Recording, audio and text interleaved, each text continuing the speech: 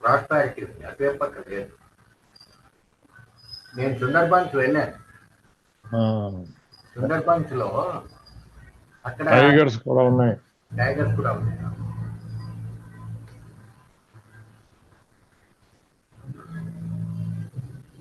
Ministry of environment and forest వాళ్ళు they are taking lot of care about Sundarbans.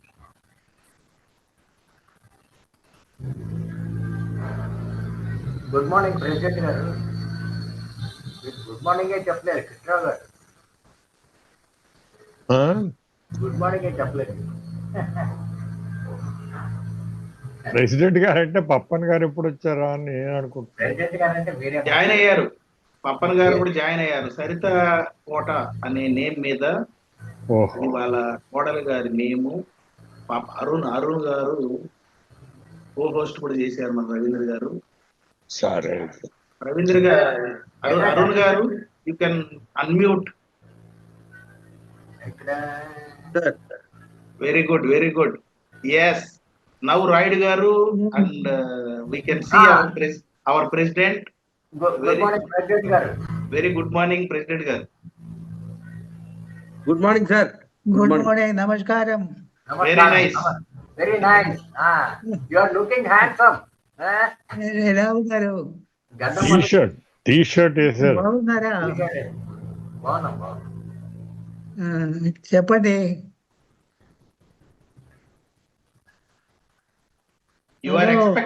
You are expected here కదా 9 o'clock. మరి ఎందుకు absent అయ్యారు? అక్కడ ఇంట్లో చూస్తున్నాం. ఏకపట్నుందా?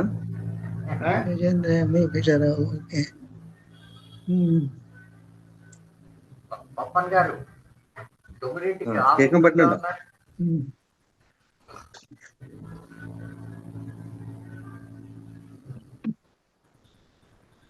Sir very very good sir. Arun garu, thank you for all your arrangements. No sir, it's okay. Finally మీరు correct గా సెట్ చేశారు. సో ఇప్పుడు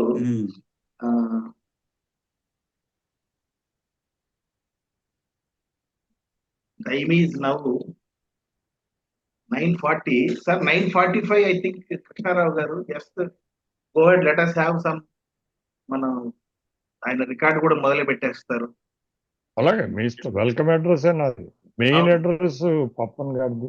yeah you please we start with by 9:45. అలాగే ఓకేనా? కేకుండా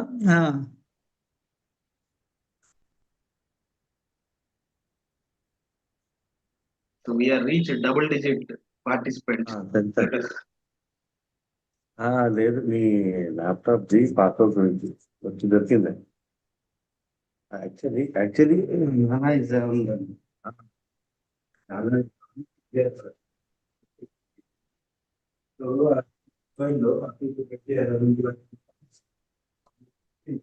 ఓకే.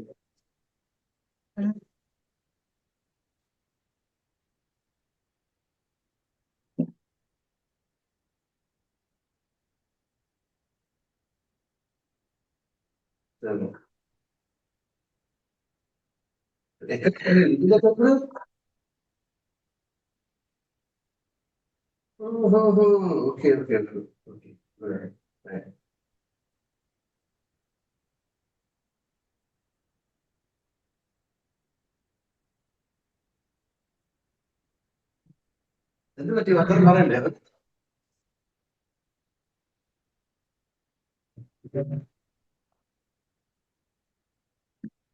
బ్రైట్నెస్ ఉంటాయి.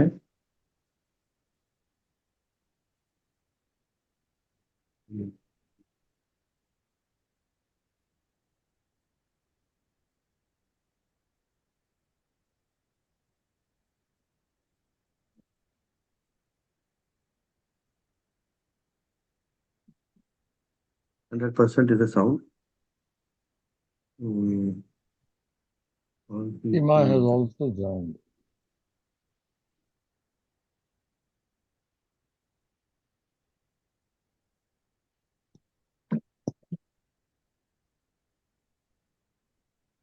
കാണാൻ പറ്റുന്നുണ്ടോ? ക്ലിയർ ആയിട്ട്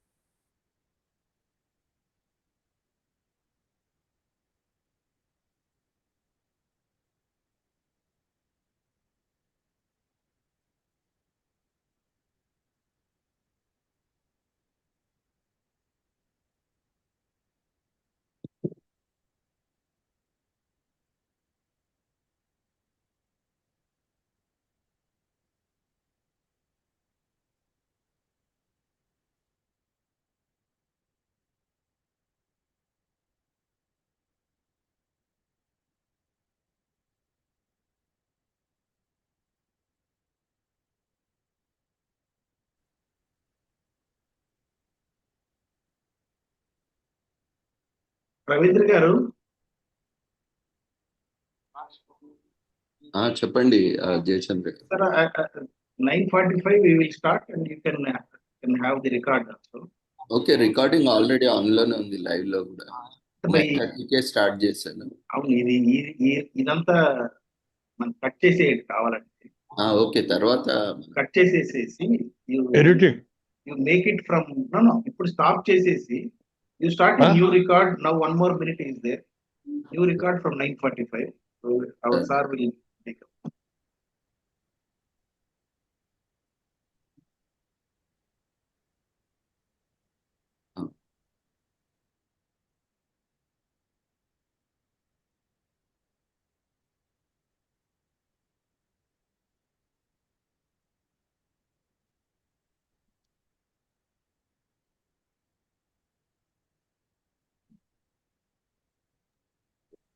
మళ్ళీ స్టార్ట్ చేశాను recording.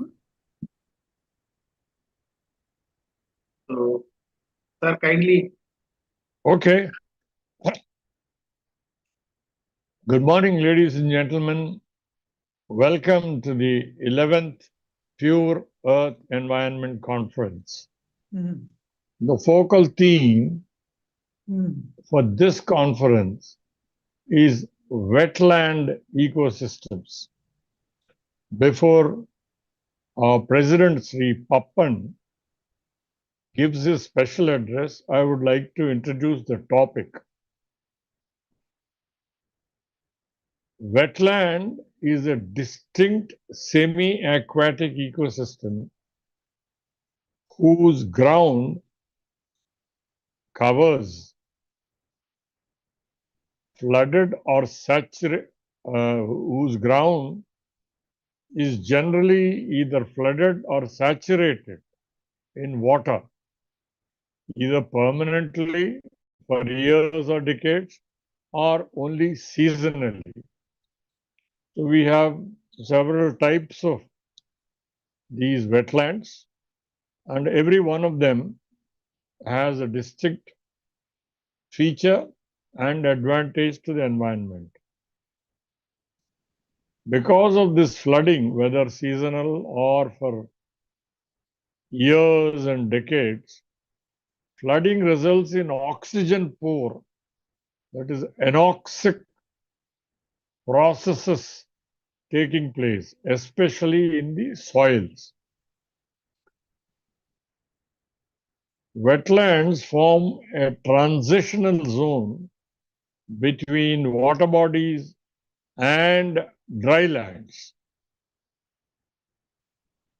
They are considered among the most biologically diverse of all the ecosystems, serving as habitats to a wide range of aquatic and semi-aquatic plants and animals, with often improved water quality due to plant removal of excess nutrients such as nitrates and phosphorus.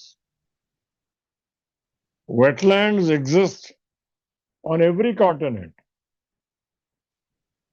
The water in wetlands is either fresh water or brackish or salt water. Our famous Sundarbans is mostly brackish or salt water because it is at the confluence of land and Bay of Bengal Sea. Wetlands can act as a sink or a source of carbon. Wetlands have now been accepted as very important for number one, water storage and flood control. Number two, groundwater replenishment. Number three, shoreline stabilization and storm protection. Number four, water purification. Number five, they act as reservoirs of biodiversity. Number six, climate change mitigation and adaptation. Our own Andhra Pradesh has mangroves, most significantly at a place called Koringa. And the chief guest, Dr. N. Ramchandra Rao, he will address us more specifically on the types of mangroves that are there in Andhra Pradesh and also perhaps West Bengal and Bangladesh.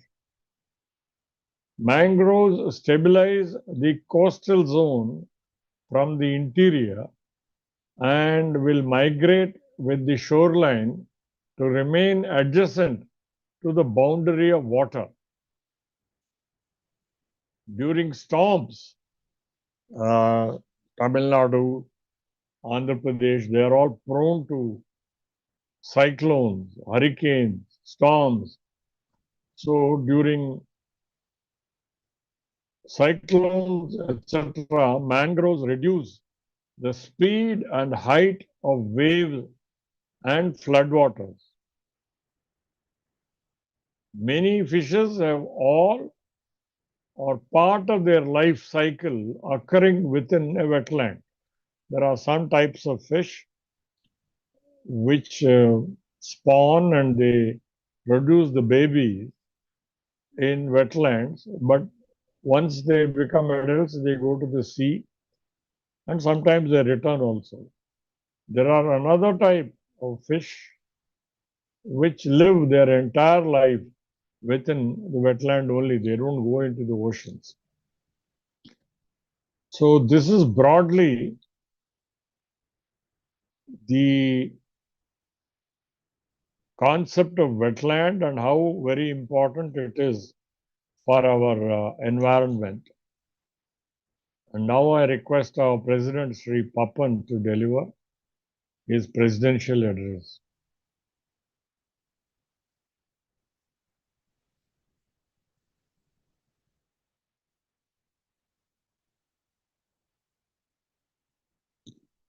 Jayasindra garu. Arun గారు అరుణ్ గారు sir kindly unmute and then allow our president to speak. Yes. Address. Hello, good morning, you want to address him.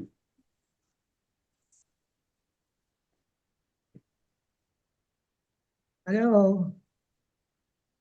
Krishnarao garu. Please carry on, sir. Are you able to listen, sir? Yes, yes, sir. Yeah. Acha vartana paranjo. Audible.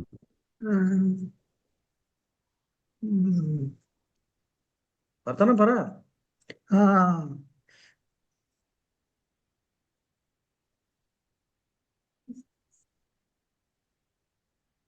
ഇത് പറ്റി കേൾക്കുന്നില്ല.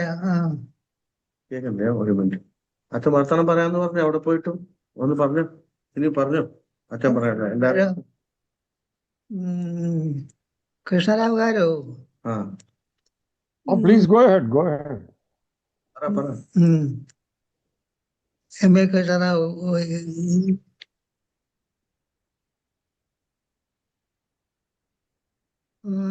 We all able to hear you. Please speak few അച്ഛൻ words. കേൾക്കാൻ പറ്റുന്നുണ്ടോ? പിന്നെ വർത്താനം പറ, അങ്ങേര് പറയണ ഇത് അങ്ങനെയൊന്നും പറയില്ലല്ലോ, കേൾക്കുന്നില്ല. കേൾക്കുന്നില്ലാത്ത അതല്ലേ പറഞ്ഞ അച്ഛാ, കേട്ടില്ല. ശരി, ഇപ്പൊ അച്ഛൻ എന്ത് ചെയ്യണമെന്ന് വെച്ചാൽ അവരെ അഡ്രസ് ചെയ്യും. വെറ്റ്ലാൻഡിനെ പറ്റിയ അങ്ങേര് പറഞ്ഞത്. അതെ അറിയാം. സോ അതിനെ പറ്റി അച്ഛൻ വർത്തമാനം പറഞ്ഞു തരും. എല്ലാവർക്കും മുമ്പ് എല്ലാരും വെൽക്കം ചെയ്യും. വെൽക്കം ചെയ്തിട്ട് വെറ്റ്ലാൻഡിനെ പറ്റി പറഞ്ഞ് പിന്നെ എല്ലാവർക്കും ഓൾ ദ ബെസ്റ്റ് പറഞ്ഞാൽ മതി. പറഞ്ഞു.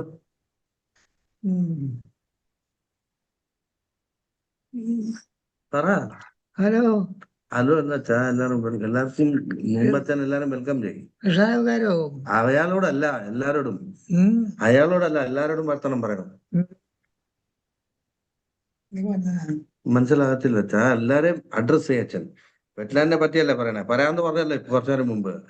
അത് തന്നെ, വെറ്റ്ലാൻഡിനെ എല്ലാരെയും വെൽക്കം ചെയ്തിട്ട് പിന്നെ വെറ്റ്ലാൻഡിനെ കുറിച്ച് പറഞ്ഞ് പിന്നെ അച്ഛൻ അവർക്ക് താങ്ക്സ് പറഞ്ഞാൽ മതി. പറഞ്ഞു അച്ഛൻ വർത്തമാനം പറഞ്ഞു. എന്നോട് പറയണ്ട അങ്ങനെ തന്നെ. ഹലോ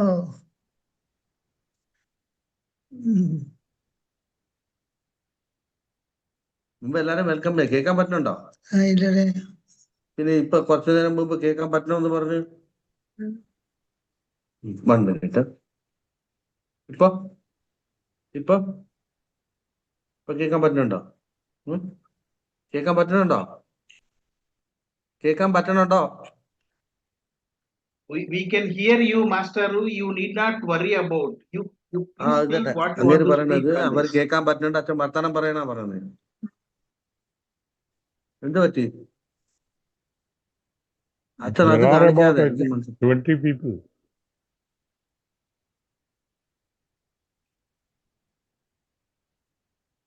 എന്താ പറയണോ ഇല്ലയോ? പിന്നെ എന്തിനാ കേറി ഇരുന്നേ ഇവിടെ?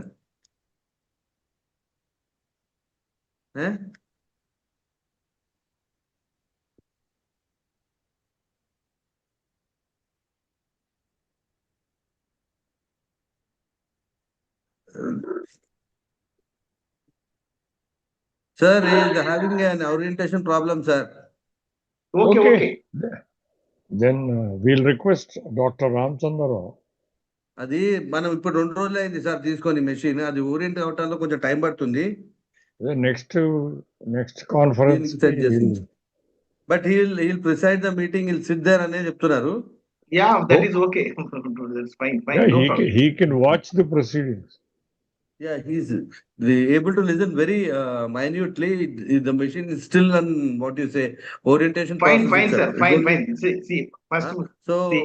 he will just he'll be sitting and be listening to you what best he can. Thank you, Arun Garu. Thank you for bringing him because he has a lot of knowledge in this domain, and so certainly whatever reason we could not hear from him.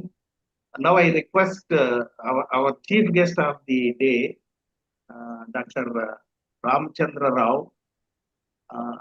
He is Deputy Conservator of Forest and serving presently the District Forest Officer of Kakinada Division, Kakinada District, Andhra Pradesh. So then more about Sri Dr. Ramchandra Rao Garu, because he is presently a DFO for the Koringa Wildlife Sanctuary, which is the Telugu state's biggest wetland ecosystem. So very apt chief guest for us for this topic. So I don't want to add more about him. So anything sir will be sharing us his practical experiences, because he had vast service and great research in the Forest Academy. So all that background, without wasting our time. So I request Dr.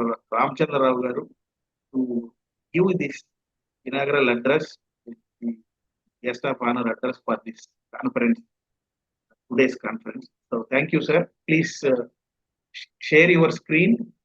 And also in video also you can answer. So very good morning, Andy. Good morning, sir. So first I will share the PowerPoint presentation.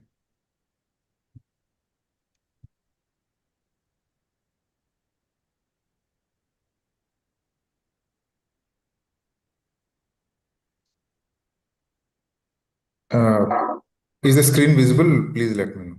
Yeah, uniqueness and ecological importance of the Koringa wetland ecosystem.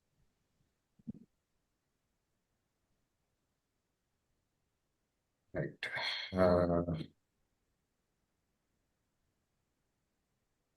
So is it visible, Andy? Yes, sir. Yes, sir. Yeah, it is. It is. I read it out. Okay. Yes. Good morning to all the respected dignitaries, the students, all the stakeholders, and nature lovers gathered here today. It's my honor to speak about one of the most unique and ecologically important wetland systems in India, the Koringa wetland ecosystem. This is located in Kakinada district of Andhra Pradesh. So let me move the slides. So this is my presentation. First, I will just introduce the topic. Then the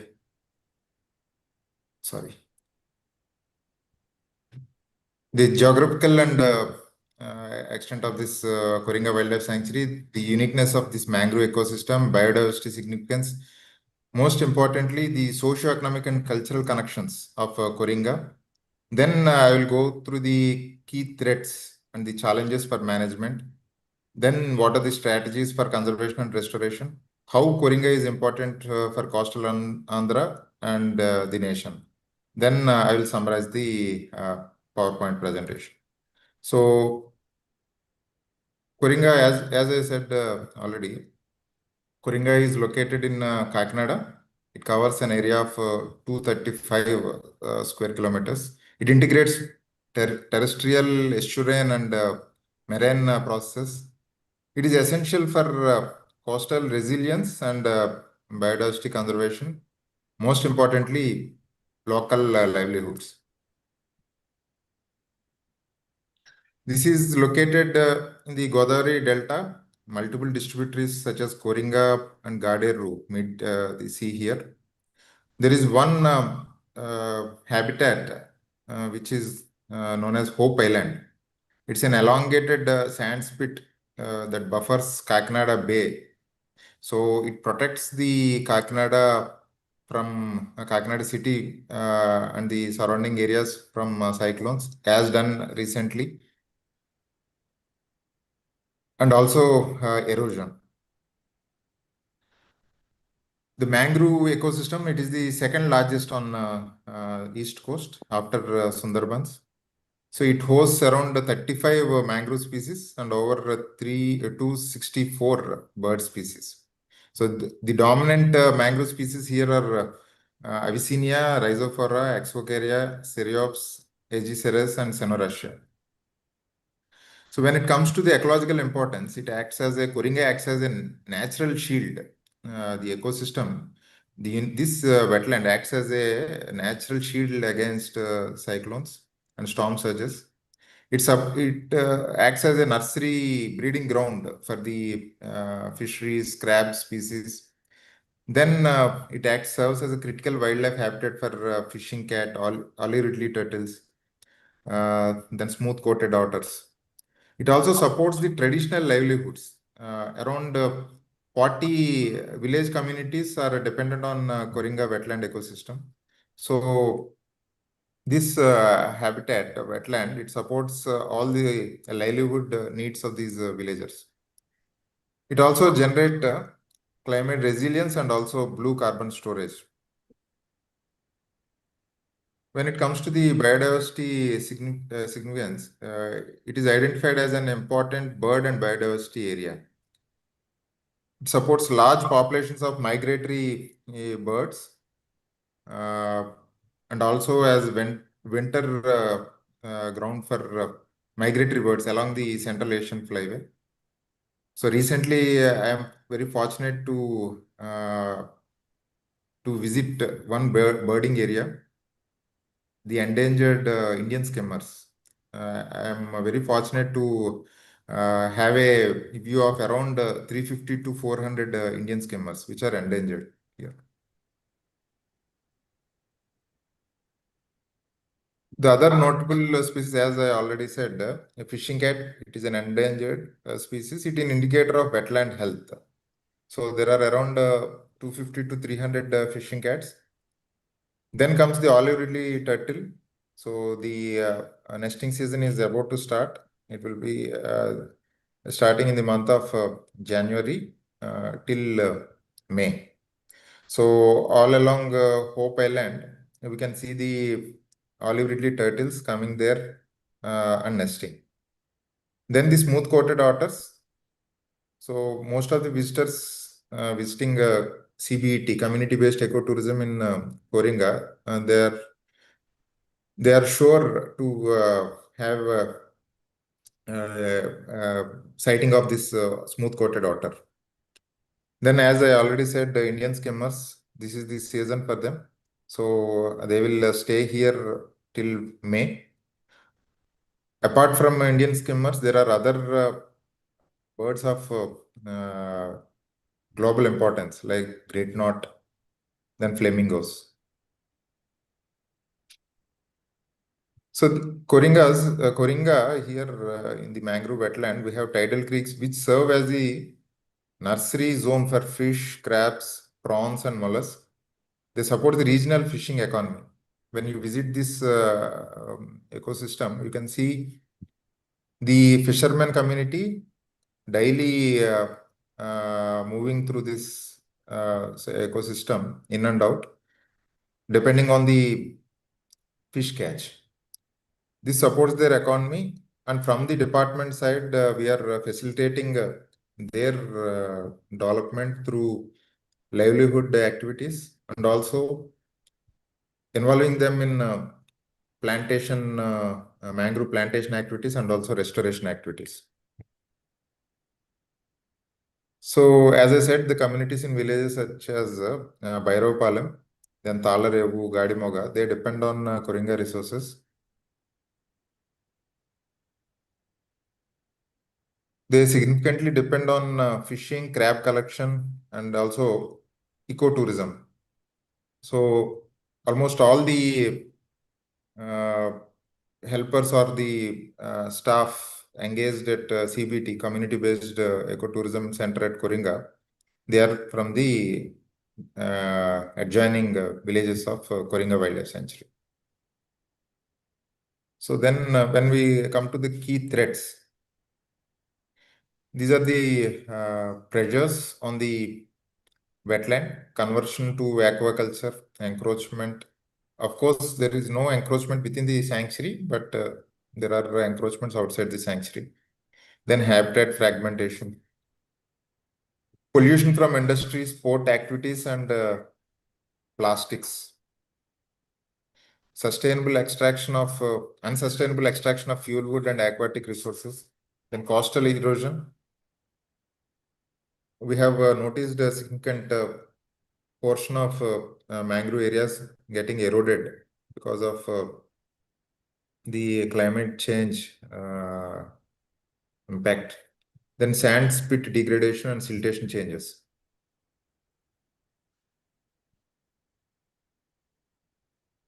So when it comes to the strategies for conservation and restoration, so the major strategies include mangrove restoration, which we are taking up every year.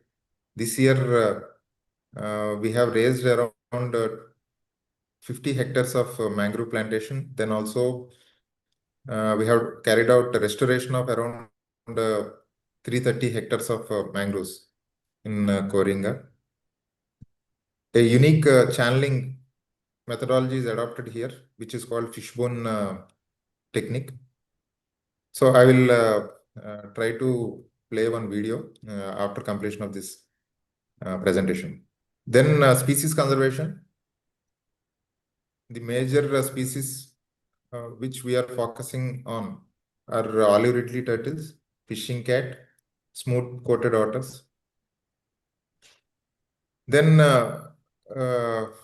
low impact ecotourism is being promoted.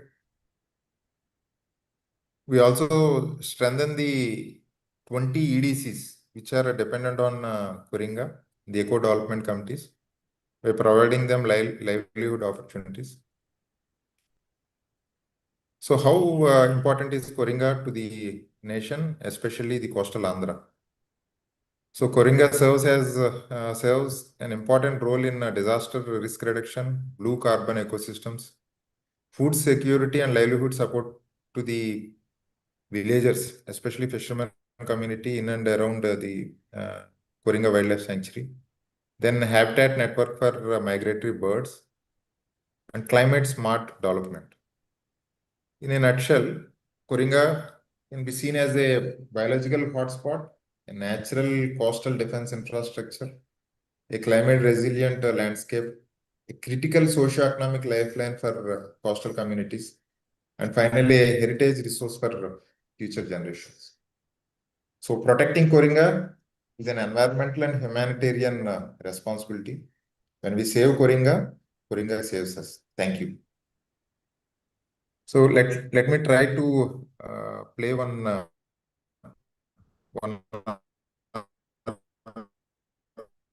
two videos.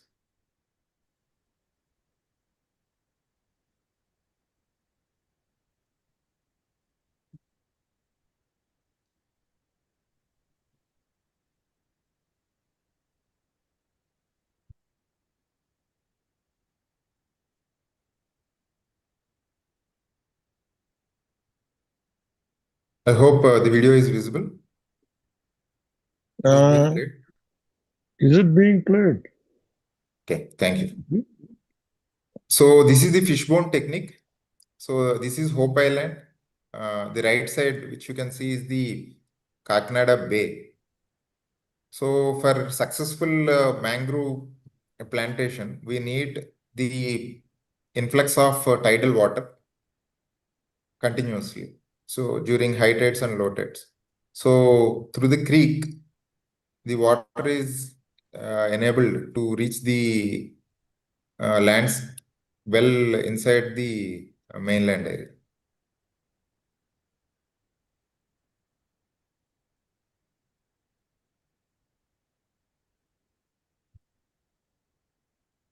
So, sir, you the double click channels are that one, sir. Sir, double click that one. We could see that Explorer only. Please now, double click now, that video. yes, I have double clicked. Now, is it okay? Maybe We see a large number of photograph type clips. that is the Explorer. So Okay, okay. You are not able to see the video. Okay. The video yes. part. Okay, Yes, okay. sir. Maybe play with some other options, sir. Right click and play with window player or something. Yes, yes, I will do it. Even the first one also, the participants could not see them. Okay, okay. I will try to. Yes, yes.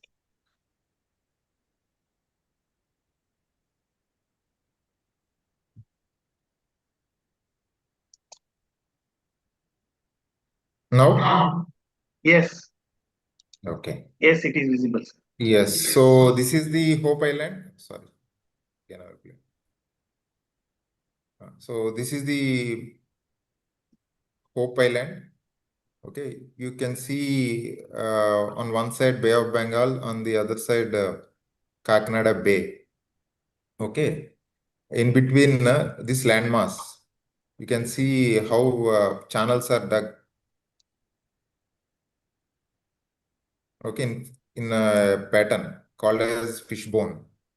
So the reason why these channels are dug in this fashion is to ensure the free flow of tidal water during high tide. Okay, during high tide, water should reach the interior places, and during the low tide, the water should move out to the open sea. So then only we can ensure that good mangroves are raised. So along the seaside, olive ridley turtles, they come here, during the nesting season, which starts in the month of January. Then they nest here. The hatchlings are released into the sea during the month of March to May.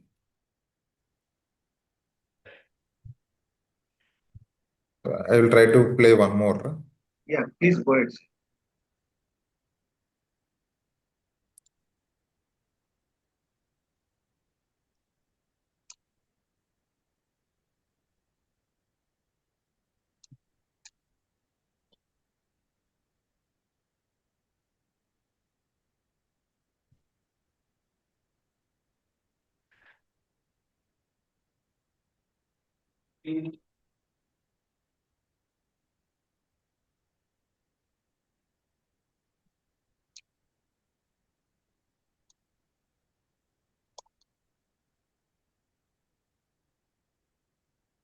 So it's not an easy task to monitor the conservation efforts with respect to endangered species like olive ridley turtles or raising mangroves. The only way to approach Hope Island is through boat. So through speedboat, it takes around 20 minutes from Kakinada Anchorage Port to reach this Hope Island. It's a risky journey. So staff frequently visit this island to ensure protection and also conservation of wildlife.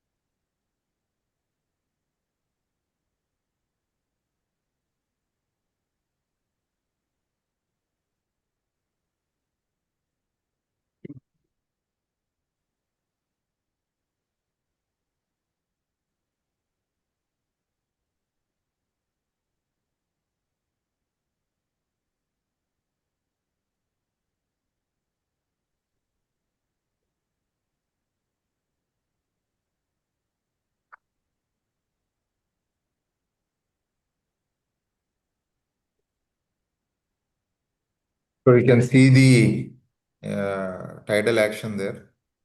So staff come here, they carry out the conservation works, and in the evening they have to again proceed back to the city.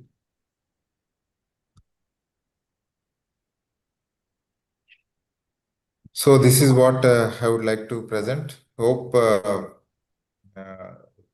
the Koringa Wetland and Wildlife Sanctuary is as exciting for the students. Okay, I wish the students visit Koringa Wildlife Sanctuary and appreciate the treasure, okay, the mangrove ecosystem and the Hope Island, which protect the city of Kakinada and the adjoining areas from the natural disasters, and also the potential it has for providing livelihood opportunity to various stakeholders or village communities in and around Koringa. Thank you for the opportunity.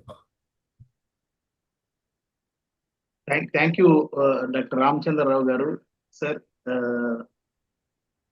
So very fortunate, very happy to witness the Koringa Wildlife Sanctuary and that ecosystem, and being the biggest of the Telugu states.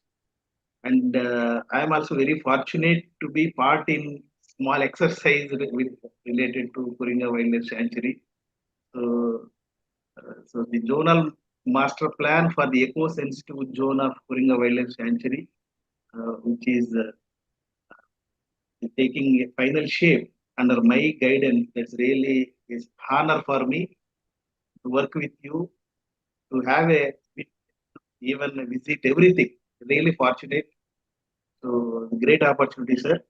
So maybe I am telling the participants here.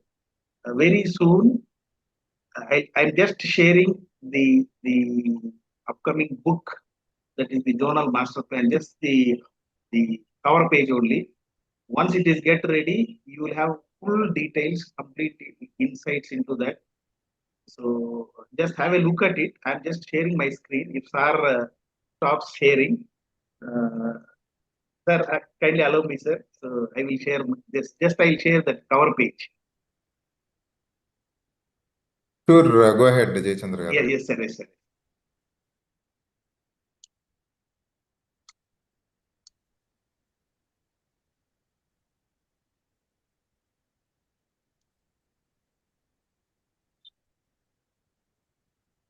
I hope participants be able to see this. Not yet. Sir, now, sir, లేదు ఇంకా అది PDF అనే ఉంది. PDF only I'm sharing. But అది PDF అని రాసింది, బొమ్మ ఏం లేదు. మీరు ఎక్స్పాండ్ చేయండి అది. Can you see this, sir? ఏది ఎక్స్పాండ్ చేయండి అది sir. Yes, sir. Yes, sir. It is full screen only. మీరు అలా కాదండి, మీరు క్లోజ్ చేసేసి ఆ పీడిఎఫ్ వేరే ట్యాబ్ లో ఓపెన్ చేసి అప్పుడు open share Yeah, yes.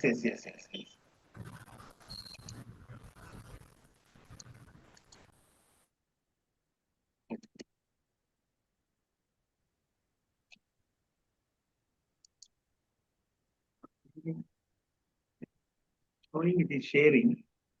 Yeah. Hope I think you can see now. Zonal master plan 2025 AP forest department. Yes, sir. Yes, sir.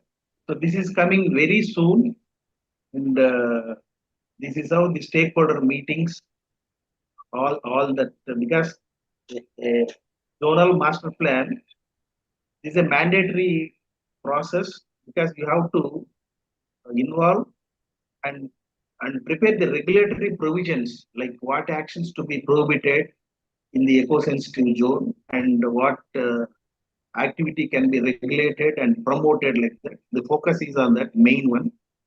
And with a detailed study, this is one meeting at Kakinada Collectorate, and this is another meeting at Konaseema. The Koringa, as you see in the here, now earlier this entire thing was at East Godavari district. Now up to this river, this is Kakinada district boundary, and this portion comes under Konaseema district. So there are two revenue districts are involved in this preparation, master plan preparation. So the stakeholders of both the districts. So a meeting was conducted. It's all ready, and in the final stage to get approved. So these are all some of the few things only. But the book, once it comes out, like Sir mentioned, this is one of the location where voting people, that is a tourism site it is. Now you can have a just glimpse about mangrove, and through this channels, this boating is there at very few locations. And Sir has shown beautiful that Hope Island. What Sir showed is this portion. So this is that Hope Island, this portion. So complete maps and all details are there. Once the book comes, probably it will be available on the website of AP Forest Department. So for a small work contribution from our CED and myself as the regional director for Center for Environment, Hyderabad.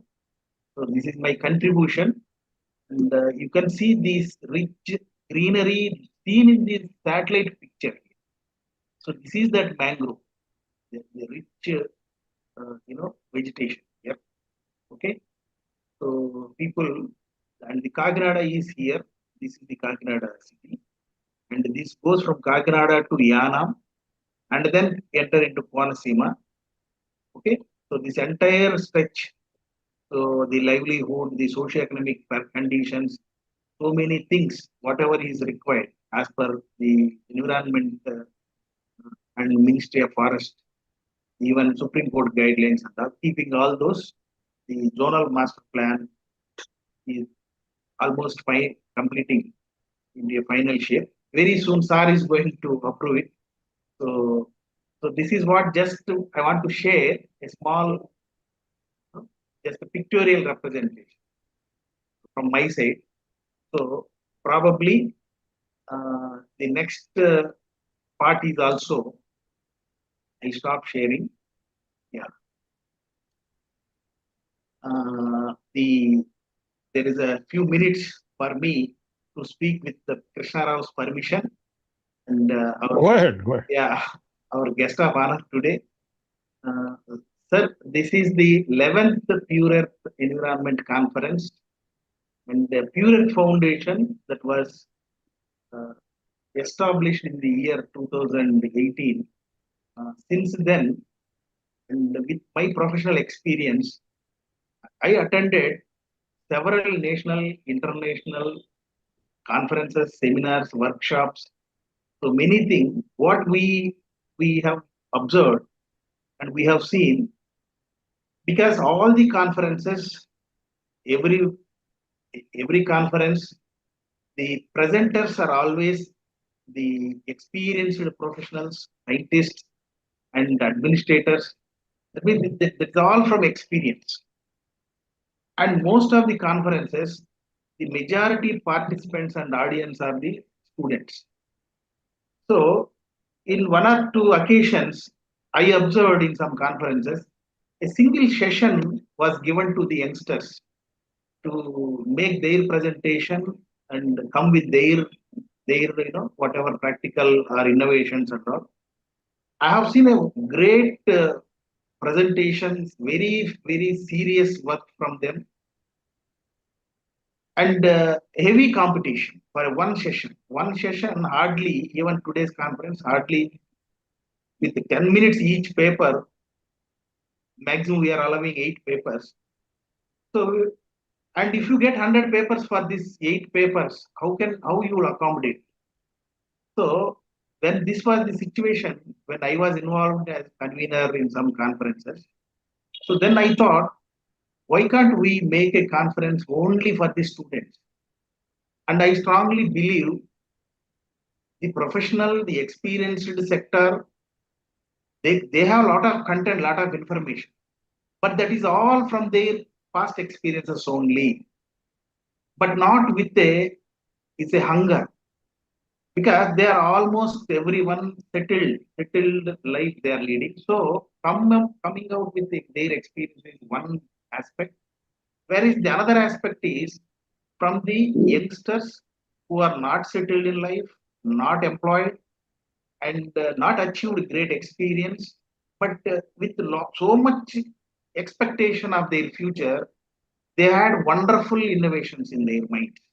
Give any topic, you will get wonderful, collection from it. So we thought through our foundation, we should give a opportunity. And in the country, this is the first conference initiated by Pure Earth Foundation, exclusively for students up to the scholar. Even school students also can take part in this. We had few occasions, some 5th class, 6th class, 10th class, 9th class students also part of these conferences. And this started from 2019, and few conferences in physical mode, few conferences in virtual mode, making them more comfortable with zero burden on them, no registration fee, and no need to travel and spend time and money. So we allowed them to present from their own comfort zone, their college or their house or wherever it is, and given a great, wonderful opportunity. So every year, twice. So that's why this conference is a biannual national level conference.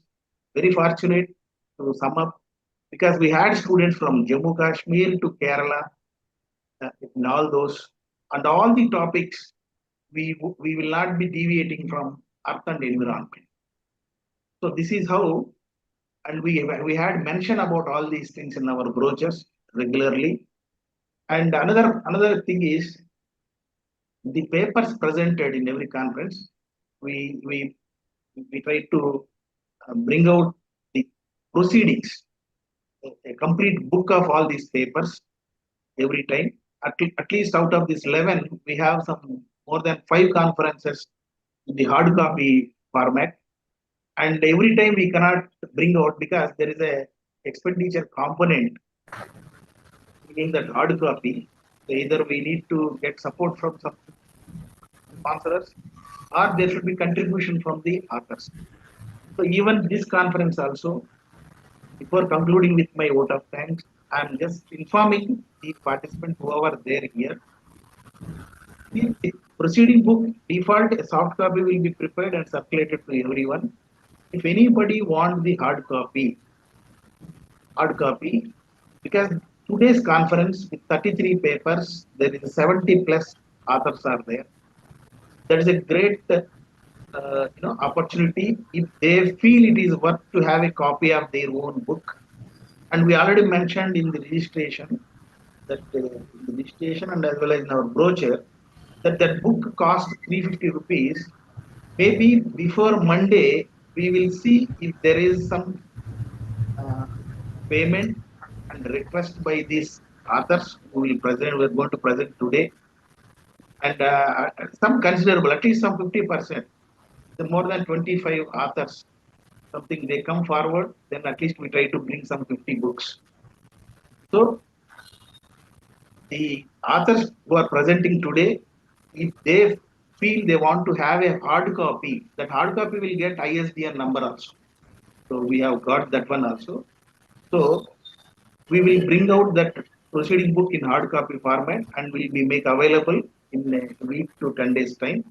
And that will be taken edition on Monday. Again, this thing I will repeat in the evening. So that is what, just a few words about this conference. Now I must first express thanks to the today's chief guest, the N. Ramchandra Rao Garu, who has given his insights into that the biggest ecosystem, wetland ecosystem of Telugu states. Here that Kakinada Bay and that Kuringa Wildlife Sanctuary, Kuringa ecosystem we call. So this is a really very fortunate because always these officers in the very first hour you will find very difficult to get their time and all. I must once again express thank you, sir, for considering without second thought, and you agreed, you accepted our invitation, and very soon we are going to meet you, and then that the zonal master plan also we are going to finalize it, sir. So that is with regard to our chief guest, and I must say there is very few people I have to express thanks in this occasion. That goes to my Pure Foundation team. A 50 plus live members are there who are always continuously extending their support to conduct these conferences without any second thought. And whatever expenditure we need towards these conferences and all, it is approved always every time. So I thank all the Pure Foundation live members. And there is only one media that every time, every conference will give a small space in that is nothing but Hindu newspaper. They always, whenever we announce these conferences, we are given a small space in their second or third page. So very grateful to the media Hindu particularly, and all the today's conference chair. Certainly, I am going to express it again at the end of the conference. So, thank you for accepting, particularly the coming. We have today Sri Uday Shankar Garu, Dr. Prasanna, Sri Bhaskar Garu, and Dr. Aparna Reddy Garu, and Professor Jayashankar Garu, and Dr. Chakradhar, and Dr. Vinod Garu, and Dr. Priyanka Mishra, So these are the 8 experts today sharing their sessions. So I thank everyone because without any second thing, you have accepted. And lastly, I must express thanks to the very wonderful participation. Today's conference witnessed nearly 400 registrations, and of course, there is a huge, expression. Maybe that is their interest at the beginning to come up with the paper, submit in the conference, present their work and all. But maybe at the end of the whatever examinations, whatever academic pressures and all, so we got some 20 plus papers this year, and maybe few people they could not follow, like just giving abstract or whatever. So finally, we could bring some 33 papers today. So thank you all the students and authors. So I wish them a great day. Go with your presentations. A small submission or small advice from my side is uh, all these paper presenters will be awarded with a memento, and that is presentation memento and certificate. Along with the winners will get the extra memento and cash prize. And those who could not, though they are authors but could not take part in the presentation, they will get certification. Okay. So with this, I request Sri Uday Shankar Garu, who is the chair, the first session chair. Just a small few words about Uday Shankar Garu, because all these session chair and these experts. So because I have to just brief about them. We generally, because our guests always they don't expect and they don't ask us to read about themselves, great words and all that. So they don't like, first of all. So always whenever I insist for their brief profile, they said no need, just make it simple, make it simple. So Uday Shankar Garu is also a retired forest officer, started as the FRO, his career in forest department, retired as DFO Wildlife, Nagarjuna Sagar Wildlife, and then presently he is as a scientific consultant and faculty at Academy, AP Forest Academy, which is there in Rajahmundry. Nothing more about that. So Uday Shankar Garu and Dr. Prasanna Madam, she is associate professor from the Government Degree College for Women, Begumpet, Hyderabad.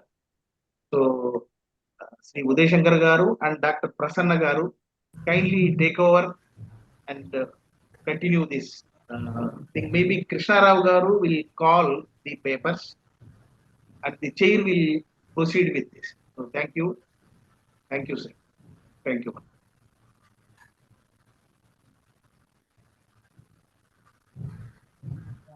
Thank you, Jayachandra Garu. And Namaskaram, Krishnarao Garu. Yeah, Namaskaram. We are ready to conduct our first session. Very good. Okay. So I now call upon G. Yashna Tejasvi, Rohita, and Mahija of G. Narayanamma Institute of Technology and Science on the topic Role of Wetland Ecosystems in Global Climate Change. So Tejasvi, Rohita, and Mahija. Good morning, Sir Krishna Rao Garu. Namaskaram, namaskaram.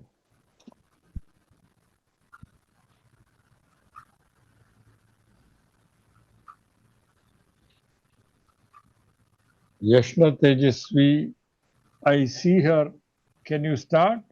You have to unmute yourself. Or Ravindra Garu, you have to unmute Yashna Tejasvi. Good morning, sir. Good morning, everyone, respected dignitaries, speakers, and participants. I am Yashna Tejasvi. Sir, we are not able to share our PPT, sir.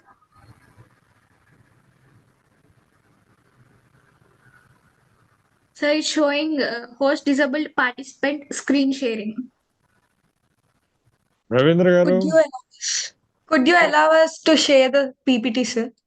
Sure, sure. Yeah, all the participants are requested to rename yourself so that we can identify and give permissions properly. Yashna Tejasvi. Sir. Yeah. Now we can start sharing.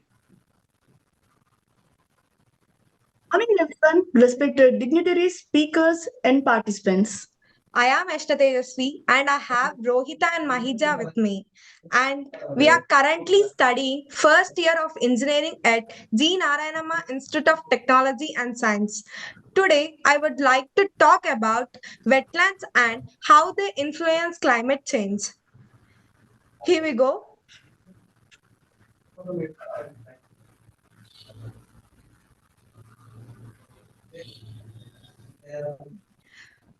What are wetland ecosystems?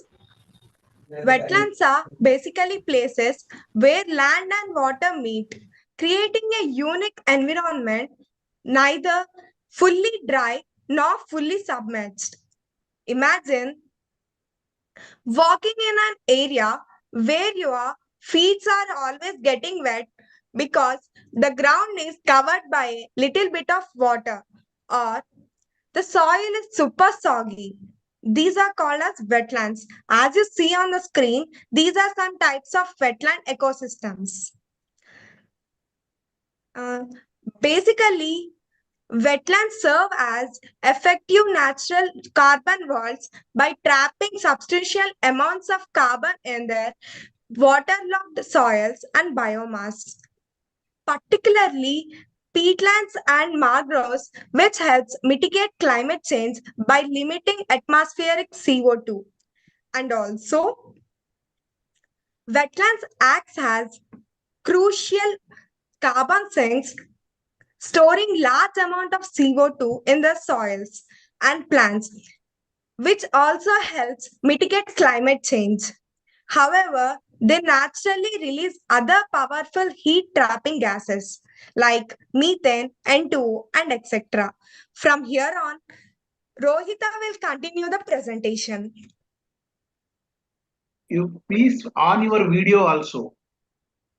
Okay, I sir. request all speakers, all the presenting authors, please on your video also, so that at least we have some record. Girls, make it a full screen, ma. It is not visible properly.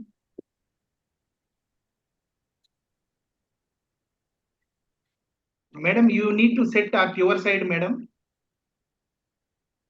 See, change the view mode. View mode may you change. They are presenting, coming to everyone. Go ahead, Amma. Speaker. Yes, sir. Yeah. Thank you, Yashna. I will now discuss the next part. Let us understand how wetlands act as natural climate buffers.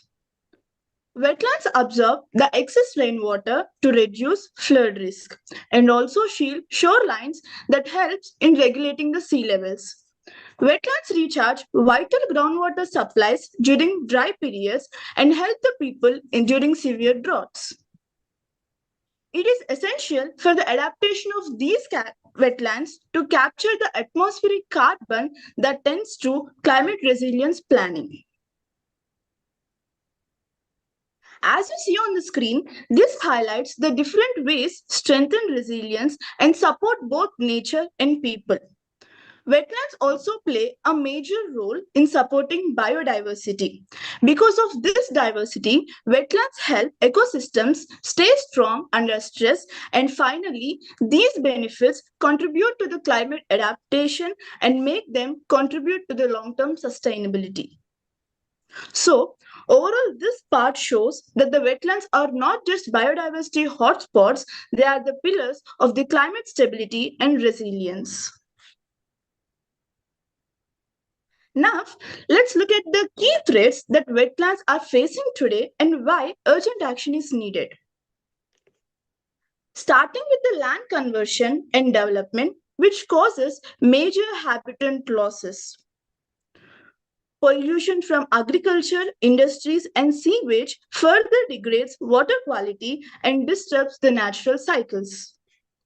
Hydrological changes like over drainage and irrigation weaken wetland functions, while biodiversity loss reduces ecosystem strength.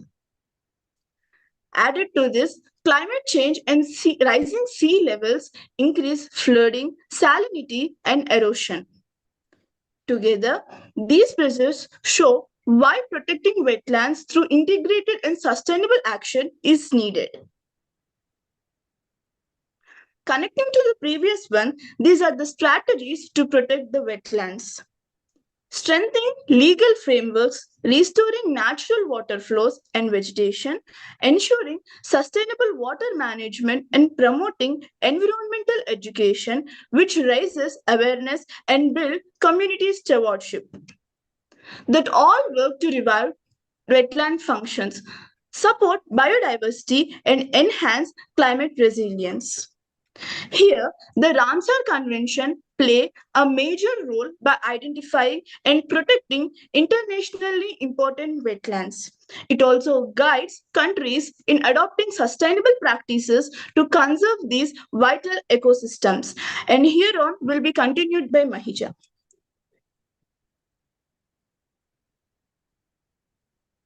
Wetlands might seem ordinary, but they're actually some of nature's best protectors for our planet and our people. Big agreements like Ramsar, UNFCCC, and the Paris Agreement all agree that wetlands help us fight climate change and should be saved. Ramsar shows us how to work together across countries, and UNFCCC and the Paris Agreement remind us that healthy wetlands keep us safer from floods, they store carbon, and make our world stronger.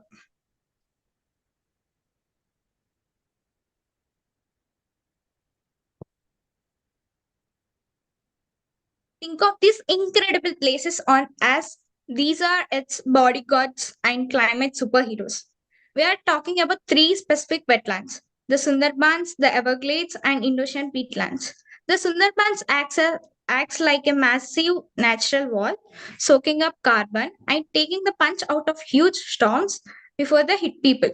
In the Everglades, folks are working hard to give the water back its natural flow, basically cleaning up the mess we made and helping all the wildlife thrive again. And those Indonesian peatlands, they're literally preventing massive carbon dumping fires, which is huge win for keeping our air cleaner. When we team up to protect wetlands, we are building a better, safer future for everyone. This research helped us realize how important wetlands are and how important our climate is. We, the youth of the nation, should take initiative to save our climate and environment. And I could certainly tell that Pure Earth Foundation would encourage us.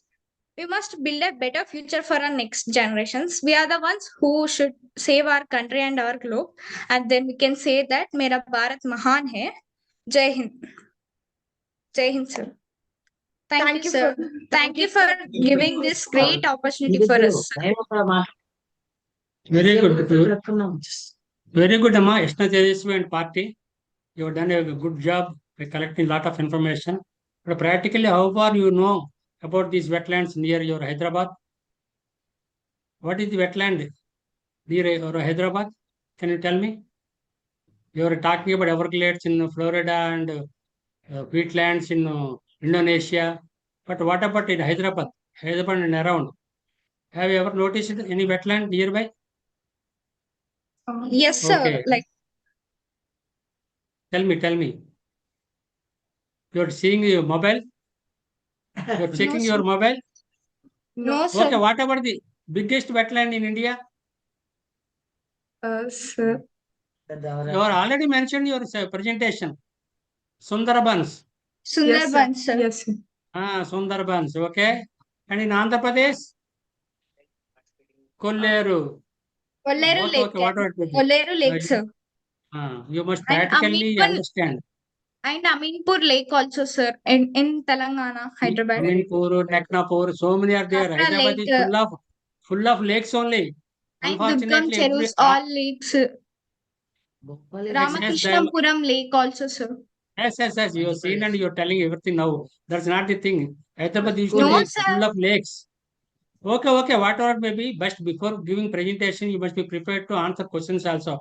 You comprehensively understand the things, then only you give presentation is very good, okay? But you must give it in full view. You are given on only edit mode presentation, okay? Okay, all the best.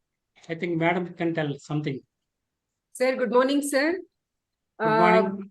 Girls, congratulations. Your presentation it is showing that you are the beginners who are working on it. Anyway, I congratulate you because you need to fetch more and more information regarding that. As I am a zoologist, I find wetlands are the resource for so many species like amphibians, reptilians, and so many types of what you call as invertebrates are resorting in these wetlands. So they are like, as the topic you mentioned, that role of wetlands ecosystem in global change. So we should have also concentrate on our resources like Telangana area like that. So if you have studied Aminpur Lake, you will find so many. There is a drastic biodiversity change in this area. Anyway, congratulations, Yashna and team. Very good. So please proceed. Jai Chandra sir. Ma, please stop sharing your screen. So as soon as you finish, we can stop sharing. Yes. Now we can call the next participant. Krishna Rao sir. Jayachandra garu. I thought Krishna Rao sir. Okay, then the second paper is climate resilient horticultural practices for sustainable agro ecosystems by Neeraj Kumar Prajapati from this Baba Saheb Bhimrao Ambedkar University, Lucknow, from Lucknow. Neeraj Kumar, please share your screen. Proceed.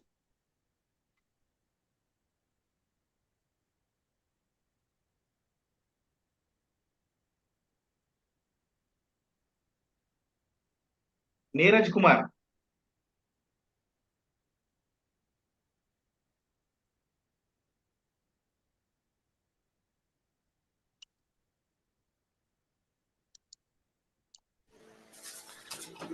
Hello. Yes. Am I audible, sir? Yes. Okay, sir. You can also on your. Yes, sir. I am trying, sir. Yes. Share your presentation. Then proceed.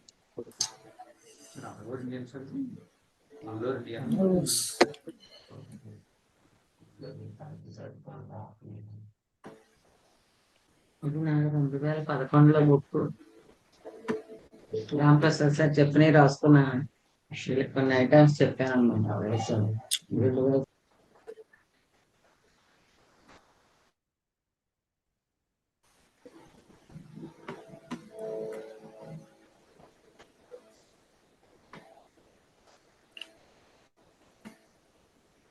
I am visible, sir.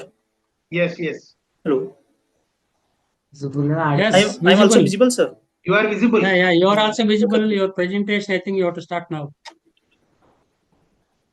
Okay. Thank you, sir. Good morning, everyone, and also exam organizers, sir.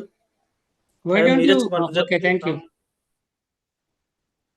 I am Neeraj Kumar Prajapati from BBIU Lucknow, and today I will talking about something that affects the billions of people worldwide. How we can make our horticultural system resilient against climate change. Let us start with critical approach or critical role of horticulture. In 2023, global production of fruits and vegetables reached 2.1 billion tons. That's an enormous amount of food produced on a relatively small land footprint. But there are some makes horticulture truly special. It provides a disproportionate share of the vitamins, minerals, and macronutrients that keep us healthy. It is also a major employment generator, particularly in developing economics. The challenges we face is significant climate change, shifting the baseline conditions that farmers have relied upon for generations. Extreme weather events are becoming more frequent. Growing season are changing and the threatens not just yields but entire livelihood and market stability. Building climate resilience is not optional anymore. It is essential for sustainable food systems. Now, observe trends in the. So we exactly is happening. Global surface temperature continue to rise above pre-industrial baseline. What we seeing more extreme heat events, heavier rainfall in some regions, and prolonged drought in others. This directly affects when crop flower, when they fruit, and how much water is available. Let me break down the specific impacts. What heat stress reduces in fruit set and shortens productive windows. I think of tomatoes that simply would not set fruit above certain temperature like 30 to 40 degrees centigrade. Let me, sorry, water stress hits shallow rooted vegetables particularly hard. Extreme precipitation causes root suffocation, fruit cracking, and increases pathogen contamination in fruiting times. But perhaps most concerning is the shift in pest and disease dynamics. Warmer temperatures are expanding the geographic range of pests and extending their active season. According to Food and Agriculture Organization data, we could see up to 40% crop losses from the shifting pest pressure alone. The impacts don't stop at the farm gate.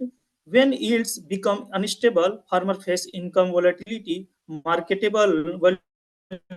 Smallholder farmers who often lack the capital to invest in adaptation are disproportionately vulnerable. These effects cascade through entire value chains. We see increased food waste, market uncertainty, and disrupted networks. And the critical point that is climate resilience must address both the agronomic challenges, the agronomic challenges, agronomic challenges, and this socioeconomic dimension is together. 5 core principles beyond this one. The 5 core principle. There are 5 fundamental principles that guide climate resilient horticulture, which follows: first, diversity and redundancy, having multiple crops cultivar and systems buffer against stocks. Second, resource use efficiency, optimizing water, nutrients, and energy reduces exposure to scarcity. Third one is ecosystem-based management. Best management, healthy soils and biodiversity stabilize productivity. Fourth, blending technology with local knowledge, combining traditional wisdom with precision tools and forecasting. And last one, fifth is adaptive governance, policies, finance mechanisms, and value chain that actively reward resilience. The integrated system approach, these principles come together in 6 interconnected pillars. Soil and water management, genetic approaches, protected cultivation, precision tools, integrated pest management, and post-harvest system. They can message, here is that no single solution is sufficient. We need holistic integration. A drought-tolerant variety would not help if post-harvest losses destroy the crop. Precision irrigation would not matter if the soil can't hold water for a longer time. These pillars must work together.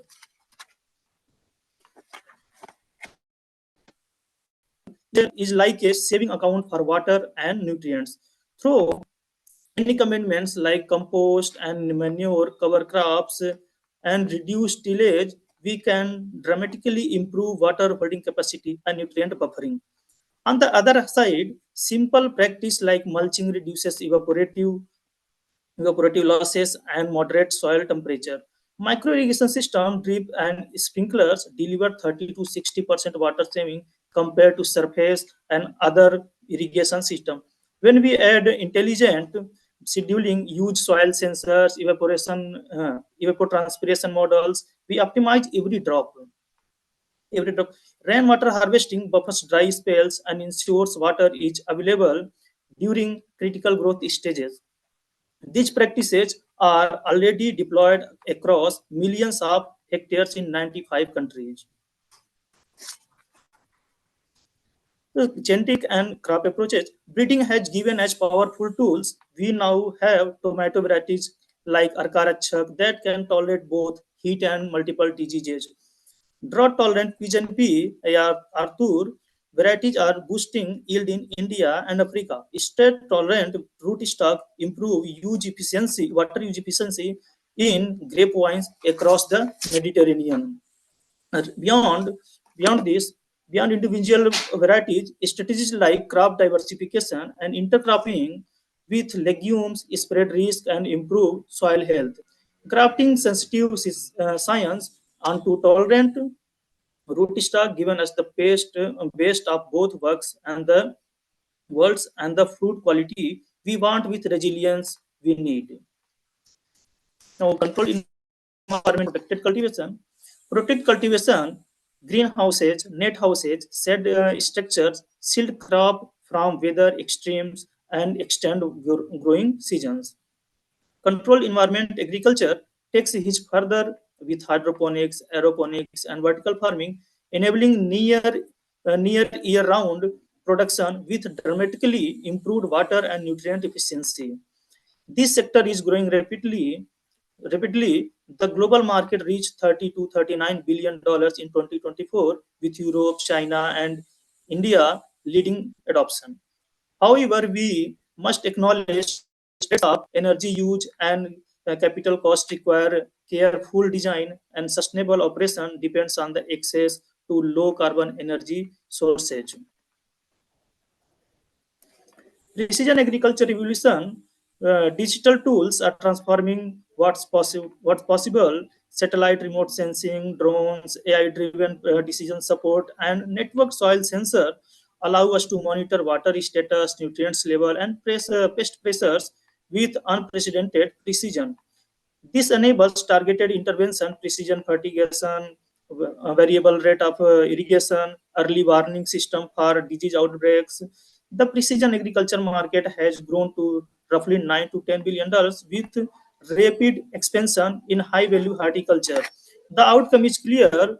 We reduce, we reduce while increasing resilience. Timely targeted intervention optimize resource use and protects yields. Smart integrated pest management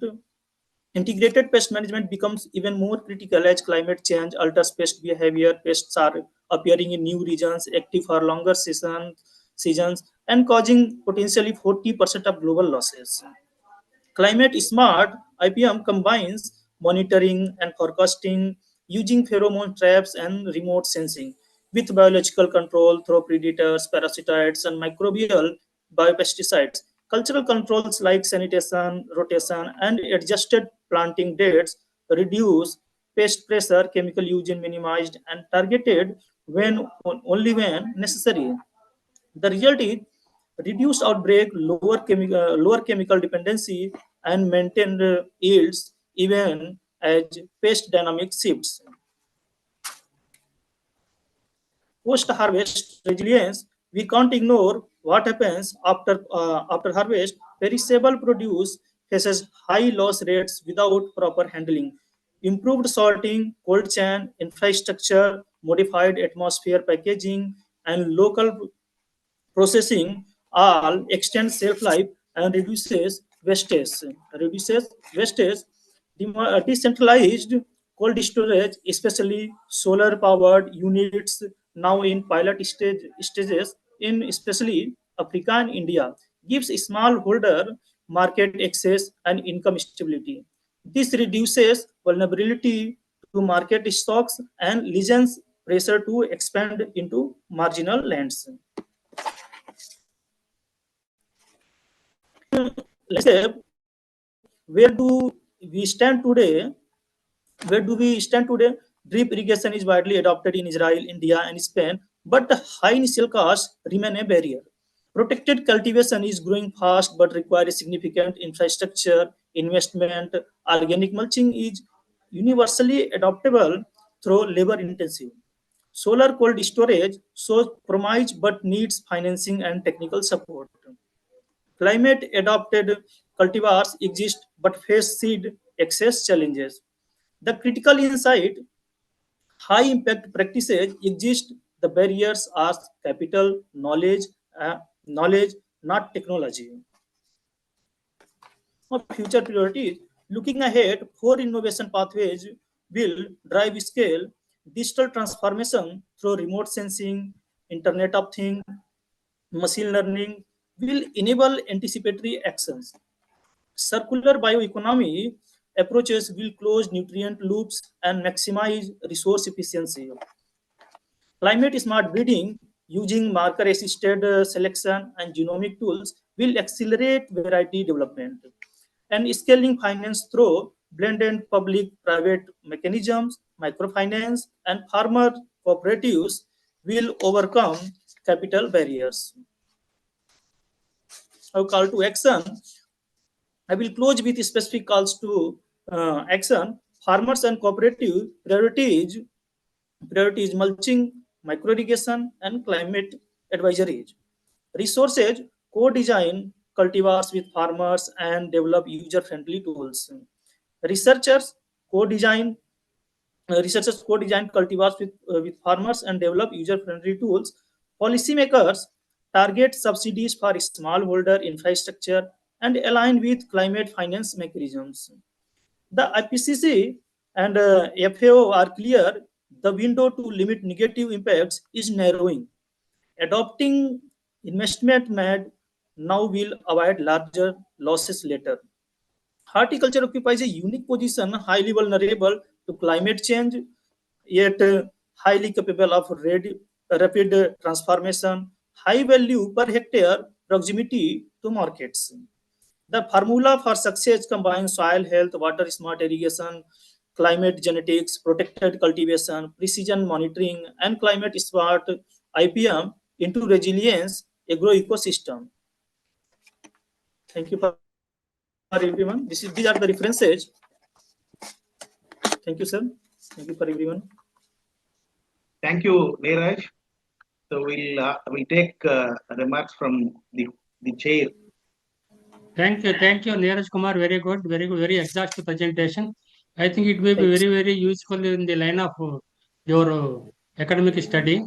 But actually, this presentation is among the young students and young different college people. They are coming and attending. If the presentation is very overview, and then it will be wow, that will be very good. This is one of my suggestion. I think you might have been seen a TED Talks. Have you seen TED Talks? TED Talk, Technology, Entertainment, Design Talks. Hello. They will give 15 to 20 minutes. Within the 20 minutes, whatever they want to tell, they will tell exactly, which will enter into our brains. You have given a very exact presentation, no doubt. You have worked very hard and given this presentation. But in future, I think you must limit it to overview. That's better, I think. Okay, thank you. Yeah, you stop sharing. Thank you, sir. Yeah, Neeraj, you stop sharing and take this chair comments. Neeraj Kumar. Hello. Please go ahead, madam. Am I audible, Neeraj? Neeraj Kumar. Yes, ma'am. Your presentation is regarding horticultural practices, right? Yes, ma'am. Yes, ma'am. Yes, and our topic is regarding wetlands.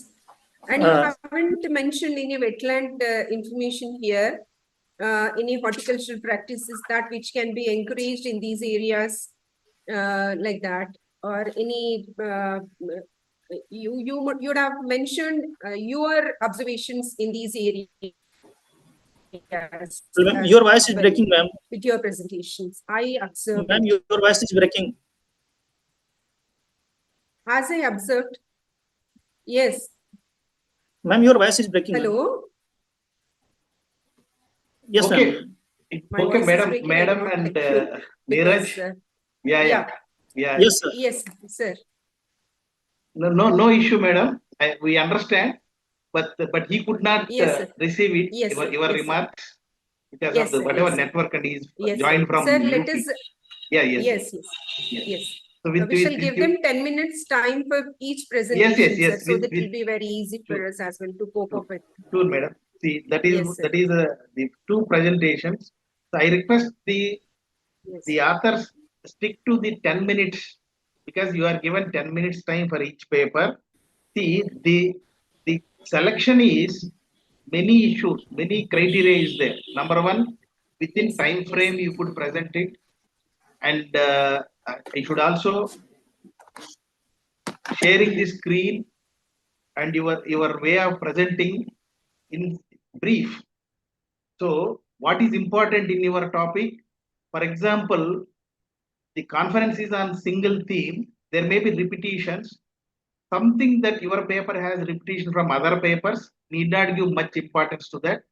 What is that core? What is that important thing you want to project from your paper?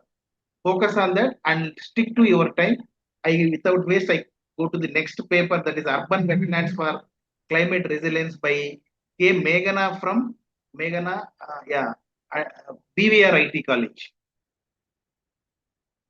Please share your screen, on your video, and proceed. Meghana, are you there?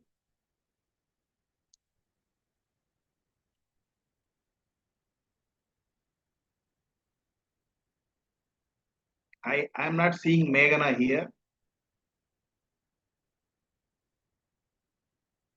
So, okay, we'll wait if she comes, joins before the session. So, conservation and management of wetlands in India. Bhavyashree from Government Degree College for Women, Begumpet. Bhavyashree.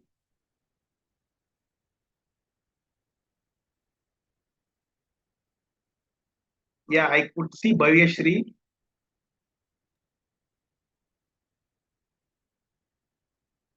Share your screen, on your video, present your paper.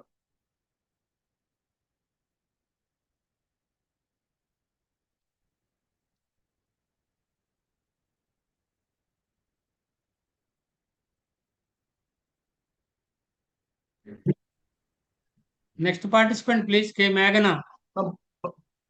Meghana is not there, sir. Bhavyashree is going to present. Okay, very good. Bhavyashree.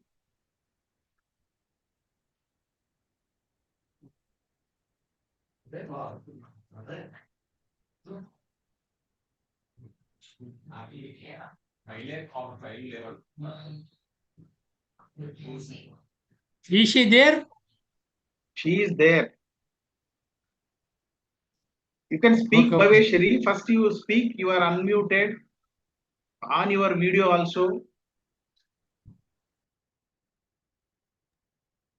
Share your screen, ma'am, Bhavyashree. Yeah, share your screen. It is showing down.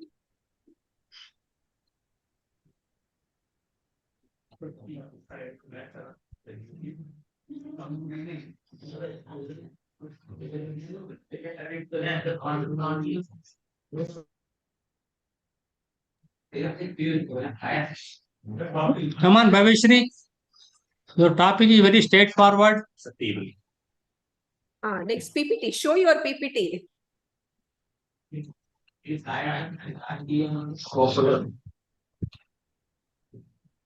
Yes.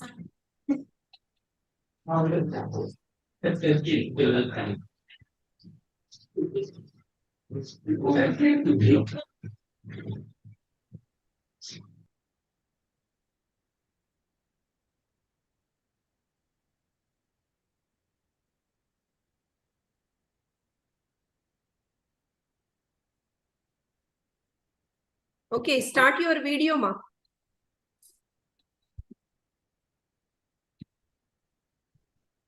Turn on your camera. 。 . 。 . 。 . 。 . 。 . 。 . 。 . 。 . 。 . 。 . 。 。 。 . 。 。 . 。 . 。 . 。 . 。 。 . 。 . 。 . 。 。 . 。 。 . 。 . 。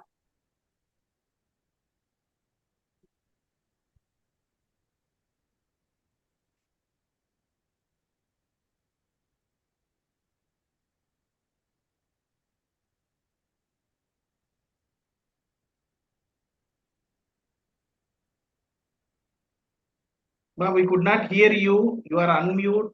You see your settings.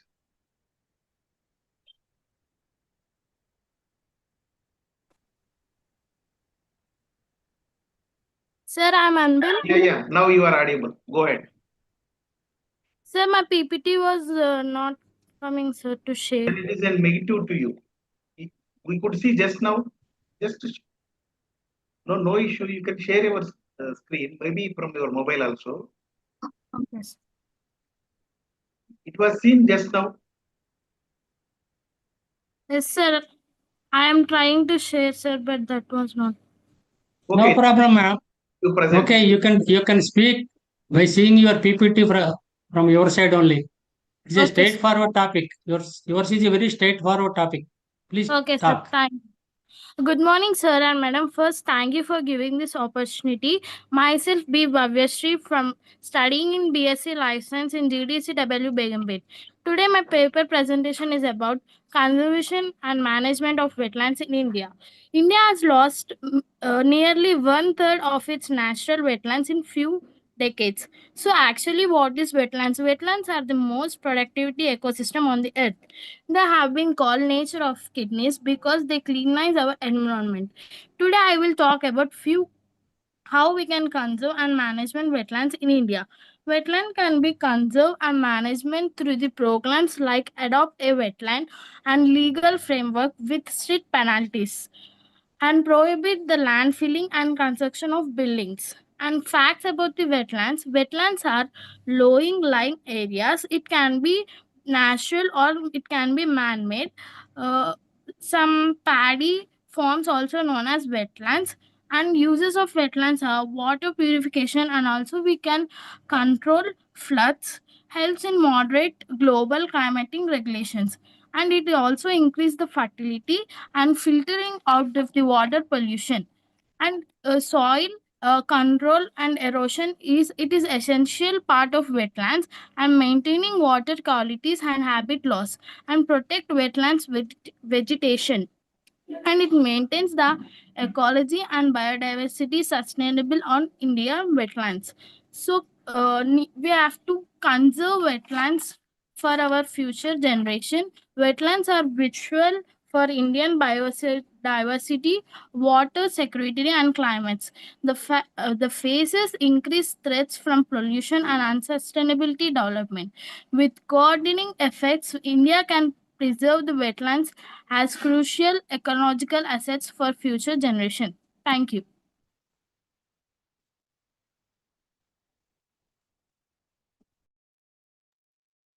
So you finished your, I think now I will go to chair. Uday Garu, our madam is there. Bhavya, is it finished, ma'am? Yes, ma'am. You are done with it. Yes, Is there any conclusion you want to say? Yes, ma'am. Conclusion was wetlands are vital for India biodiversity and water security and climate regulations. They face increasing threats from the pollution and unsustainability development. With coordinating efforts, India can preserve wetlands as crucial ecological assets for future generations. Yeah. Thank you. Yeah, madam, please go ahead. Sir. Yes, Bhavya, I suggest you to prepare, not for the next time, you can prepare better, but I appreciate your boldness and your courage to present this, because you are first time presenting, you are in BSc second year. Very Yes, good, ma'am. Nana. Congratulations. Thank you, ma'am. Very good, Bhavyashree.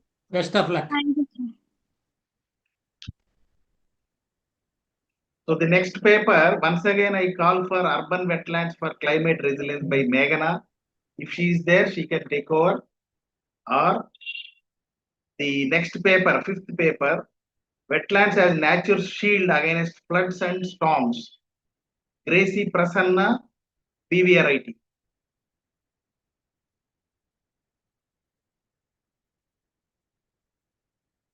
You can stop sharing your screen, Bhaveshri. Yeah, of course. Gracie Prasanna from BVRIT. Is there any such name, sir? Uday Garu?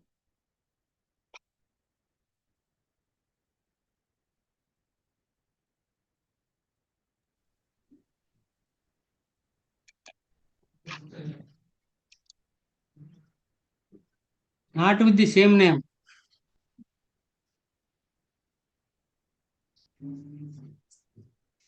Not with Gracie Prasanna. Yeah, because sometimes it is difficult for host also to permit them, because what name they join, that is also Okay. they must rename. They must name it, then only we can. So at least they can raise hand. If they are there with a different name, please raise hand.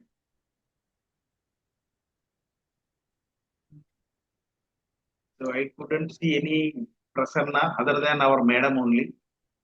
So the next one, maybe our Delegates girls are there. Wetlands for climate resilient, future conservation, restoration, and sustainable use. Shika Bhavani. Shika Bhavani Delegates. Yes, she is there. She is there. Yes. Good morning to the respected dignitaries. Yeah, you can share your screen and on your video.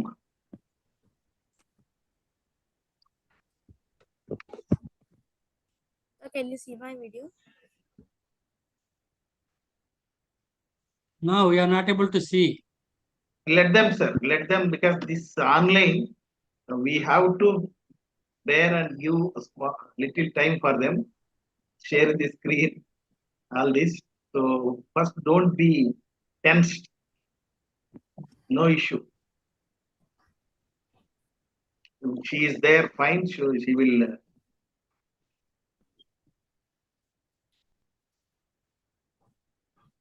Good. We could see your presentation. Now you can on your video. Good. Why don't you make it full screen? Full screen. Very good. Yeah, very good. Very good. Sir, Come on, my continue. video is on. You can on your video also, so that you will not miss the scene. Sir, my video is on. You are on. Okay. Please go ahead. Please carry on. Yes, sir. Good morning to the respected dignitaries. I am Shika Bhavani from pursuing first year BTech from G. Naranamma Institute of Technology and Science. Today, my topic is Wetlands for a Climate Resilient Future, Conservation, Restoration, and Sustainable Use. Wetlands for a Climate. Wetlands are the areas where water is the primary factor controlling the environment and the associated plant and animal life. They occur where the water is near the surface of the land or where the land is covered by the water. Wetlands are defined as the land's uh, trans- transitional between the terrestrial and aquatic ecosystems. Wetlands such as marshes, swamps, lakesides, and mangroves are called the Earth's quiet healers because they provide the essential environmental benefits silently without drawing the attention. They act like the kidneys of the planet, cleaning and restoring nature in many ways. Wetlands play a critical role in mitigating climate change impacts by regulating hydrological cycles, reducing carbon emissions, and supporting biodiversity. The key functions of wetlands are filtration, flood protectors, habitat, and carbon emissions. Filtration. They act as natural water purifiers which filter the pollutants, chemicals, and sediments from the water. They trap harmful substances and release clean water back into the rivers and groundwater. Flood protectors. They absorb excess rainwater and release it slowly. In this way, they prevent the floods and also prevent soil erosion. Habitat. They are the nurseries for both animals and plants. They support life more than any other ecosystem. Wetlands store carbon dioxide effectively as they have waterlogged soil. According to a study, mangroves store 3 to 5 times more carbon than forests. Types of wetlands. There are three types of wetlands. They are inland wetlands, coastal wetlands, and constructed wetlands. Inland wetlands. They are found inside the land and are mainly formed by rivers, lakes, ponds. They are usually freshwater. Coastal wetlands. They are found in areas between land and open sea. They are the saltwater wetlands. Example is mangrove swamps found in sheltered tropical coastal areas. The third one is the constructed wetlands. These are the man-made wetlands that are specially built to treat wastewater naturally using plants, soil, and microorganisms. They are used in sewage treatment plants.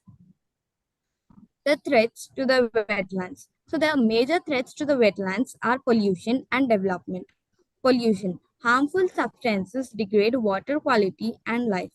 Industrial pollution is affecting wetlands and biological diversity of wetlands. Development. Urban sprawl threatens natural wetland habitats. This is also affecting the climate change. Now, steps for the conservation of wetlands. Wetlands conservation is vital for maintaining ecological balance. Key strategies include regulation and protection, enforcing laws to safeguard wetlands. One such as Ramsar Convention. Ramsar Convention is an international treaty signed in 1971 in the city of Ramsar, Iran, to protect and conserve wetlands around the world. Ramsar site is a wetland chosen for international protection because it is important for biodiversity. Restoration and management. The wetlands which have been degraded due to various reasons should be revived. Public education. Spreading awareness about wetland importance in public is important, especially in the young generations. Community involvement. Engaging locals in conservation efforts. It is everyone's duty to actively participate in conservation of our valuable natural resources. World Wetlands Day. It is celebrated every year on Feb 2nd, marking the signing of Ramsar Convention.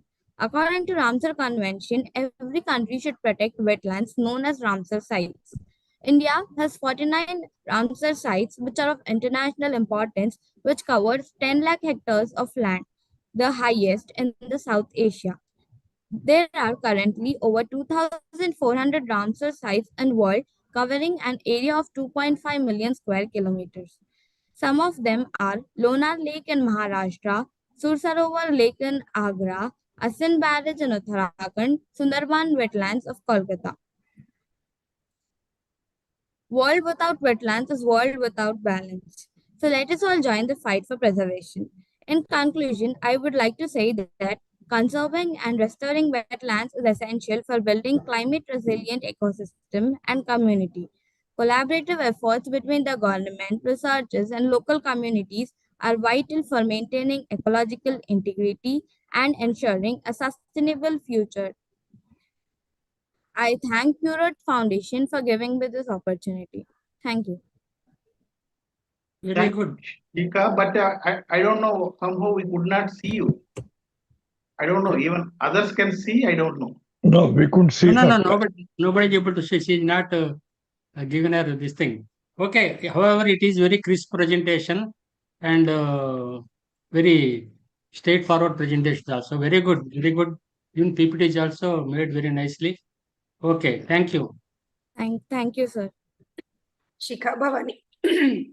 Very good, Yes, ma. Congratulations. Thank So you, ma'am. somehow you people are happening to learn about wetlands, which are the kidneys, as you are saying, they are for climate change. They are silent healers of the pollution of the environment. I'm very happy that people are learning and also knowing the importance of wetlands. As Ramsar Convention is years ago, but now it is the need of the hour to conserve our wetlands. They are the healers. They can only absorb the carbon dioxide that, as we say, that the carbon credits. So thank you. Congratulations once again. Thank you, ma'am. Okay, well done, Shikhavani. Let me try and get, is Meghana of BVRIT available still? She has missed her chance. to speak about urban wetlands for climate resilience. If she is not there, what about Gracie Prasanna of BVR80? Both BVR80 representatives are not available. Let me try Vidya Sharanya. Is Vidya Sharanya available? She is there, sir. Maybe I am not audible. Yeah, you are audible. She is there. Okay. Good morning, sir. Actually, it's Vaidya Sharanya. Yeah, fine. Very good. Share your presentation on your video. Go ahead. At least we could see one BVRIT girl presentation. So two papers. Maybe still they will have opportunity. We'll try to give whenever they join the conference. Now, Vaidya, you please proceed.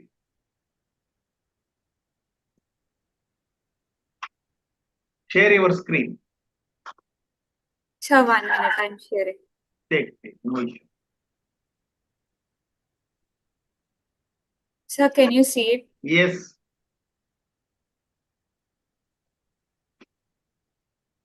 Sir, is it visible? Very good. Visible, audible, everything is fine. Now you need to start your presentation. Good morning, respected dignitaries. I am Sharanya Vaidya from BVRIT Hyderabad, currently pursuing my second year BTech in Electronics Communication Department from BVRIT Hyderabad College of Engineering for Women. Today I am presenting my study titled Advancing Climate Resilience Through Wetlands. I will focus how conservation, restoration, and the wetland DNA network can strengthen wetland ecosystem and enhance climate resilience. The presentation covers 6 sections: introduction, problem statement, methodology, solution, outcomes, and conclusion. Wetlands are highly productive ecosystems which store carbon, supportive diversity, and purify water, which protects against floods. However, the face threats from climate change, pollution, and urbanization. The wetland DNA network integrates genomics and AI to support long-term wetland restoration. Traditional conservation tape alone is not sufficient for highlighting the need of innovative solutions. Wetlands are degrading rapidly due to human activities and climatic pressure nowadays. Current restoration methods lack genetic monitoring and limiting species survival resilience. There is also insufficient use of predictive tools and technology in wetland management. A data-driven, science-based approach needed to ensure effective conservation of these wetlands. I have reviewed existing conservation practices and identified gaps in biodiversity monitoring and restoring planning. I then explored genomic sequencing, environmental DNA sampling, and AI-based analytics. Finally, I conceptualized the wetland DNA network to integrate these technologies with practical restoration strategies. The wetland DNA network is a digital genomic repository of wetland species. DNA samples are collected and sequenced and stored along the ecological data. AI analysis of this identifies the species resilient to climate change and guiding restoration and reintroduction efforts. This integration of genomics and ecological science ensures evidence-based sustainable wetland management. The expected outcome includes improved restoration success through genetically informed species selection, enhanced climate resilience of wetlands, creation of permanent genomic database conservation, better ecosystem monitoring, and long-term management. In conclusion, wetlands are essential for climate stability and biodiversity. Traditional methods are insufficient for current challenges. The wetland DNA network provides a modern technology supported system.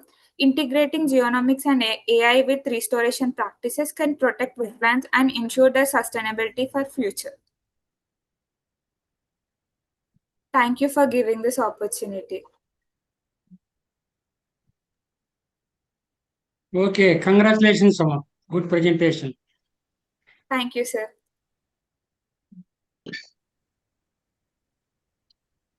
Thank you, Sharanya. Thank you, Ma Vaidya. In a crisp Thank you. and in a nutshell, you just been explaining about the wetlands and their conservation, right? Yes, ma'am. Yeah. Okay. Thank you. Thank you, ma'am. Okay, then. Is Yasina Sheikh available? Yes, sir, she is available. You can read the paper. The next paper, sediment carbon burial potential of urban wetland system, a case study of Hussain Sagar Lake in Hyderabad from Yasina Sheikh. She is from Forest College, that is Forest College and Research Institute.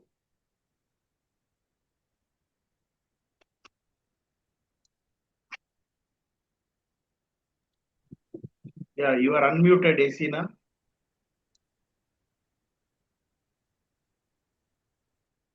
You can on your video. Okay, sir.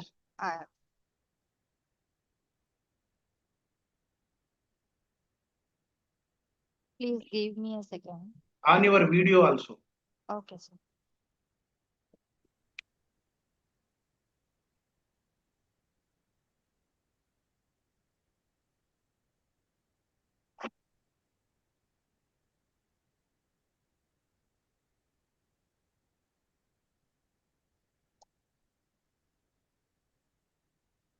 Make it full screen, madam. Very good.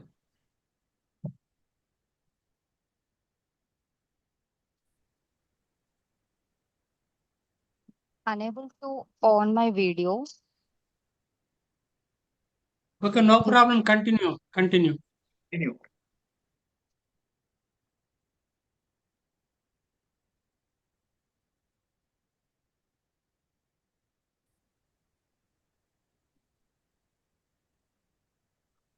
Jayachandra garu, I'm unable to on my video. Fine, fine, Amma. Go ahead with your presentation. If We can hear you. Video We are is able to hear you. so that people also will see you, because that is a complete thing. All, as I told, the criteria of presentation is you should have, audio, video, presentation, everything. Everything is part in deciding awards. So that is where I am encouraging everyone to present. When you are presenting, you should be seen by everyone. If any technical difficulty is there, you ignore. Otherwise, proceed. Now we can see presentation. Hear Maybe you. there is a technical glitch. Yeah. Go ahead. No issue. Go ahead. Okay. In the beginning, God created universe. It was spectacular in every way. There were beautiful trees, plants, multicolored birds and animals. In the sea, the colorful fishes and marine life illuminate the vast ocean bodies. The world was indeed impeccable. Then he decides that all these creatures needed a leader. Alas, the creation of mankind, the dawn of new era. The Honorable Chief Guest of 11th Pure Earth Environment Conference 2025, Sri M.V. Krishna Rao Garu, IPS, Sri K.K. Pappan Garu, President PEF, Sri N. Ramachandra Rao Garu, DFO, Kakinada, Dr. K. Jayachandra Garu, Sri P. Uday Shankar Garu, and Dr. D. Prasanna Garu, and all the ladies and gentlemen of conference. Namaskar and good morning to you all. Many of us here today are in recognition that threat from climate change is real, urgent, serious, and growing overnight, which is directly related to climate change. Climate change is no longer same far of the problem. It is happening here. It is happening now. Yes, ladies and gentlemen, this is real. It is not mere dream. Are you ready to face life without Earth? Have you contemplated what will happen if we ignore this reality, this nightmare? That is the core reason of us being here. It's time to take action as our theme depicts wetland ecosystems.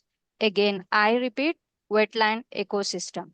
And The question is what to do, how to do, and who to do. Well, my dear audience, it's not about what, how, and who. It's about what you can do as an individual. Let me tell you my story to bring closer to home. I hail from a beautiful state of India, Hyderabad.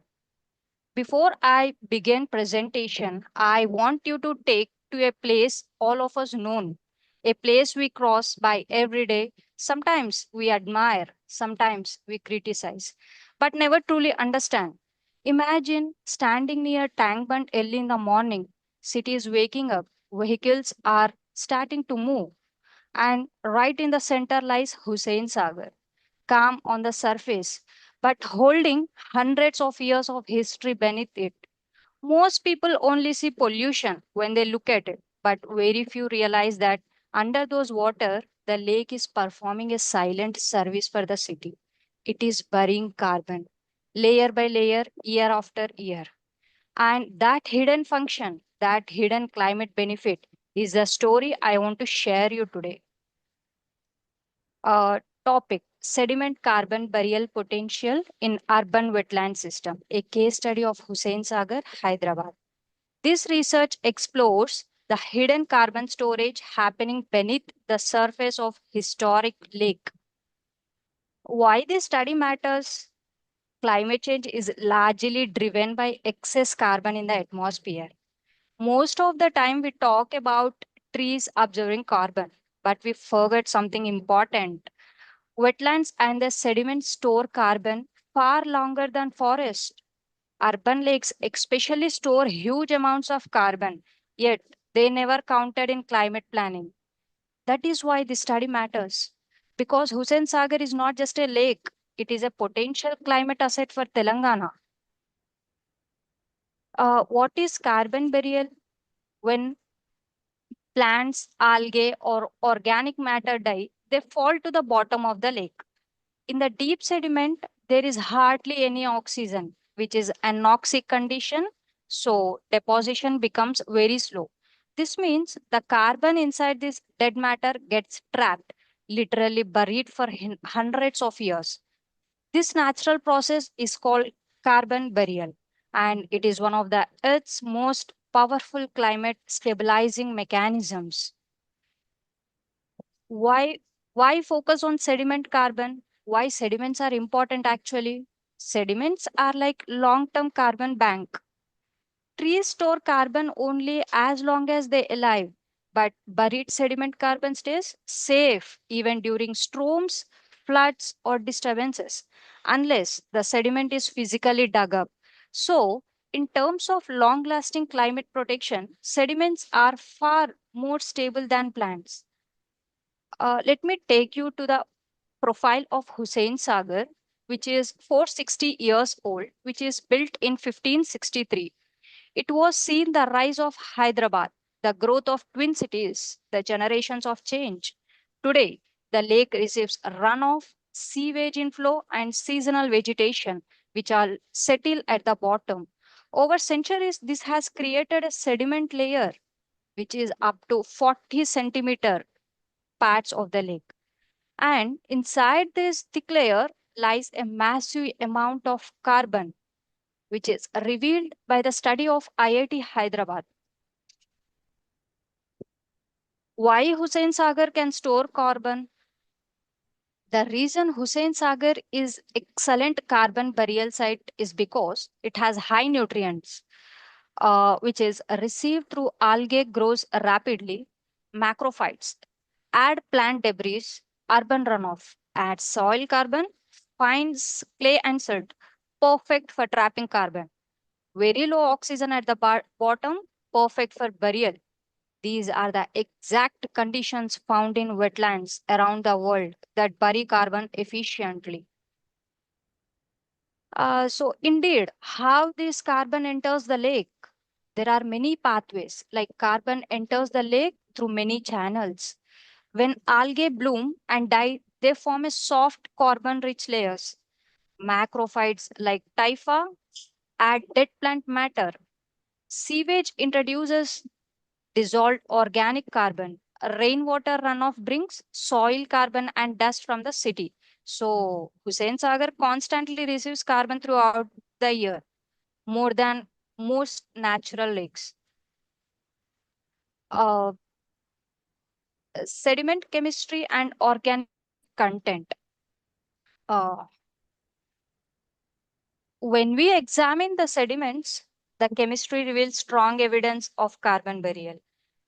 The organic matter ranges from 8 to 12%, and total organic carbon ranges from 2.5 to 6.8. These are high values for freshwater urban lake. The deeper layers are black, sticky, and oxygen poor, anoxic conditions, a clear sign of long-term carbon preservation. Indicators of active carbon burial. High organic matter leads to high deposition. A thick historical sediment layer, it represents the long-term storage. Presence of dead algal biomass in crores. You can see here in graph, clay rich sediments holding carbon. Scientific study shows that thick undisturbed sediment layers, presence of heavy metals up to 300 times background levels.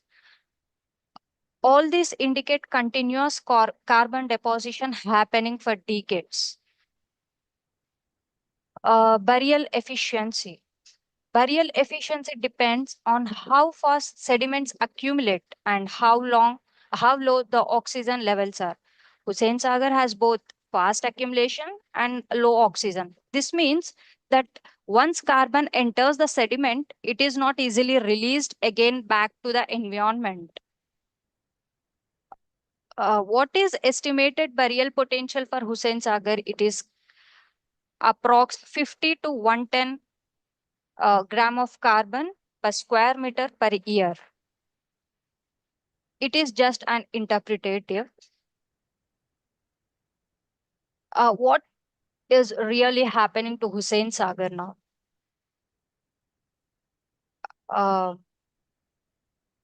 Like the only danger to sediment carbon is human disturbances, dredging, deep cleaning, construction at the edges.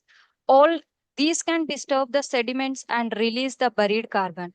We must manage the lake in a way that does not disturb the deep layers. What are the restoration measures to enhance carbon barrier? To protect the carbon sink, we need to improve our sewage treatment, restore shoreline vegetation, avoid dredging deep zones, promote floating wetlands, start sediment carbon monitoring programs. These actions can enhance both water quality and carbon burial. So, is it a global relevance topic? Yes, it is. It's a global and national relevance topic because now urban blue carbon is emerging field globally. Hussain Sagar fits directly into this international conversation.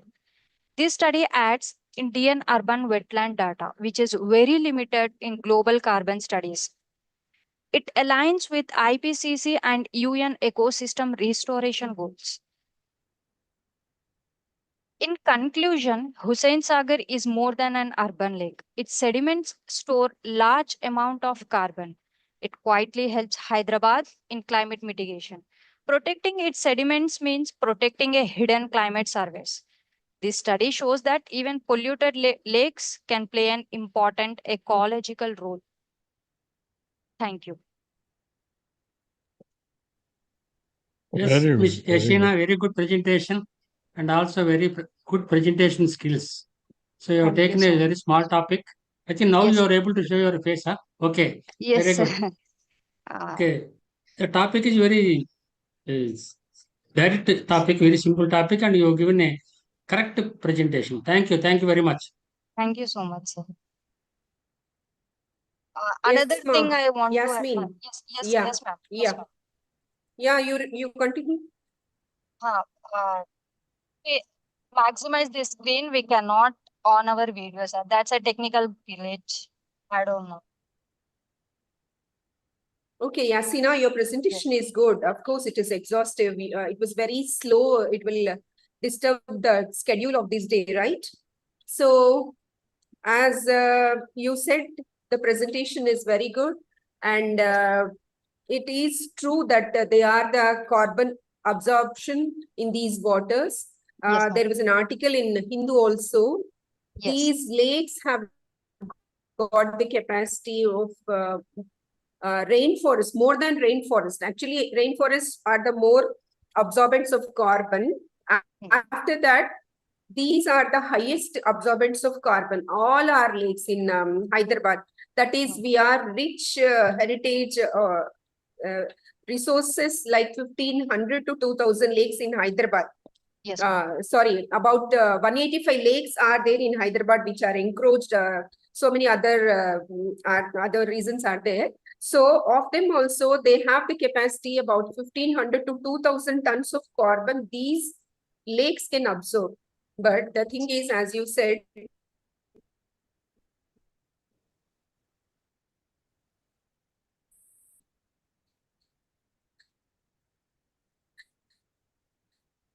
it is very less, that is about only 700, and so that the pollution, that is the climate conditions like Delhi may not reach us in the coming years also. So thank you, Yasina. But you can do more and more study in this part, because this is very good topic you have chosen. Yes, ma'am. You can collect the samples and do that. Okay, Yes, all the best. definitely. Thank you so Congratulations. much. Thank you. Do we give up this search for Meghana and Gracie Prasanna? Sir, we just, if Meghana and Gracie not there, we include one paper because we have a time. A paper because of last minute or whatever reason. So I request one Hari Manikyam from Tamil Nadu. His paper is on wetland ecosystem and role of remote sensing and GIS technology. Hari, if you are there, please share your screen and take over.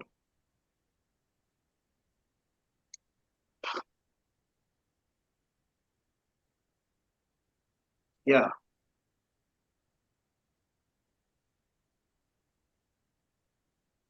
We can see him but can't hear him. Yeah, Hari, please speak. We could not hear you. You are unmuted, but we could not hear you.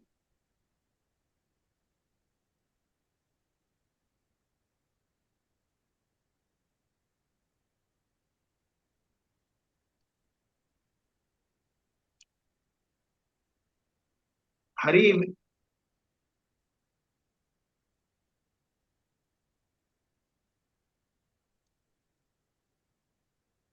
check your audio settings.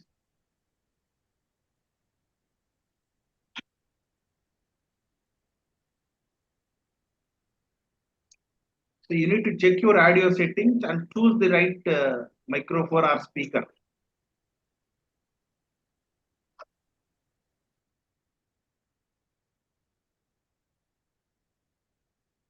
Once again, this Meghana and Gracie is there. Please raise your hand. We'll be knowing if you are joined on any other name. Because we do not know we get any time in other sessions or not. If only time is there, we don't mind calling you back. Otherwise, you will lose your opportunity in this first session. If you are there with any other name, you can raise your hand. We could not see anybody raising hands here. And Hari, you can try.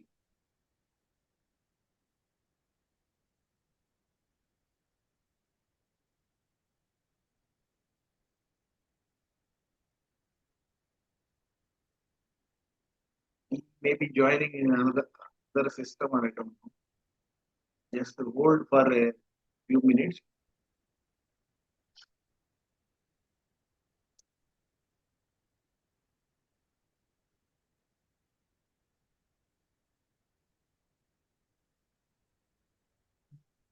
Host has muted. Who has unmuted meeting will now shift. Yeah, Hello. yeah. Now we can see you. Sir, now I am audible and visible, sir. You are audible. If you want, you can share your screen presentation. Okay, sir. Sir, now can I share my screen, sir? Yeah, My yeah. PPT? Share it. That's what I'm saying. Share your screen.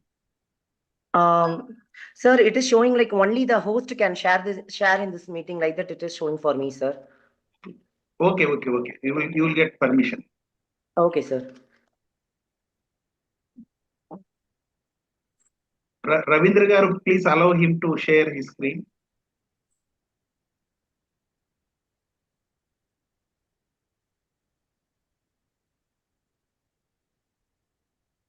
You can share your screen.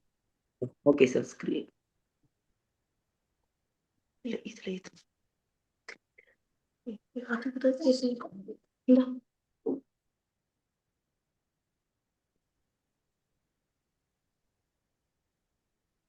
नहीं report तो बनी है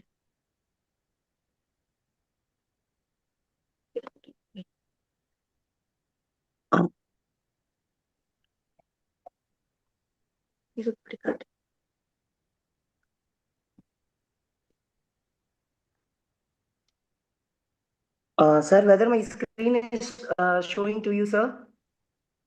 Or, Yes. We are able to see you, but not your PPT, presentation. My PPT, let me share, sir.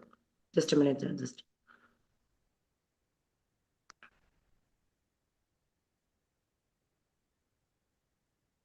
Sharing.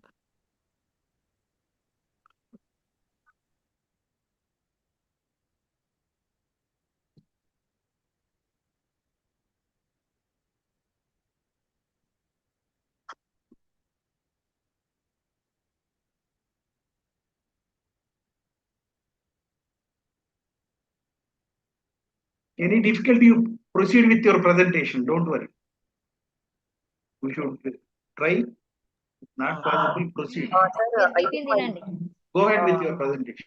Okay, sir. Sorry for all the people in the, sorry, sir. Actually, I could not share. Go ahead. No problem. Don't say sorry. It's not required. Proceed. Whatever difficulty. Proceed with the oral presentation. Okay, sir. Good morning to everyone of the Global Heart Conferences of 2025 in this November. Myself, I'm Harimanikam from MBA, first year student of Hospital and Healthcare Management from Tamil Nadu. I'm thanking you everyone for giving this opportunity for making me as a part of this conferences. My topic I'm going to present is this wetland ecosystem in GIS, that is nothing but Geographic Information System and Remote Sensing Technologies. So next in this topic we are going to, am I audible, sir? Yeah. Yeah. Proceed.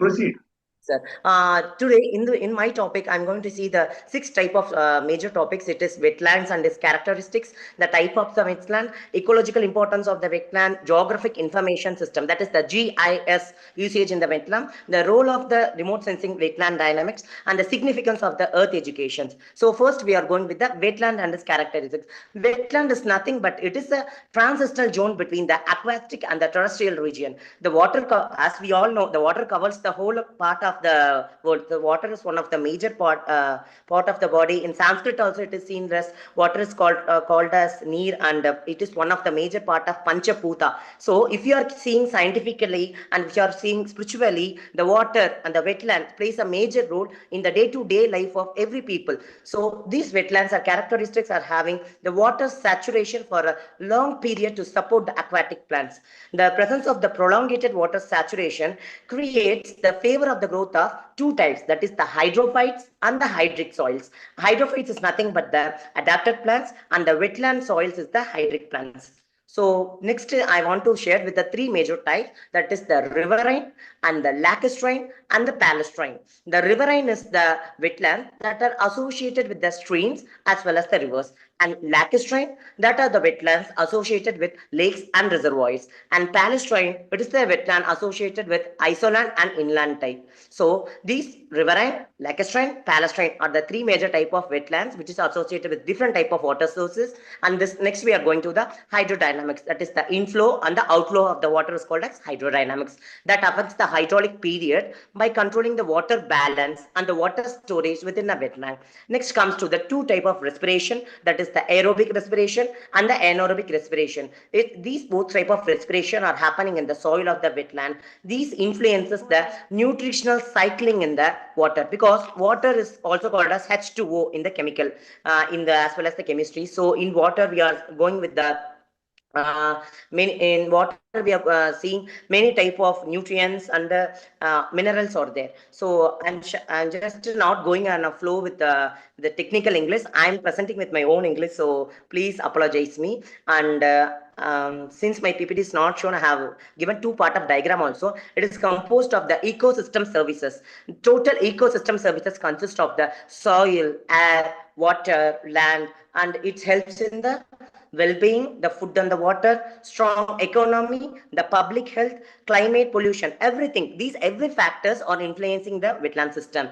Next, coming to the types of the wetlands, the three types I want to say major: precipitation domain wetland, and the groundwater domain wetland, and the surface water domain wetland. So other than these three types, there are the 42 different categories of the wetland that may include the marine and coastal wetland, inland wetland, and man-made the wetland. So in this part, the three major type of wetland I want to explain. First, we are going with precipitation domain wetland. This is majorly dominated by the rainfall, because rainfall is the major source of water which is given to us by the God and the nature and by the globe. So water is the main source for the wetland. So this this is given to us by the nature, by the precipitation domain wetland. So next, it is typically acidic in nature due to 3.0 to 4.0. It is dissolved in the oxygen levels. So the temperature is also variable in this lesson. In this precipitation domain, it has low rates of primary productivity and decomposition as they do not receive any organic matter.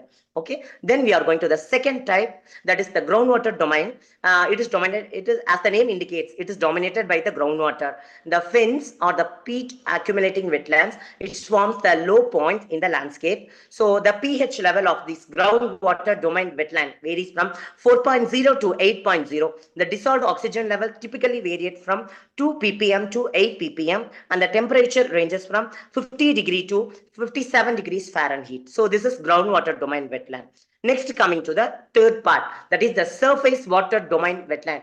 It is primarily saturated by the surface water, full of the global surface water. It includes the surface water domain. It is characterized by shallow water, little or peat deposition, and the mineral salts. The pH level, when it comes to the surface water, 5 to 8. The tidal marsh is continually or frequently continually in the salt water. It is also helping in the herbaceous vegetation. This surface water domain is high primary productivity and helps in the biodiversity. So next we are going to see the role of remote sensing. That is my topic, the role of remote sensing in the geographic information system. First, what is the geographic information system? GIS. GIS is nothing but the capturing, sorting, and analyzing and managing, solving everything. We are using these scientific tools like the social media, everything we are using for the geographic information system to store the database for the all these types of wetlands, because we need data analytics and statistics for day-to-day update in the global system, right? So for this major reason, we are using the GIS, geographic information system.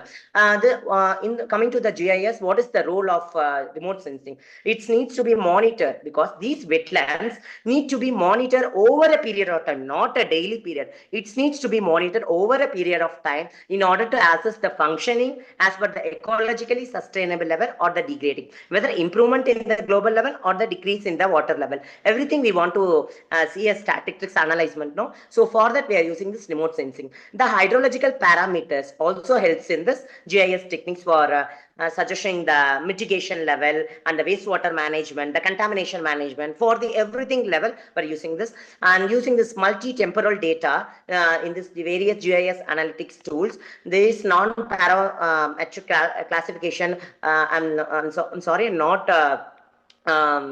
Remembering this I'm remembering the topic non-parametric classification, but the sub-classification I'm not remembering. So I'm moving to the next level. So next, coming to the ecological importance of the wetland. These ecological importance, what is the major significant, what is the major part I want to convey to this finally is these wetlands, they contribute in the water purification, the flood control management, because in the natural calamities like sudden water flow, sudden rainfall, these wetlands play a major role, and they also helps in the water purification and the flood control, the carbon sink and the shoreline stability, etc. In urban modeling wetland, these GIS also play a major role in water sensitive urban dishes. So totally all these GIS is helping in the reduction of the erosion of the stream banks and floodplain areas, thereby reducing the rate of sediment deposition.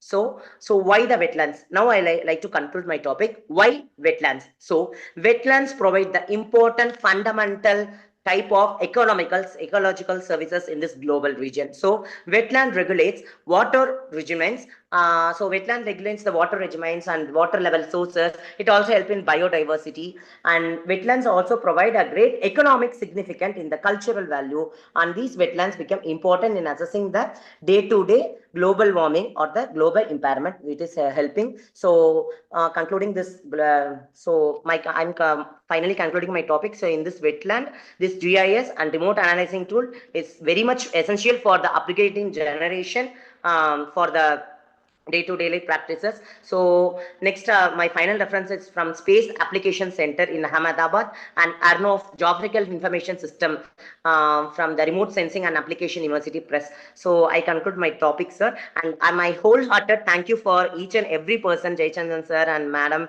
and everybody in this session, because I'm so much sorry, because I could share my screen, my own video and audio, but I could not share my PPT because since I'm on my own phone. So thank you so much for giving this opportunity for the upcoming generations and students who are like us to make a part. Yeah. Okay, Hari. Okay. Yeah, technical. Very good, very good. Dr. Jaychandra, you're a GIS man. I think you may be like to comment something more. No. He's a hotel management guy. Okay, Yes, he's a hotel management guy, yes, and he wants to talk about science subject wetlands. Then he wants you to do remote sensing, GIS, physics, this thing. Okay, whatever it may be, you have a good presentation, but it must be very slow. No need to worry. Okay, sir. Slowly you can explain. Sir, Okay, very good. Thank you. If you give the time, I could explain this topic for 1 hour. Because since patients also there, I want to give the time for everybody, sir. Fortunately, you are having a lot of time. Still 12:30 we are having time. But another thing is, your visuals are not there. Otherwise, you might have been seen the GIS and remote sense what it has done. Okay? Sure. Now over to Jaychandra. Thank you, Uday garu. Madam, given the final level of opportunity, yes. Hari, I'm very much thankful for you, sir. So much thankful for you. Yes. Thank you. You did your job. Thank you, sir. Madam. Sir, I would like to hear from you only because you are the stalwart in GIS topic. No, it's not that. Yes, sir. Basically, yes, your presentation. Yes, sir. But yeah. PPT kuda unte baundedi. We are missing your PPT, Hari. It is really a good presentation. I have found so much in this. That is, you are really working on it, right? Yes, ma'am. I'm going on with the research. Yeah, out of interest you are doing. This is very good, very encouraging. Because this conference topic, it's not based upon the academic, ma'am. It is this topic about this global and wetlands or like any type of upcoming generation like us. It is very much important for each and every student. Not then only the research will perpetuate. Yes, you are right. Out of interest only one will become the scientist. Thank you, ma'am. Thank you. Right. Thank you so very much, good, ma'am. Thank you, ma'am. Actually, I have Jaychandra sir, over to you. Personally, ma'am. Yeah. But because I could not Sir, share because I do not have a system. So, but I have shared my 15 pages of PPT to the sir personally, so that you can, if you are having free time, you can go to. You have envisaged everything, but it would Okay, be ma'am. very nice if you would have presented your PPT also. Sir, So, over to you. Yeah. This is our last minute. Once again, I'm calling if there is a Meghana, Gracie. Okay. Yeah, you can stop sharing your presentation. Hari. Thank you, sir. Thank you, sir. Thank you, everyone. Meghana and Gracie, if they are available, please raise your hand here. Okay. Till you can give your presentation. If you are not there, we will conclude this session. Maybe I request Krishna Rao Garu just give few remarks on this session. Then we will move on to our chair. Krishna Rao Garu, sir, you are not there. Maybe sir is not at the system. So Uday Shankar Garu, now the session is technically it is actually up to 12 o'clock only, sir. You are beyond your time. So there is no 12:30. So you can sum up both the chair, and we could present 7 papers in this. With the 2 papers, they could not take part, whatever reason. Maybe we can understand maybe some academic assignments or anything from their college. So now Uday Shankar Garu,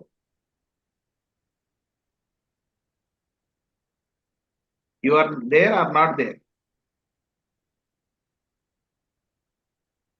Madam, the overall remarks for this session you can give, then we will take. Yes, sir. Yeah. Yes, sir. All the presentations are very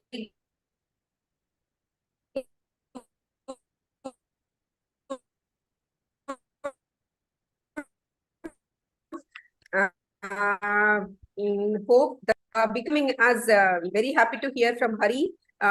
He's observing and doing research on the environment. That is what the welcoming step from our youngsters. This is required. This is the need of the hour, that every individual should observe our environment changes.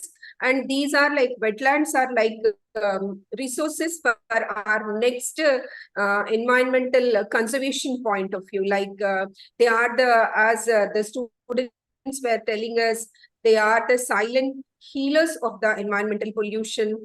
And these a lot presentations are very good, sir.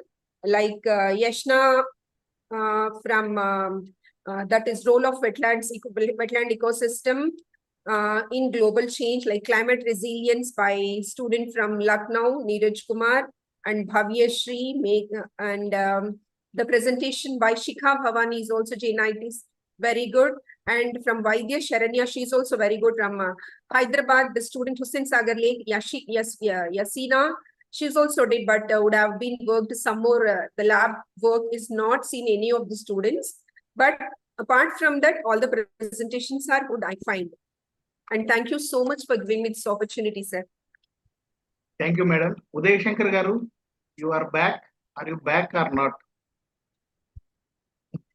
He handed over and left. Okay, anyhow. Yes, Krishna Rao Garu. Okay. So with this, see, finally what I want to say. Session. Yeah, not only this session papers, even the coming sessions, all paper from the students. So the audience, they can only expect there is good exploration, whatever to their extent. Certainly, we may not expect case studies. The true research paper should be connected with a case study and some work, groundwork, particularly subject like earth, environment, and this type of ecosystem or whatever human wildlife conflict and different themes we are calling every time. Everything requires some study area, some focus to a particular case study and all. So they are attempting. Good that I'm very happy. Everyone, all the first session speakers, they did their job excellently because they spent. My objective is first of all from their regular academics, they took some time they explode, they spend their mind, at least, because if this is not there, this conference, this theme is not there, maybe they may not think about it, the wetland ecosystem. That Yes, is my sir. first You're right. positive thing is I could successfully make, with the support of all the people, you are all, at least these youngsters, they spend some time on this. So nothing more I expect. Everyone did their job excellently, and there is a lot of good presentation also, and wonderful preparation of the slides. So everything is good overall. I am very happy with this session. I thank all the speakers, all those came forward. There are first time speakers. So I congratulate everyone. And with this, I conclude this first session. Then I request the second session chair, Sri A. Bhaskar Garu, who retired as a joint director in Survey Settlements Land Records of Telangana State. And Dr. Aparna Reddy Garu, she is an associate professor in G. Narayanamma Institute of Technology and Science. And there is a good papers also from Narayanamma College here. So hopefully both Bhaskar Garu and Aparna Garu are there. And I will allow them to, maybe Ravindra Garu, Bhaskar Garu and Aparna Madam, both are there. I am trying to unmute them. Good afternoon, sir. Thank you, madam. Bhaskar Garu, yeah. Sir, unmute, sir. Either? Yeah. My audio is unmuted, but video is, I think, is it coming? Video. You can on your video okay, also. Good morning. Okay. You can all your videos. Good morning, everybody.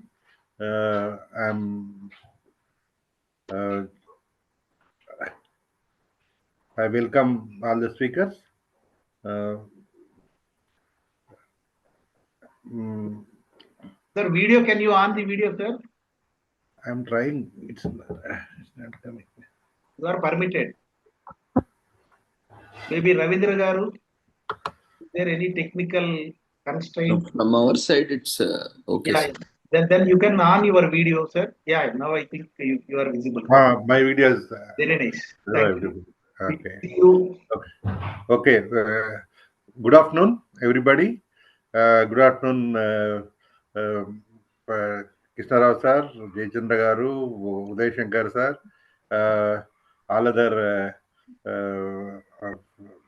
participants, and Madam Aparna, and all the participants. Good afternoon. So this session has some 7 papers. 8 papers, sir. In the next page also there is one more. One more. 8 papers are there. Okay. And as it is done in the first session, Mr. Sir Krishna Rao sir will be announcing the. Yeah. Either Krishna Rao Garu or myself. Maybe sir is not that system. Okay. So I, with your permission, madam, you can also just we want to see you. Yeah, sir. Yeah. I'm trying, sir. My video is not. Yeah, please on your video, madam. Yes, you are sir. also I'm permitted. trying. Yeah, I'm trying, sir.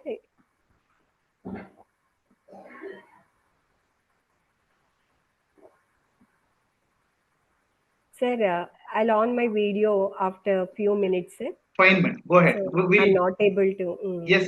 We'll start this session. Yes, sir. After the yeah, time. First speaker. So a context-aware agentic AI framework leveraging multi-source sensor and satellite data for real-time wetland ecosystem health monitoring. And there are some Sai Spurti, I saw her name, Lakshmi Edita, and Sahiti Ritvika. So you can share your screen on your video, and you are given, like the first session, everyone has 10 minutes. So you should give your best, maintaining all, time, everything, without any complaints or any remarks. So yeah, please share your screen. You are there. We will permit you. Good afternoon. Yes, go ahead.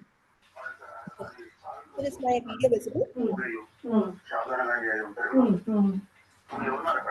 Good afternoon, sir. I'm Vijaya from DVRIT Hyderabad College of Engineering for Women.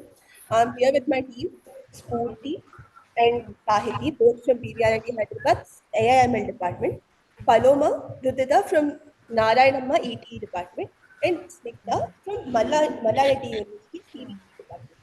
So, actually, since morning, many people from DVRIT couldn't join because we have a fest ongoing here. I took some time off for the presentation. I'll be presenting like this. With your permission, I would like to start the presentation. Yeah, please share your presentation. Sir, can you raising my hand from here? Can you permit screen share from this device?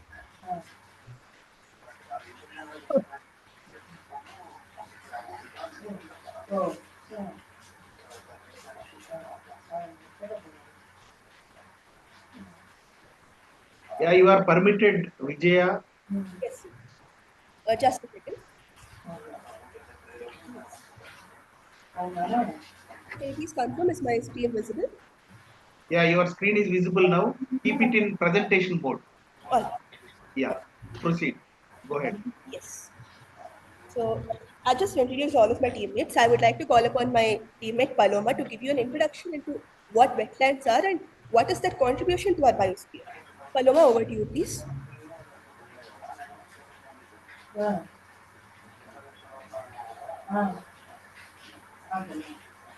Paloma has raised her hand. Can you please unmute her?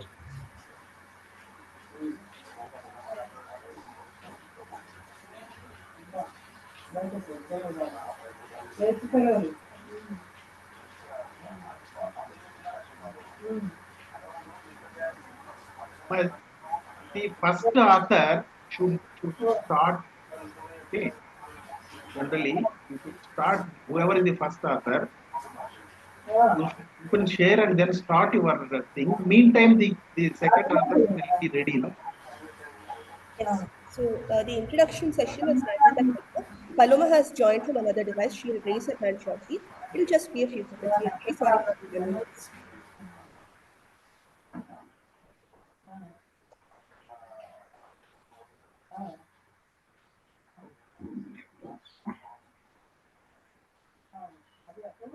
Yeah, she is also permitted. Paloma, please start. Hello. Am I audible? Yeah, you are all audible, Amma. Go ahead, start your presentation. Good afternoon, one and all present here. I'm Paloma. Coming to the introduction to wetlands. Wetlands are the kidneys of the earth. They purify water, store carbon, support biodiversity, regulate floods, and sustain communities. Yet we've already lost 35% of them in just a few decades.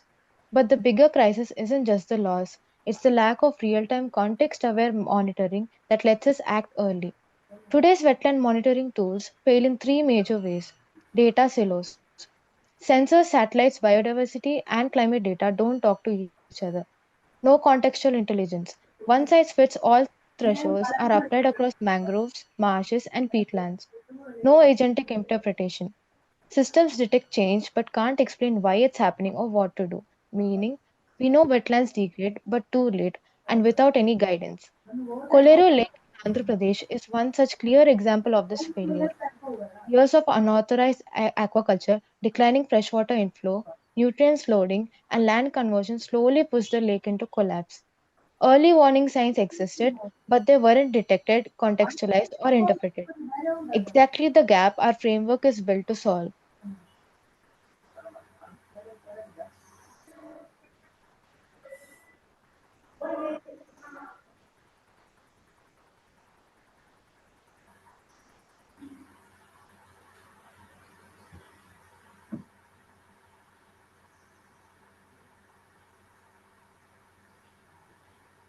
Continue. Any next speaker, continue.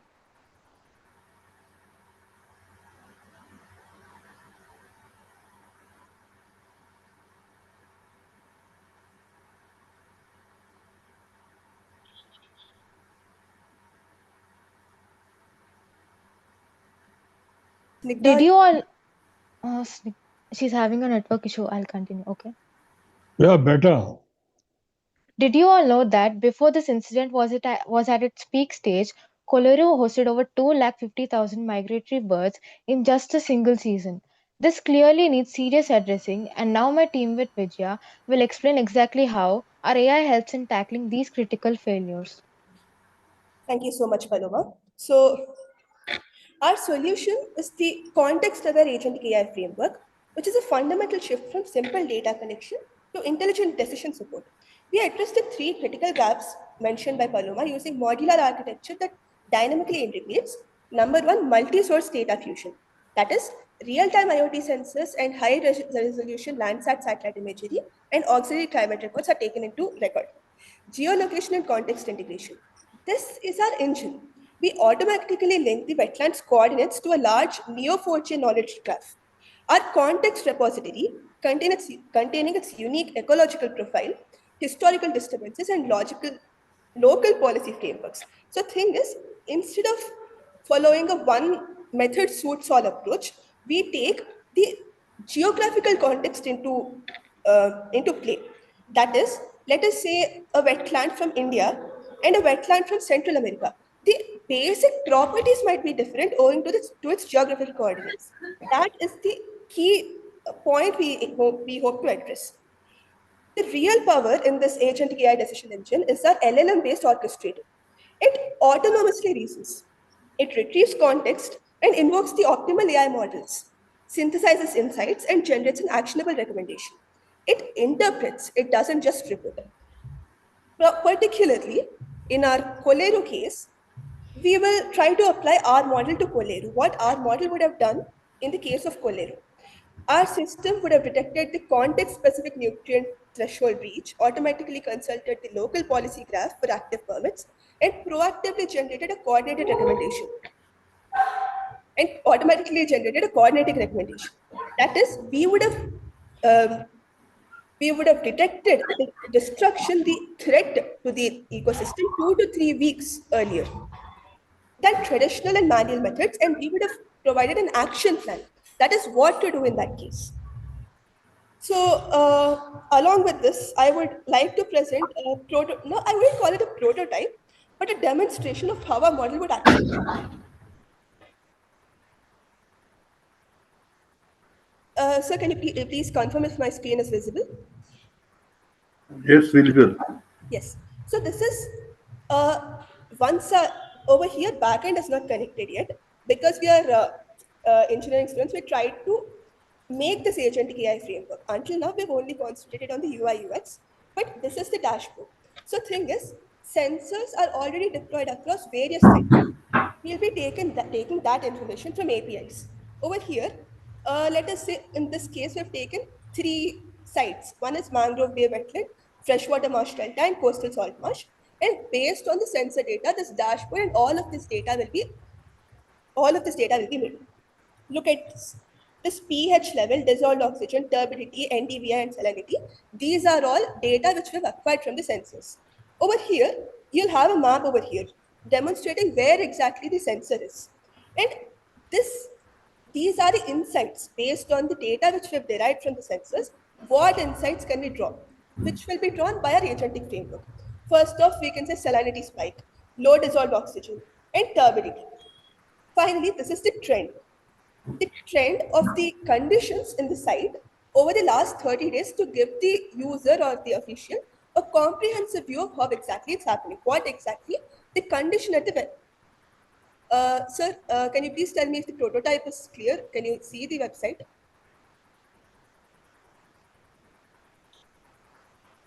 We could see only this. Just a second, sir. Just a second. I need to show the prototype.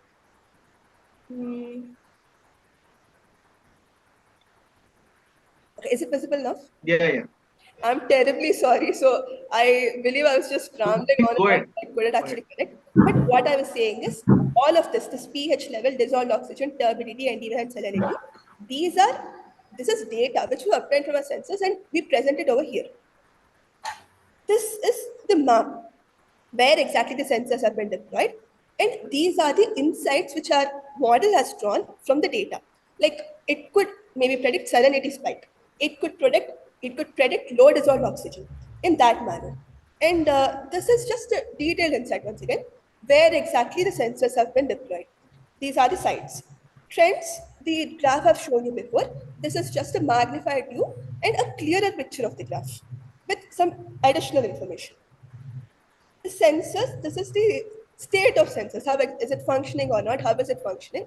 What is the battery level and all of that to monitor that is this page. And the insights, which I've shown you already over here in the recent anomalies page, these insights will have further data on that. Basically, what exactly is happening and what can be done. The action plan, as I've told you beforehand, that will be provided over here. And this one, our AI model explanation, we aim to make it so simple that even a person who's not familiar with technical data can understand this. They can actually read this and say, okay, this is what's happening. This can be done to prevent it. We aim at reachability, not just specific, not just stalwarts in that domain, but even regular people. So that you can understand what exactly your surrounding wetlands are like, how you can understand, how you can contribute to uh, enhance the property health of the wetland. That is our prototype. And yes, just a second. I'll go back to the PPT.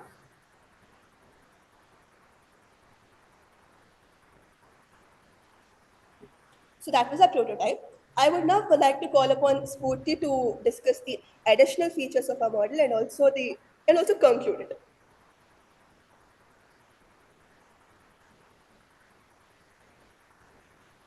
Hello everyone, I'm Spurti.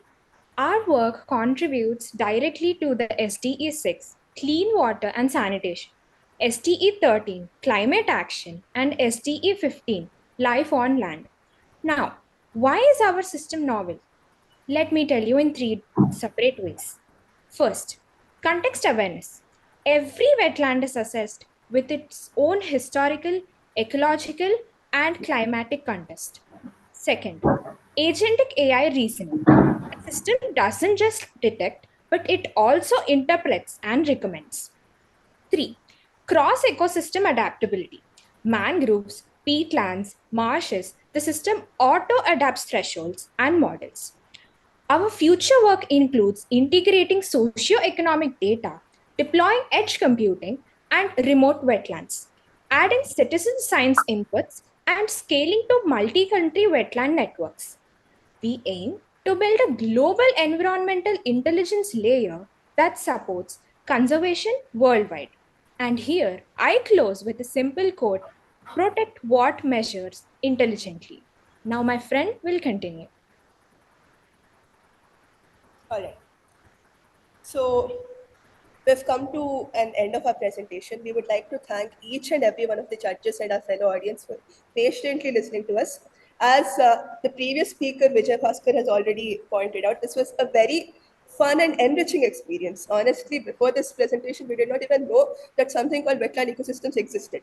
But once we actually took part in this conference, once we had to research on our paper, we looked into a lot of research papers. We actually watched a lot of videos regarding this, and right now we have a better view of what actually it is, and we have better ideas of what we can do to prevent this. Also, these wetlands, which are also called kidneys of the earth. So, once again, I would like to heartily thank the organizers for this amazing opportunity. Thank you, Amma. Bhaskar garu. Yes, sir. It's a good presentation and a great effort. And the thing is, they have only touched the Landsat data, which is RGB or multispectral, and they would have gone for synthetic aperture radar data and hyperspectral, so that close monitoring of the health of the vegetation and ecosystem can be monitored perfectly. And simple Landsat is not sufficient, I think. I would like to ask the speakers to comment on this. Sir, I'm really sorry. Could you please repeat your question? Did you study the use of SAR data and hyperspectral data for health monitoring? They are supposed to be better images compared to Landsat data, which is RGB or multispectral. Okay. So thing is, we've just entered the field. I might explain in layman terms, but the central idea is it is not just one type of sensors of what we'll be using. We'll also use satellites. We'll also use locally present sensors. We'll not just rely on one particular source to obtain our data. It'll be multispectral. In that, I will train our model also in that manner only. That is how we plan to implement the model. Bhaskar garu, so you are at the depth. Okay, yeah. The sensor multispectral and all. Okay, let them try to incorporate these two things. So could you please repeat what you said? Like what were we supposed to incorporate? I'll note it down. No. Don't bother. Anyway, let me interject. All the three people, you must remember, are just students. They did not even know what is the meaning of a wetland. Because of this participation in this seminar, this conference, they got to know so much. I'm amazed at the amount of knowledge that they have acquired, even though they are absolutely new. They don't even know what exactly is a wetland. From there, they have come to a context-aware agentic AI framework. My God, I never knew that AI could penetrate this also. Congratulations, especially these three have a lot of future if they continue to be passionate about this topic, wetlands and environment in particular. So I'm really amazed at the amount of interest they have taken in presenting this paper. They are absolutely new to all these things. They're just students. Thank you so much, sir. Thank you so much. Thank you so much, sir. It really means a lot to us. Thank you so much. Exactly. We'll make sure to implement what sir also said, the multispectral data. But we'll make sure to research on it. This has really proven to be a very exciting opportunity. Good work. You can stop sharing your screen. Now we call upon the next paper, that is community-led wetland ecosystem, wetland conservation, bridging traditional knowledge and modern science. It is a very interesting topic. Harati, Kavita, Supriya from same BVRIT college. If you are there, please raise your hands. So we need not call. You are having the program schedule. Once your time is there, so at the time of concluding that previous paper, you please raise your hand so that we'll be knowing. So Kavita, Harati, and Supriya.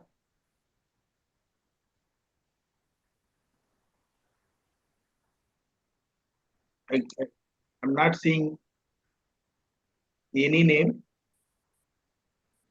You can just raise your hand like your colleagues.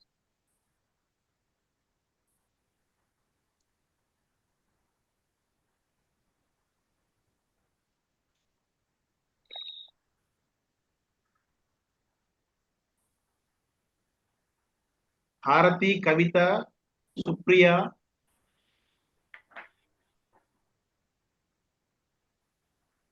If you are there with any other name also, please just raise your hand. So even then you wait, your time will take you to the end of the session. So then I will call upon next paper, role of coastal wetlands in global carbon sequestration. Lasya Nikita Niyati from Genits. I could see Lasya here. Yes, sir. Very good. Your colleague also there, Nikita. Yes, sir. Yes. Very nice. Go ahead. share your screen, on your video, and all the best. Thank you, sir.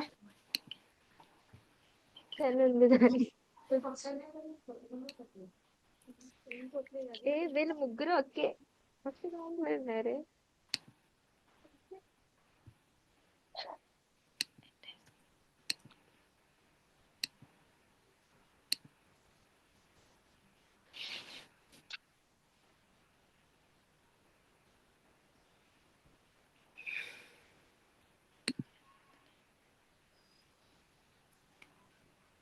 So you can introduce the paper, your authors and all, and by the time you can share the screen.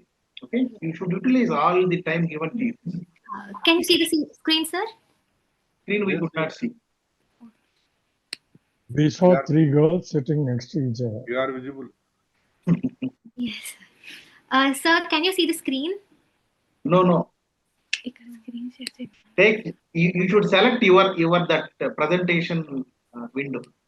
Yes, sir. Yeah.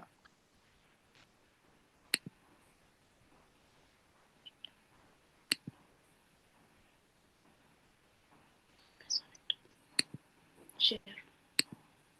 See, when you click, yeah, now we could. Yes, sir. No, this is my screen.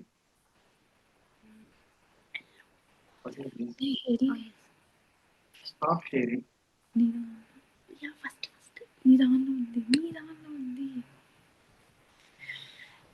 How come this is?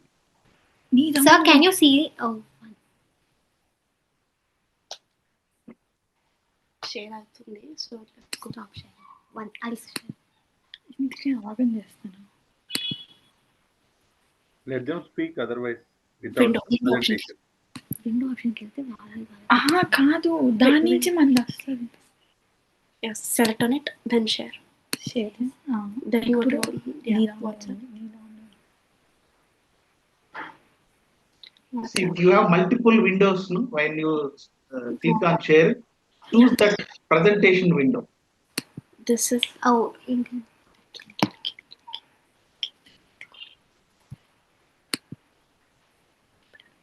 is it visible? No. Yeah, it's opening. Wait. No. Click on that share button, then you will see the multiple windows. Yes, sir. I clicked on Windows only. I'm getting the screen, but wait.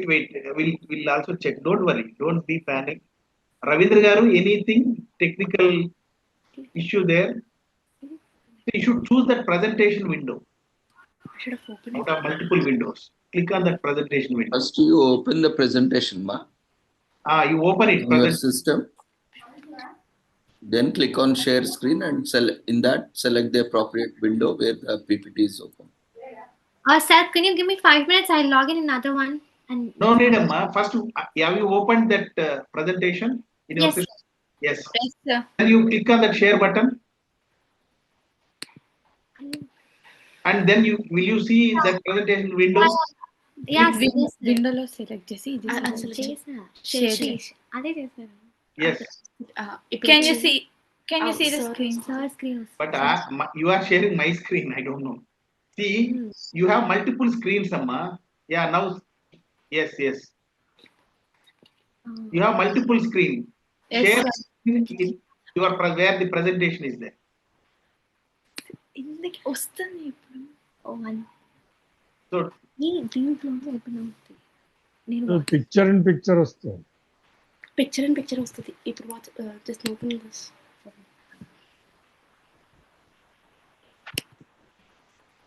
You are sharing the entire desktop, I think. Entire desktop you are sharing.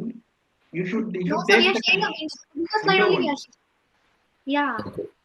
Is it in the cloud or are you opening online? Cloud only, sir. Okay, then you can open your PPT in the browser and you can share. First open your PPT in the browser.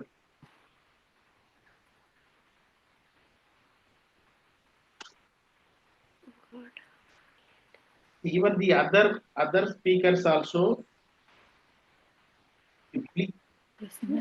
You open your presentation. You can download it into your system. నేను download చేస్తాను. Stop sharing and we will download it again. You stop sharing and download it and open this local copy. First stop there.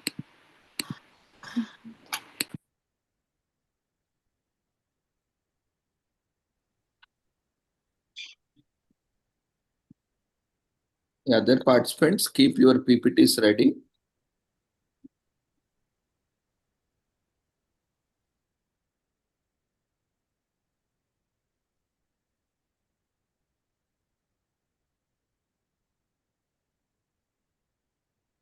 So if you require time, we will call next paper, then you can present it. Don't worry, don't be take your time.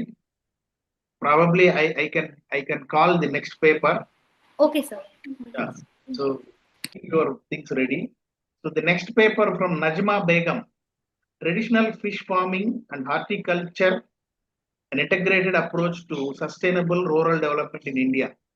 Najma Begum, are you there? Yes, you are there. You are unmuted. Share your screen, share your on your video.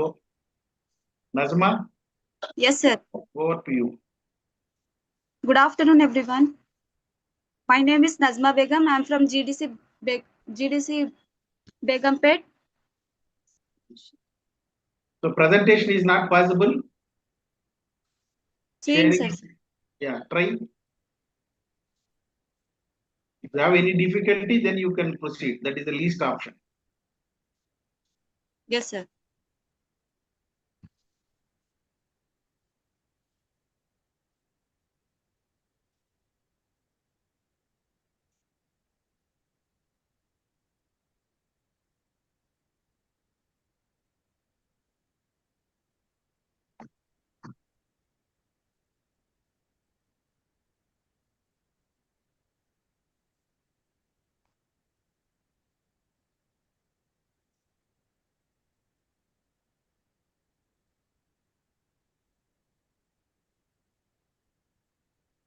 You can present it. So if you can't share it, please go ahead. Don't waste your time. And already we are wasting time on these technical issues. Go ahead with your presentation. No problem. Yes, sir.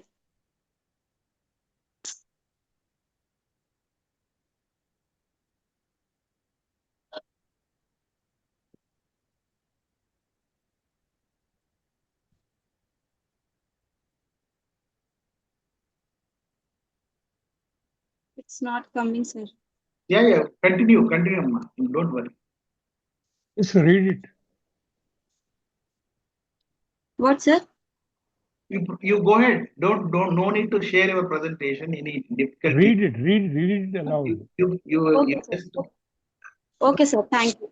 Yeah, speak it. My topic is traditional fish farming and horticulture, an integrated approach to sustainable development in India. So in introduction, the integrated fish farming and horticulture is a sustainable approach that combines the fish culture and also it helpful for the cultivation of crops, vegetables, etc.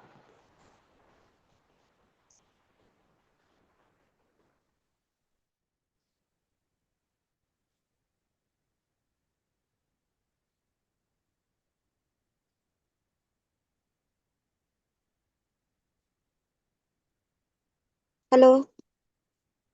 Go ahead. Yes, sir. The integrated fish farming is a sustainable approach that combines the fish culture with the cultivation of fruits, vegetables, flowers in the same farm, especially in ponds, rivers, etc. The agriculture is a vital role for India. Most probably 60% of population are contributing in significance of economy. Agriculture also ensures food security by producing essential crops like rice, wheat, pulses, establishing food spices, etc. In short, the agriculture supports the rural income, feeds the nation, and must be sustainable to remain effective future generation.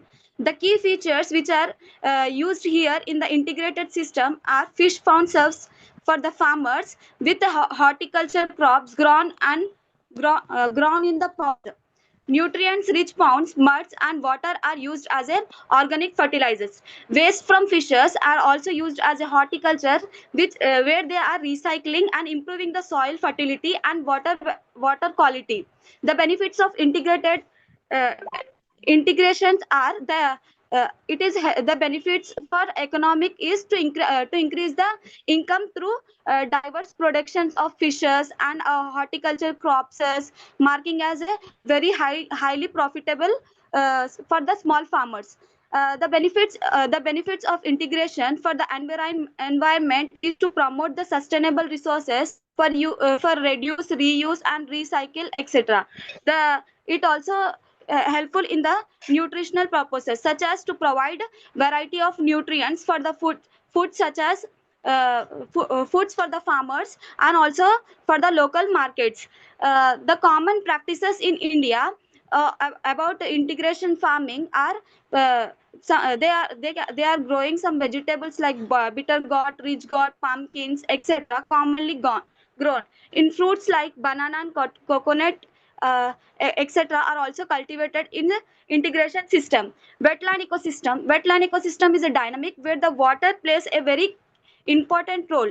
The key components including in the wetland ecosystem are hydrology, vegetation, fauna, and the soil.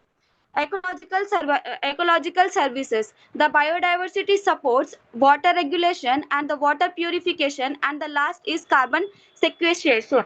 The challenges which are faced in the integration in the traditional integrations are lack of knowledge and skills, highly initial investments, inadequate infrastructure, and diseases outbreaks and water management, etc.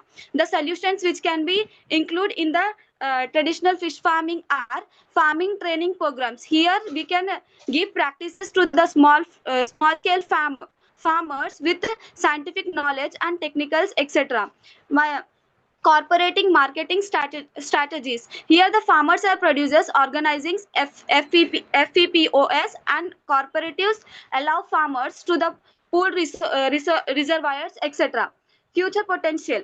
In future potential, the integrated fish farming and horticulture in India is subsidiaries for the key benefits of sustainability and also economic development. The scope for expansion in the regions. The model has potential for the expansion across the India, derived from the agro zones, climate zones.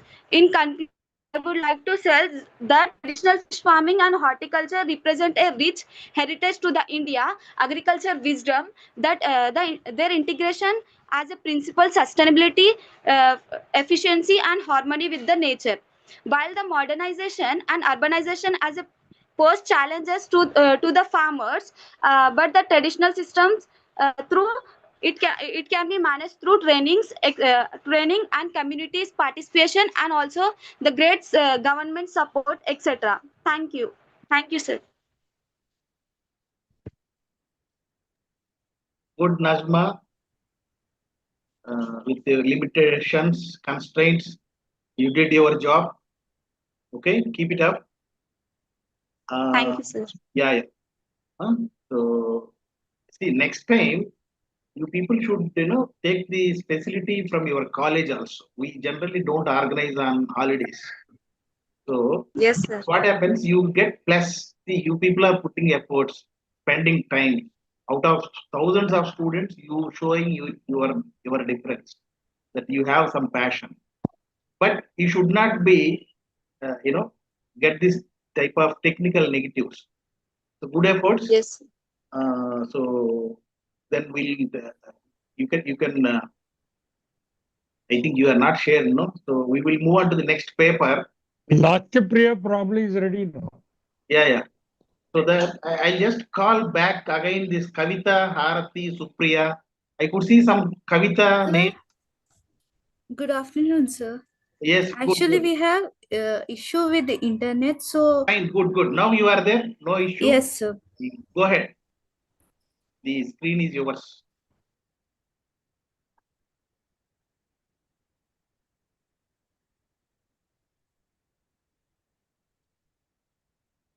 On your video also.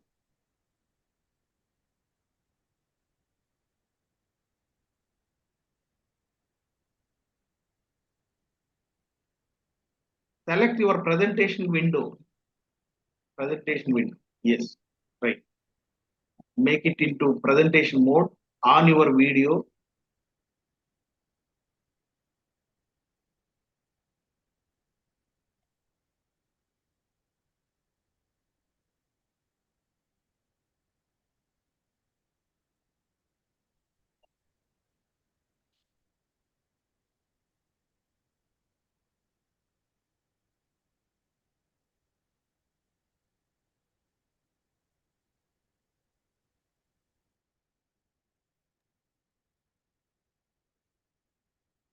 You could see your presentation screen earlier.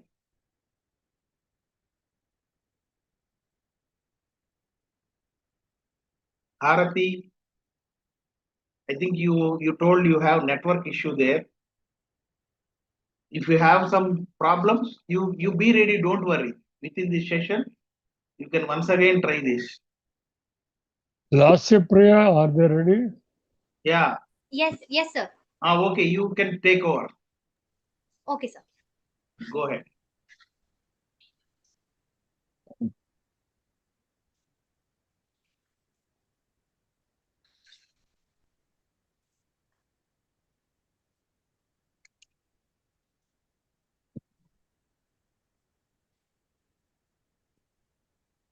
Sir, can you see the screen, sir? Yes, role of coastal wetlands in global carbon sequestration.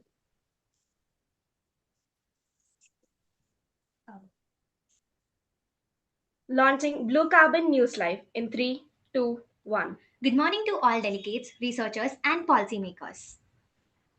You are watching the Blue Carbon News Show, where we are bring evidence-based insights on ecosystems shaping our climate future. Today's special broadcast focuses on one of the most powerful yet overlooked climate assets, coastal wetlands.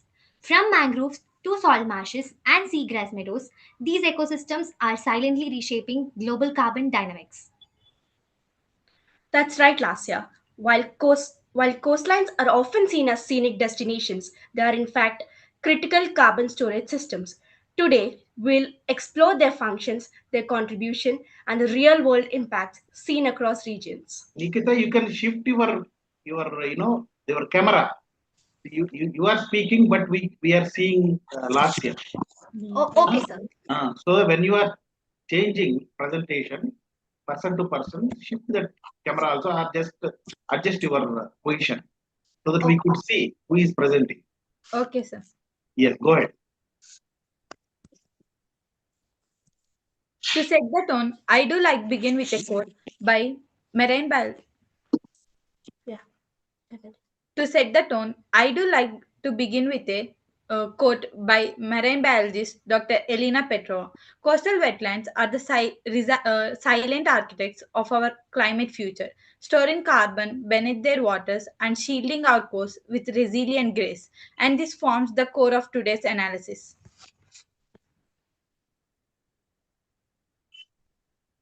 What are coastal wetlands? Before we dive deeper, let's clarify what coastal wetlands are.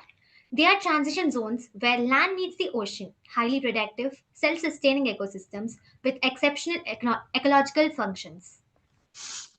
In our field reports, these wetlands emerge as true multitaskers, filtering pollutants, buffering storm impacts, supporting fisheries, preserving biodiversity, and managing carbon like no other ecosystem. They are not merely muddy patches or flooded areas. They are infrastructure grades, natural assets with different direct influence on coastal resilience and climate mitigations.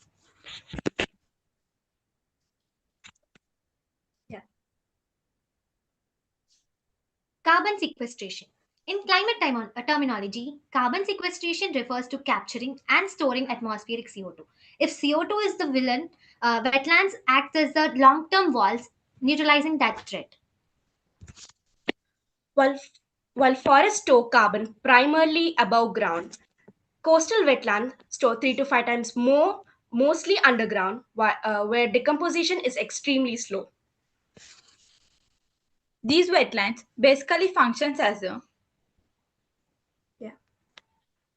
One second. One second, sir.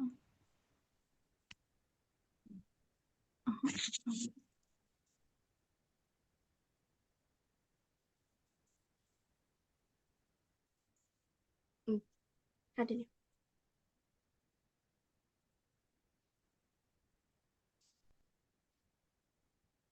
These wetlands basically functions as natural carbon banks, holding carbon beneath for centuries, provided they remain intact.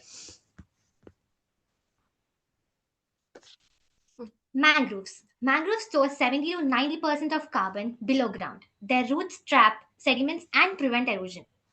Seagrass. Seagrass stores carbon beneath the seabed and stabilizes sediments for centuries.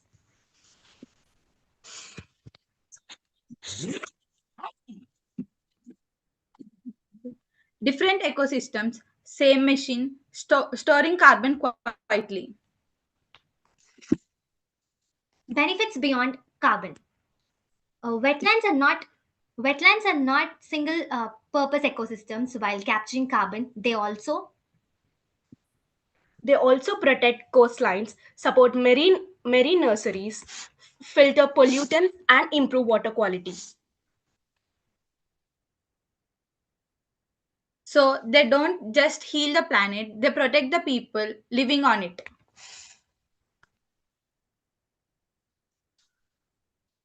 Major threats. However, not all updates are positive. We have pressing alerts. Coastal wetlands face severe risk from land corrosion, pollution, and rising sea levels. When these ecosystems are destroyed, their stored carbon is released, undoing decades of climate gains. Now, the big question: how do we actually protect these wetlands? First, legal protection. We need laws, protected zones, regulations so wetlands aren't replaced by buildings overnight. Second, restoration. Bringing back what we lost, planting mangroves, restoring tidal flow, reintroducing seagrass. Protection isn't effective without people. So, third, community engagement. When local communities are educated and involved, conservation becomes a long term. And fourth, Fourth, pollution control and scientific monitoring. Tools like GIS helps us track carbon and detect any damage. And finally, international cooperation. Initiatives like Ramsar and the Blue Carbon Initiative helps nations search resources. Our first report comes from the Sundarbans, the world's largest mangrove ecosystem. researchers shows that Sundarban mangroves store nearly 1,000 tons of carbon per hectare. After cyclones like Amphan, intact mangroves release 10% less carbon than the damaged areas. Community-led restoration, especially by local fishing groups, less strengthened both recovery and livelihoods. Our next update comes from Europe Warden Sea. Post restoration efforts resulted in 30% less in carbon burial rate. And this provides that when disturbances are minimized, nature's carbon capture accelerates.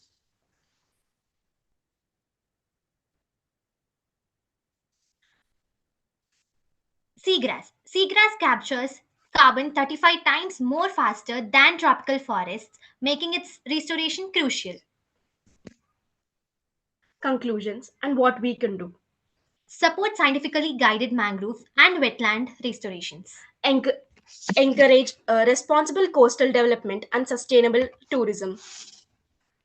And most importantly, promote awareness. Communities protect what they understand. And to summarize, coastal wetlands are more than ecological assets. And they are indispensable components of our climate strategies, and recognize their value is essential for a resilient future. Thank you. Thank you for joining the broadcast.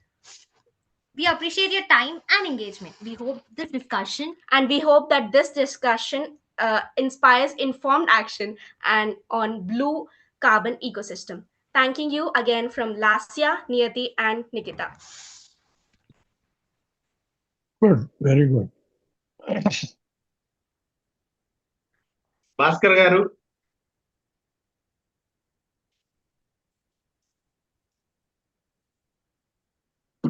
Madam, Aparna garu, are you there?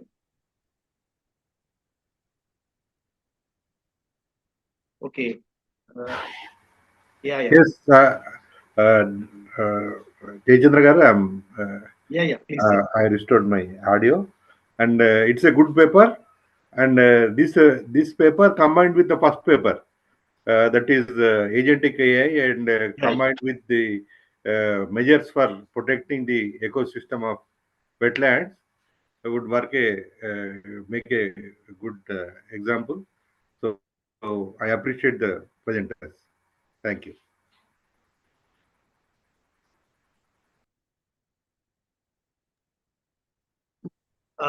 Lasya, Nikita, and Niyati. So only one small suggestion to you. So you have done good collection or whatever research. But the thing is, your frequency of shifting, presentation among three is little high frequency. So make one slide at least, or make three components of the presentation, and some part one person, second person, then third person. Now single slide may you are shifting. What happens is you will lose some point because whatever disturbance it is. So that is only one thing I can. Otherwise, you planned very nicely, but that frequency is too high. So at least maybe a 10 slides are there. Each person 2, 3 slides like that. So our particular topic is once like that. You could have shared it. Then it will be a better thing. The ultimately audience has to they verify, they check every aspect, content, presentation, and whatever the preparation, everything. Because three people shifting every very few seconds. Every sentence. Yeah. In fact, no person has spoken 3 sentences continuously. Continuous. So that is what you should observe. But this is a first experience. So there is a learning point for you. Okay. Good effort. Then I request once again that Harati, if they are ready, Harati, Kavita, and Supriya. Yes, sir, we are ready. Yes, proceed, Amma, please.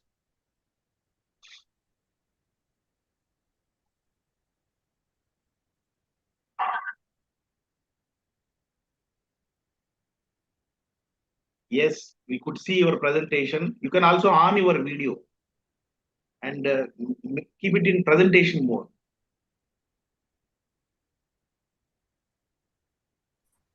So it will Good afternoon. Yeah, keep in presentation mode and then on your video also. Yes, sir. The issue is his signals are so weak. Okay, So I'm not able. if it is not possible, fine.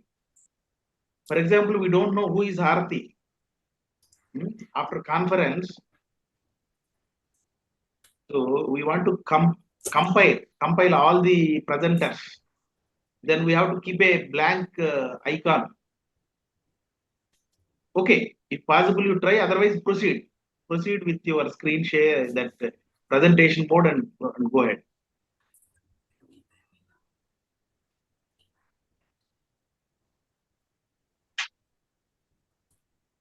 I think they are continuously having this, but we could see these slides moving. Good afternoon, everyone. I am Harati. We are from BVRIT College of Engineering for Women. First of all, I would like to welcome you all for this Puret conference. Now, my friend Kavita will engage the introduction part of the community wetland conservation part.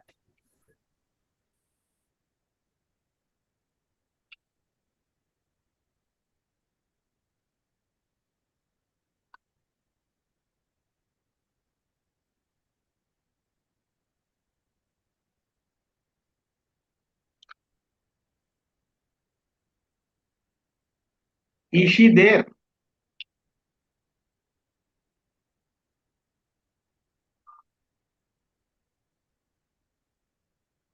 There is no hands raised here. I think Arati will have to do it alone. Kavita is there. Kavita unmuted.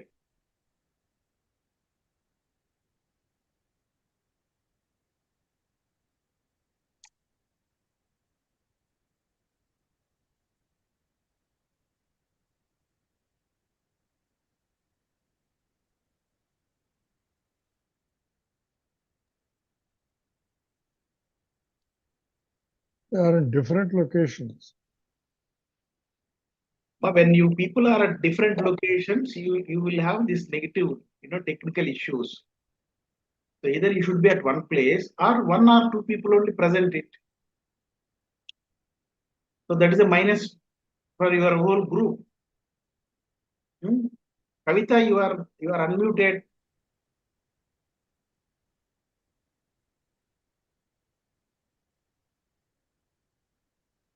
Yeah, you can.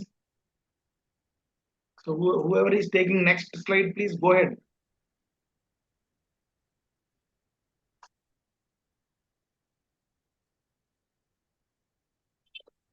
We heard Harati, therefore she can continue.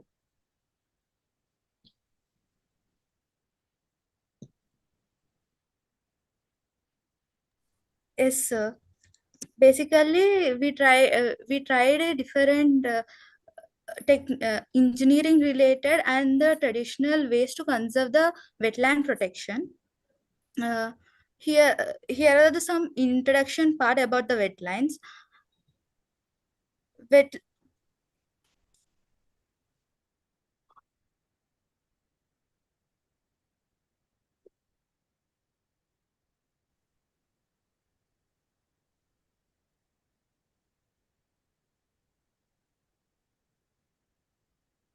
Probably you move on to you keep ready with proper network, coordinate with your co-authors.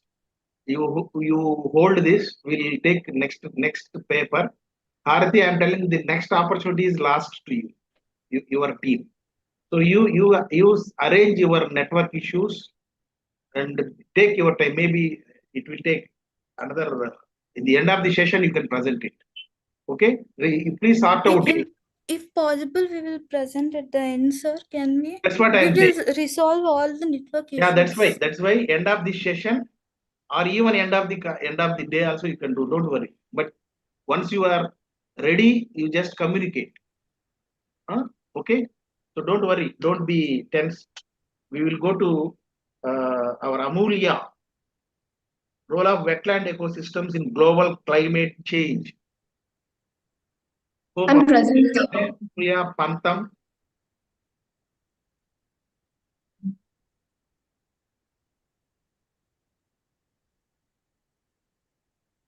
Are you able to see my screen, sir? Yes, yes. Not able to see you. Screen is. Yes. I cannot on my video, sir. Array minus. Go start. Go with your minus. No, you people should prepare for all this. So where you are, you can set some background. Online virtual presentation, virtual things are very much familiar to everybody. You are all experienced during COVID. That had learned, made us to learn everything. So keep some good background, anything, or check your network. Good afternoon. Yeah, if it is not possible, continue. Go ahead with your presentation. Okay, sir. Keep it Good afternoon. Good afternoon, everyone. I'm Amulya from EEE department, going to present about role of coastal wetlands in carbon sequestration.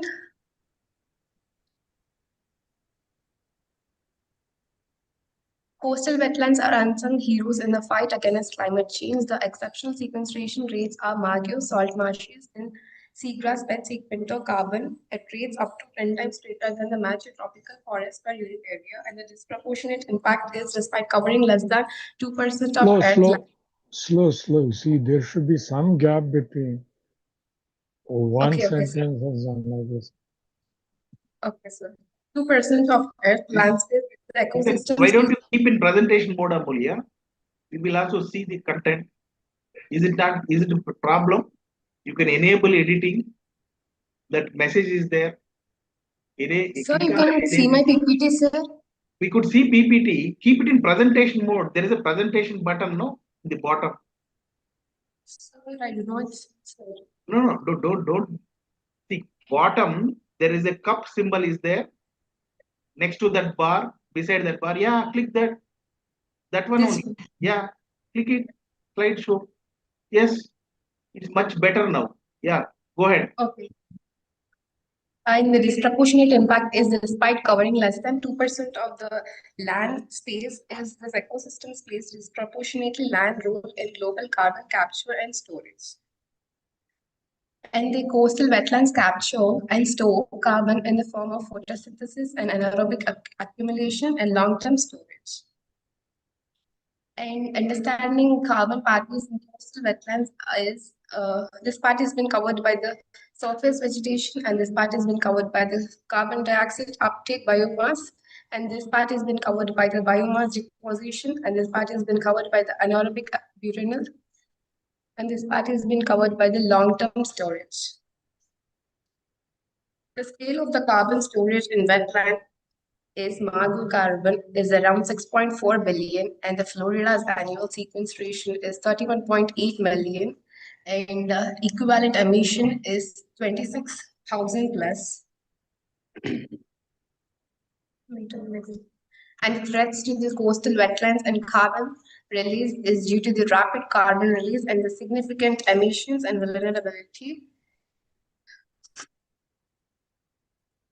A natural climate solution for the coastal wetland restoration is due to the increased sequestration and site conditions matter and methane management. And the earth protection commitment is by supporting conservation and scientific partnerships and policy advocacy. The urgency of protecting blue carbon for our future is irreplaceable sinks and powerful sequestration and collecting action. And finally, stand up for saving coastal wetlands. Thank you.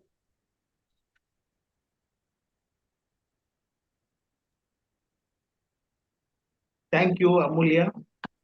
We take some comments from Chair Krishna Rao Garu, Bhaskar Garu.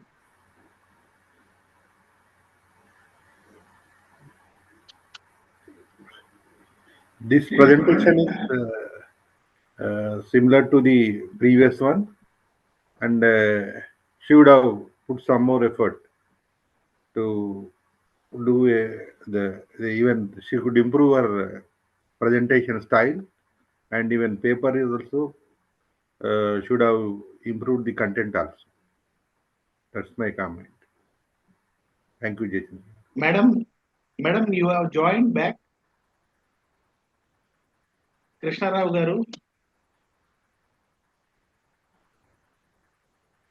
Yeah, are you able to hear me? Yeah, yes, sir. Yes, sir. Yes, sir. Somewhat disappointing, probably due to she probably had 1/3 role. Instead of that, she was compelled to take the entire 100%. So let us see what happens next time. Nothing. So we can No, go they are doing first time. So whatever they are doing, that is appreciable, no doubt. So the content is good. The content is good. But another thing is, is the time to just most of the students, when you see the titles, majority are the repetition of the subtopics mentioned in the brochure. See, that is only a topic. You can choose something relevant to that, but some kind of case study. Suppose if you stick to that topic only, that title only, there is a repetition, like Bhaskar Garu told, role of coastal wetlands in global carbon sequestration, same global climate change. So very similar, and same few topics are as it is same also. Then certainly you have to make some difference. Okay, of course, this is the first effort. Certainly, they'll come up with good work next time. With whatever it is, Amulya did good job. We need not worry. So we'll go to next topic and next paper from the Samskruti, Meghana and Vanilla, PVRIT. Are you there? Fluoride contamination in Nalgonda district, Telangana.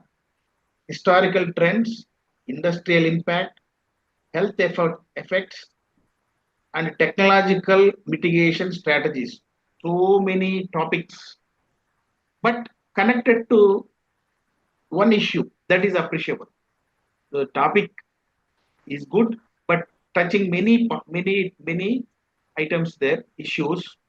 So if you are there, please raise your hands. Ravindra Garu will permit you.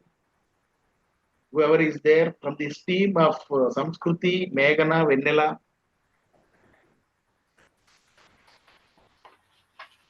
Please raise. So by the time one paper is concluding, the next paper authors, please raise your hand so that Ravindra Garu will be knowing who are waiting for next paper like that. I don't see anybody here from this team. Then I can move on to carbon sequestration by Sharmishta, Madhulalita and Sukirti. Yeah, Sharmishta is there.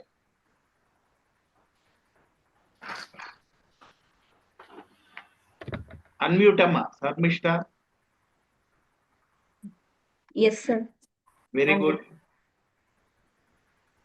One second, sir. My friend Madhu will be presenting. She will be starting first and I will be continuing next. Good afternoon, sir. Am I audible? Yes. Share your screen. Am I? Yes, sir. Yes. Share your screen, Amma. Sir, it is. I'm getting like host disabled attendance. Okay. Then you will get it. Just keep trying. Because he has to know who is presenting under. It's a common Go ahead. technical. Now you are permitted. Yes, sir.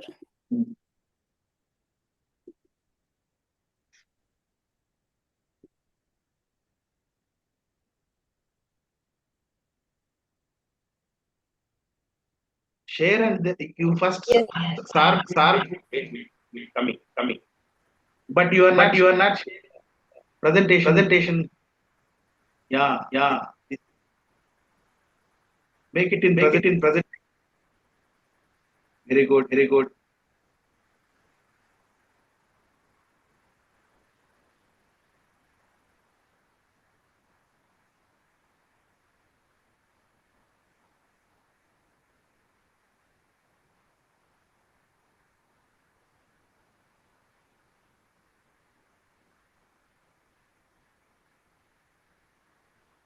You unmute.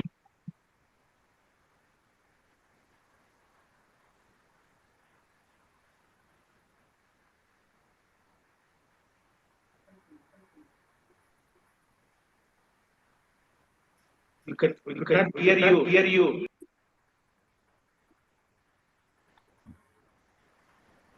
Change the window, Ma. You are sharing my window. Now, is it audible now? Yeah, audible. Yeah, sir. It is getting muted, so. No, Ma.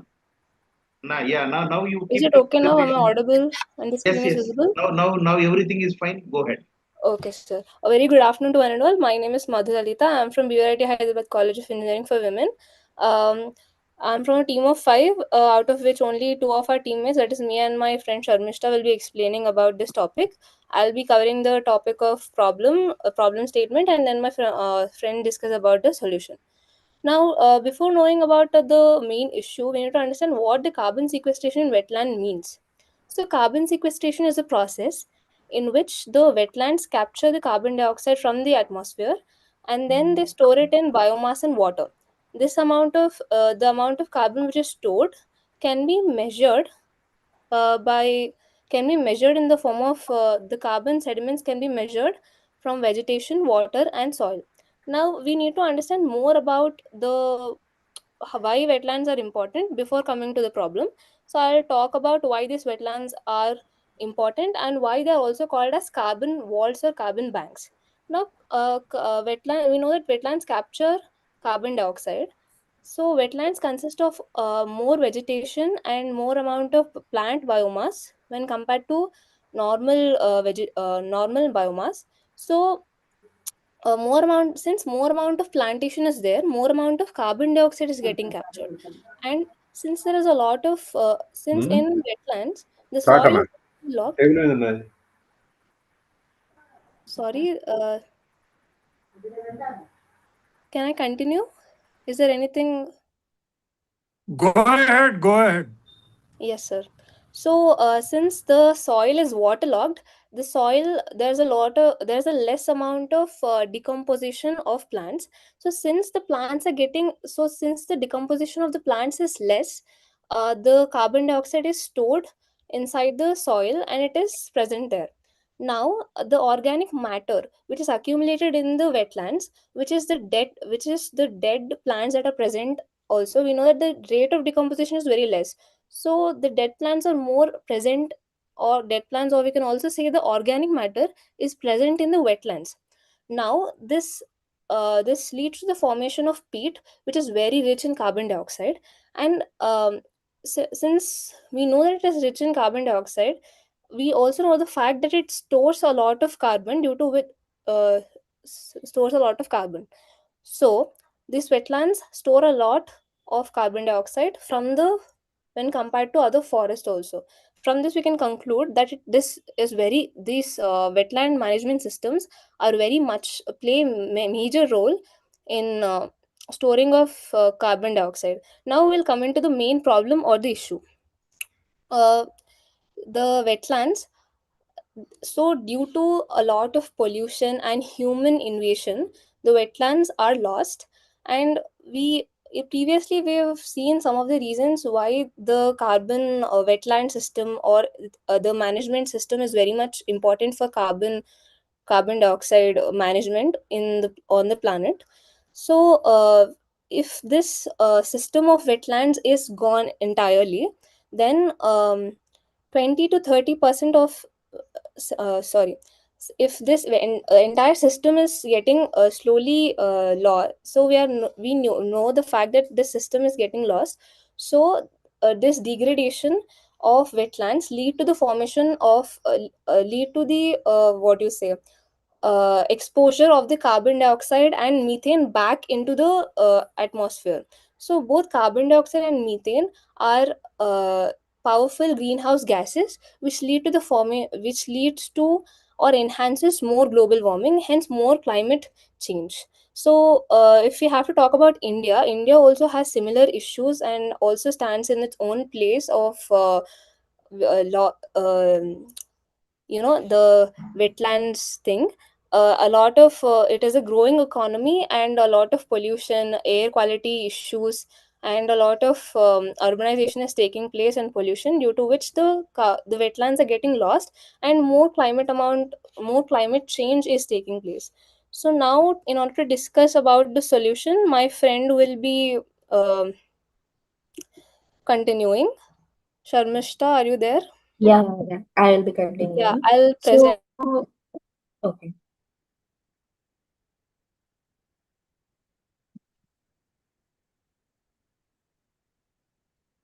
Yeah, coming to solution, this is something which is serious in India or in global wide. So, people are trying to buy carbon footprint and carbon credits, which is basically they are paying tax to government, which government is not taking any step against the reduction of carbon. So it's not like they don't want to, there is no proper solution. So this our ancestors have answered this several years ago. This is not new idea. We can use biochar, which is a material made from coal and mixing some type of natural substances. Actually, thousands of years ago, people in Indian subcontinent, and Amazon region created a special type of soil which is called terra pita by mixing charcoal in the ground and with other substances. So this substance can absorb carbon and store in it up to thousands of years ago. Thousands of years, and even now in the world, Amazon is the only forest which holds greatest percentage of carbon which is released in India. So in this way we can reduce the carbon footprint. So second solution is next slide, Madhu. And the next solution is floating wet platforms, and even this, it is an advanced solution of Asian technology. So similar to floating solar panels, there will be floating solar wetlands.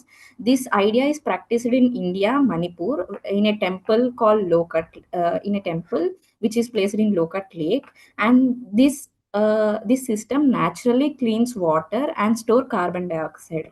So integrating these two, we can our innovation is that we can integrate these two with a dual layer of carbon capture system with combining these two. In the top layer, floating wetlands will capture carbon through the plant growth, and the bottom layer will be biochar, which is the soil traps the carbon with its property for hundreds of years. So this carbon by this carbon absorption increases rapidly, and methane emission decreases due to plant growth. Instead of just restoring wetlands, we should introduce such methods commonly. So in next slide, Madhu.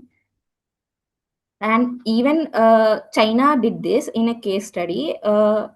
Actually, this case study was from China. To show this concept really worked, we took this. When biochar was added to wetlands, carbon increased by 20 to 40%, and plant biomass increased by 20%, and methane emission dropped by 10 to 15%. This is an realistic idea, and this supports our solution very gratefully. There are, and even to support this, there are many temples in India which are built in such a way to trap carbon dioxide and increase the plant biomass. Actually, we need to debug all these from our Asian history and practice this. This is our idea. Thank you.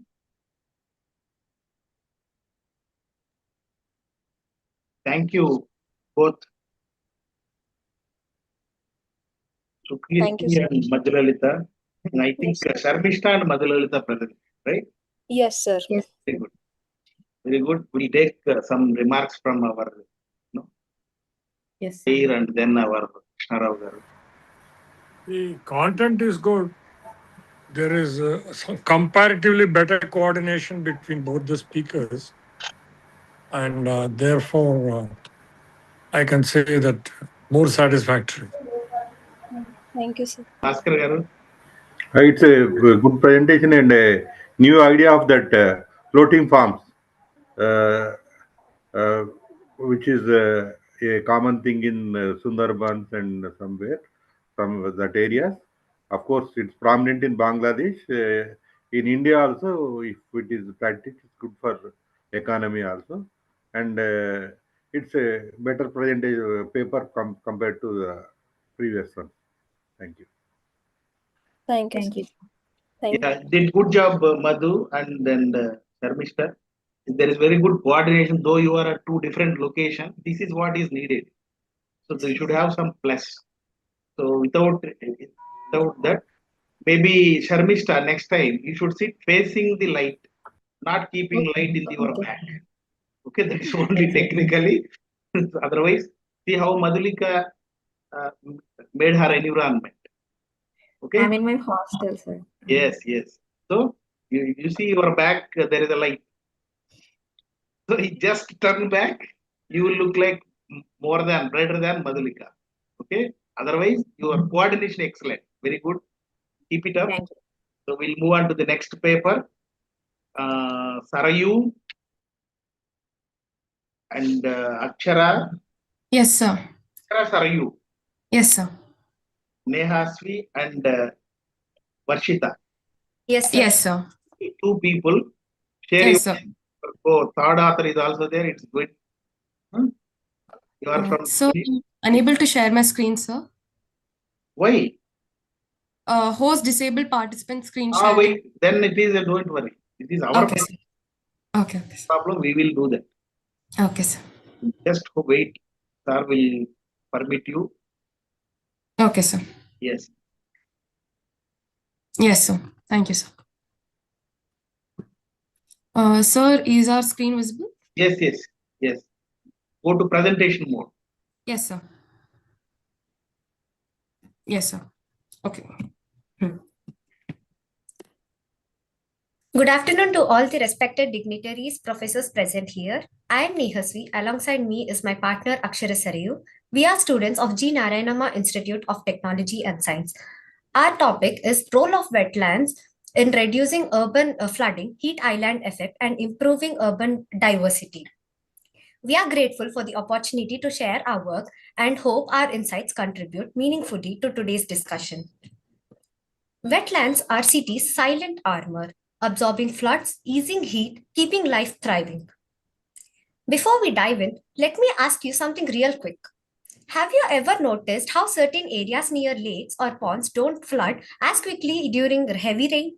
Or how it feels instantly cooler when you walk near a water body compared to the rest of the city? It makes us wonder what exactly are these wetlands doing that our concrete structures can't? The answer lies in something we often overlook: the urban wetlands. These small lakes, ponds, marshes, and floodplains inside cities are not just random water filled spaces. So, the real curiosity for us today in this: how do these silent water systems manage to reduce floods, cool entire neighborhoods, and keep urban wildlife alive? Let's break down the amazing roles wetlands play in our cities. Urban wetlands include small lakes, ponds, and marshy areas where water naturally gathers. They look simple, but they play a major role in balancing the city's environment. They manage rainwater, keep nearby temperatures cooler, and create homes for many life forms. However, as cities expand, wetlands are being filled or polluted, which leads to problems like increased flooding and heat. Understanding their value helps us realize why they must be protected. How wetlands help with flood control. One of the strongest roles of wetlands is controlling floods. They act like natural storage tanks that hold excess rainwater during heavy rainfall. Instead of water rushing into roads and drains, wetlands slow it down and store it temporarily. This reduces sudden flooding and gives drainage systems enough time to function. They also let water slowly seep into the ground, helping recharge groundwater levels. So, wetlands are a natural and cost effective way to manage flood risks. How wetlands help with heat mitigation. Wetlands also help cities stay cooler. Urban areas heat up quickly because of concrete surfaces and buildings. Wetlands balance this heat by releasing moisture into the air and by having large water surfaces that absorb heat during the day. The trees and greenery around wetlands provide shade and prevent heat buildup. As a result, areas around wetlands are often noticeably cooler, making them more comfortable to live in. Support for biodiversity.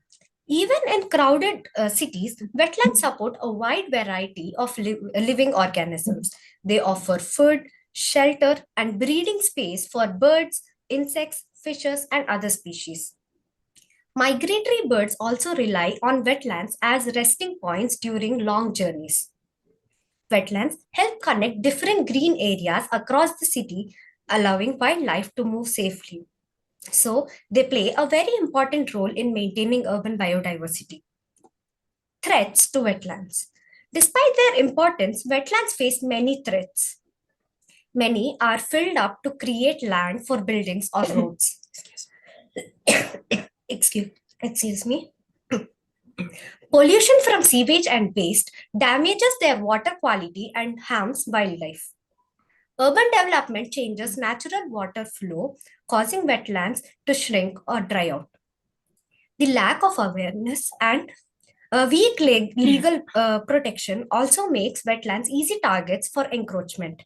If these issues continue, cities will lose a natural system that protects them from heat, floods, and ecological decline. Now, my friend Akshara Saryu will continue the presentation. Monitoring and design strategies for urban wetlands. Monitoring strategies. To keep wetlands healthy, we must monitor them regularly. In many cities, tools like remote sensing and satellite imagery are used to observe changes in wetland size and seasonal water levels. This helps us quickly notice if a wetland is shrinking or being encroached. We also use GIS mapping to clearly record the boundaries of wetlands, which help us protect them from illegal construction. On ground checks like water quality testing, measuring pH, dissolved oxygen, and pollutant levels tells us how healthy our ecosystem is. Another very helpful method is doing biodiversity surveys. If birds, fish, and insects continue to live there, it usually means the wetland is functioning well.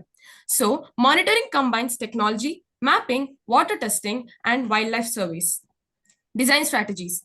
Once we monitor wetlands, the next step is to design them properly so they function well. One important approach is integrating wetlands into green infrastructure. Instead of building only concrete drains, wetlands can naturally store storm water and reduce flood pressure. Cities also create buffer zones with vegetation around wetlands. This protects the wetland from pollution and reduces human impact. Another key method is restoration, removing waste, improving water flow, and planting native species so the wetlands becomes healthy again. Many cities make wetland parks with walking paths. This allows people to visit, enjoy nature, and learn about the wetlands without harming it. Policy and planning recommendation.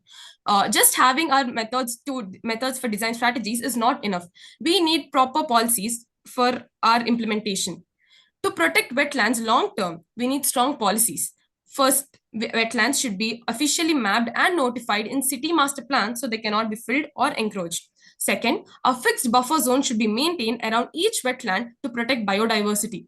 Third, wetlands should be treated as a part of cities' drainage and green infrastructure, not just as empty land. Policies must also require regular monitoring and ensure that wastewater is treated before entering wetlands. With proper planning and legal protection, wetlands can continue to reduce flooding, cool the city, and support wildlife. Community participation and awareness. With just having a strategies, policies, it does not mean the wetlands can be saved. We need our support, community, society, participation, and involvement to save them. Even the best policies need community support.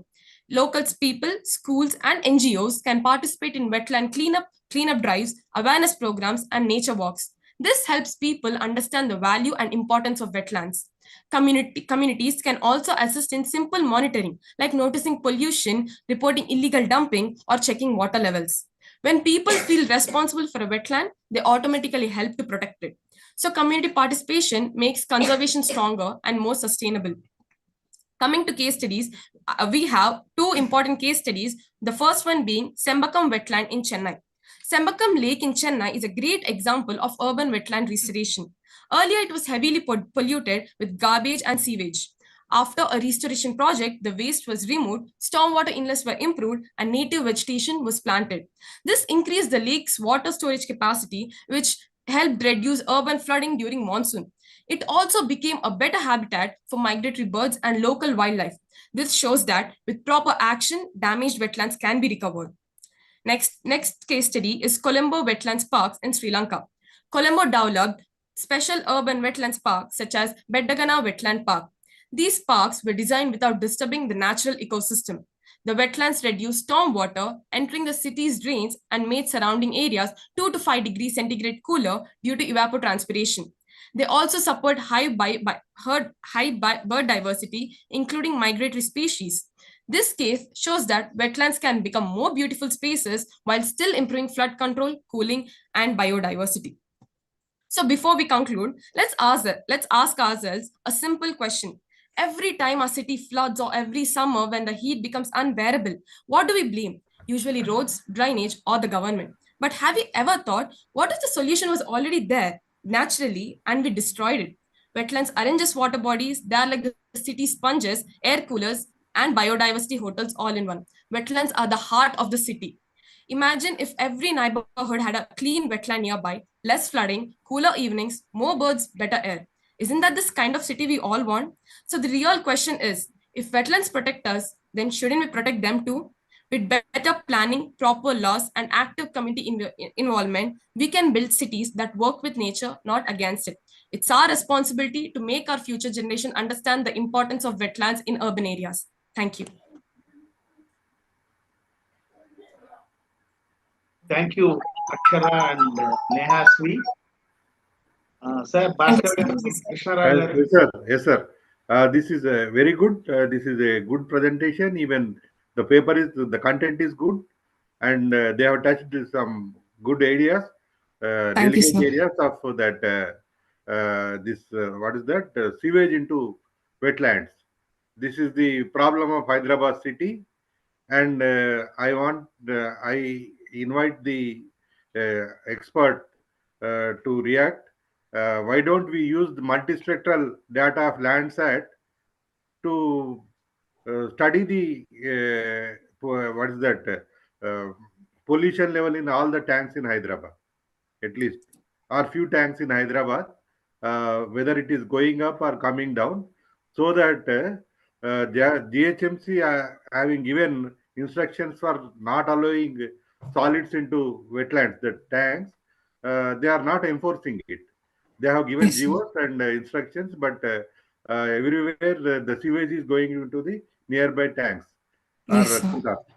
So that can be checked by, you can, as a our environmental friendly organization, we can try this effort. We can take initiative to generate a report of pollution in the tanks of Hyderabad. It's a good.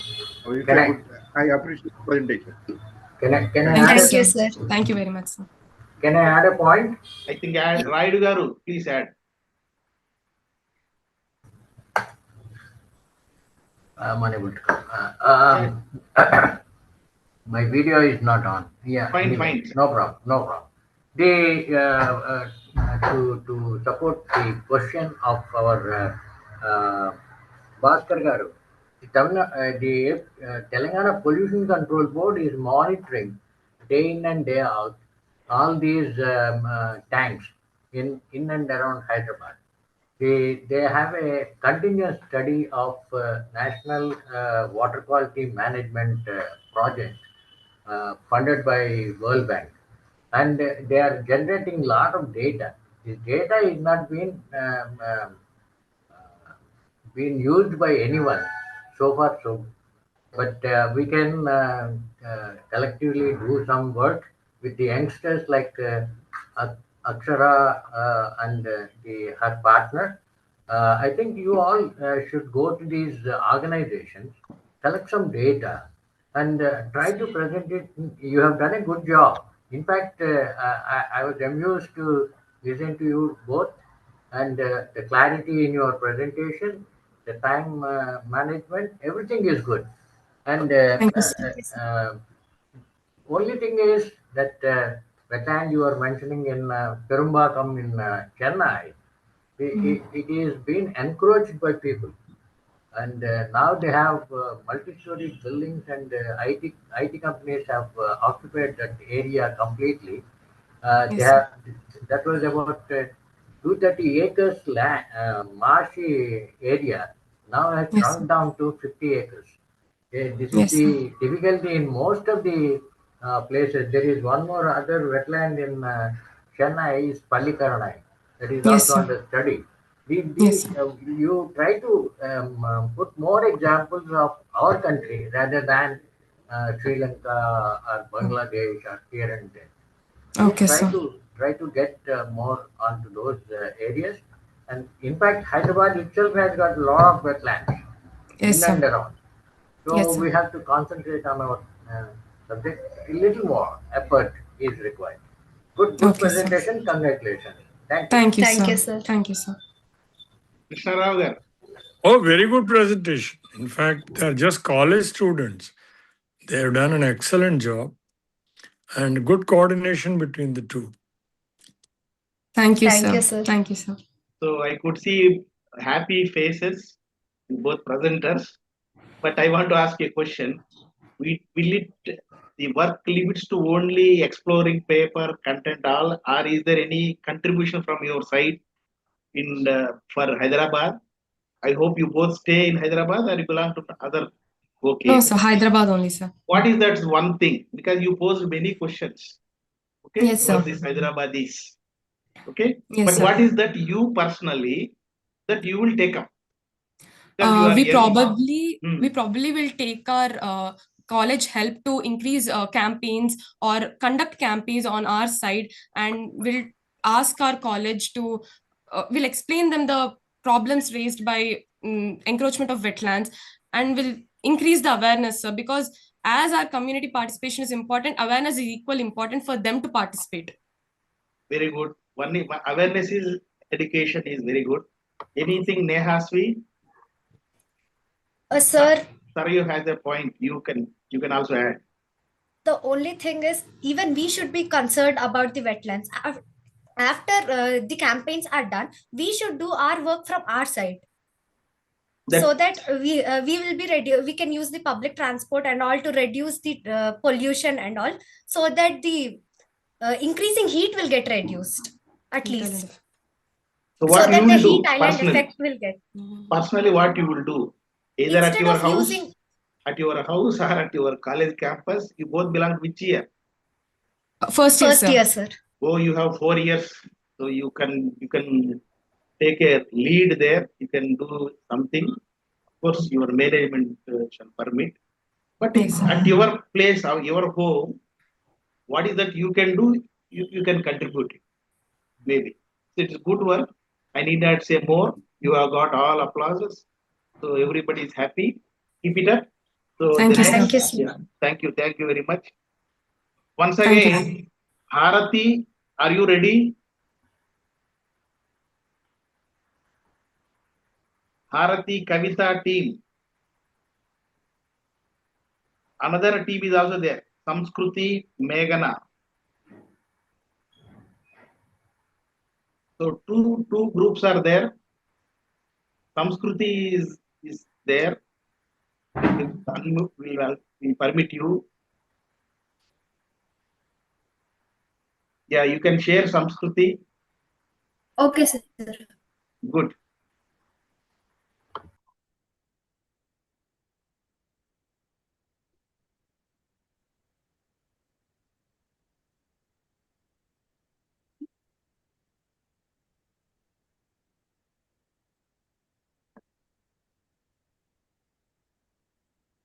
Sir, is that my screen visible, sir? Screen is not shared, Amma. Maybe we come. We could hear you. Yeah, some screen is your network is low. Yes.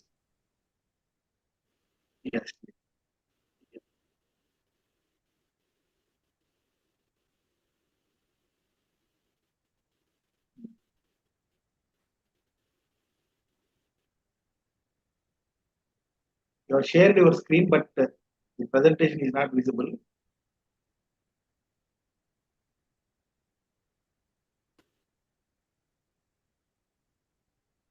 Yeah, click on the presentation window. Good.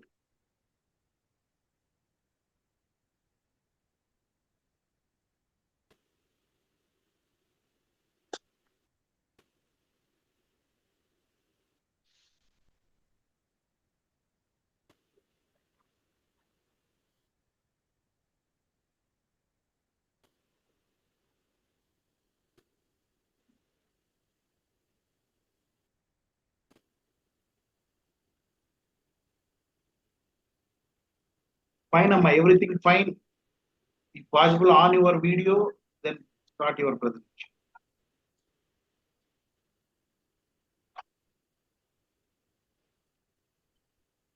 Unmute yourself.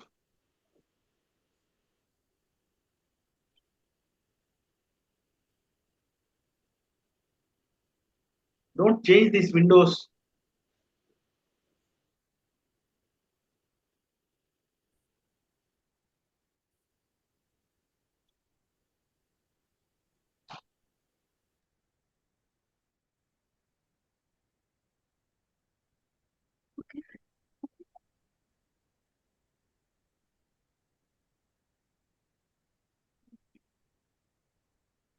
Good afternoon, everyone.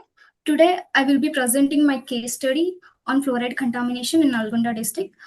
These study focus on the scientific background, Why your presentation not visible? historical causes, the impact on human health, and the treatment techniques. I'm sorry, sir. There is a network issue in my college. No, you try. Otherwise, you proceed. Don't worry. Earlier it came good. There is a click on that. Okay, sir.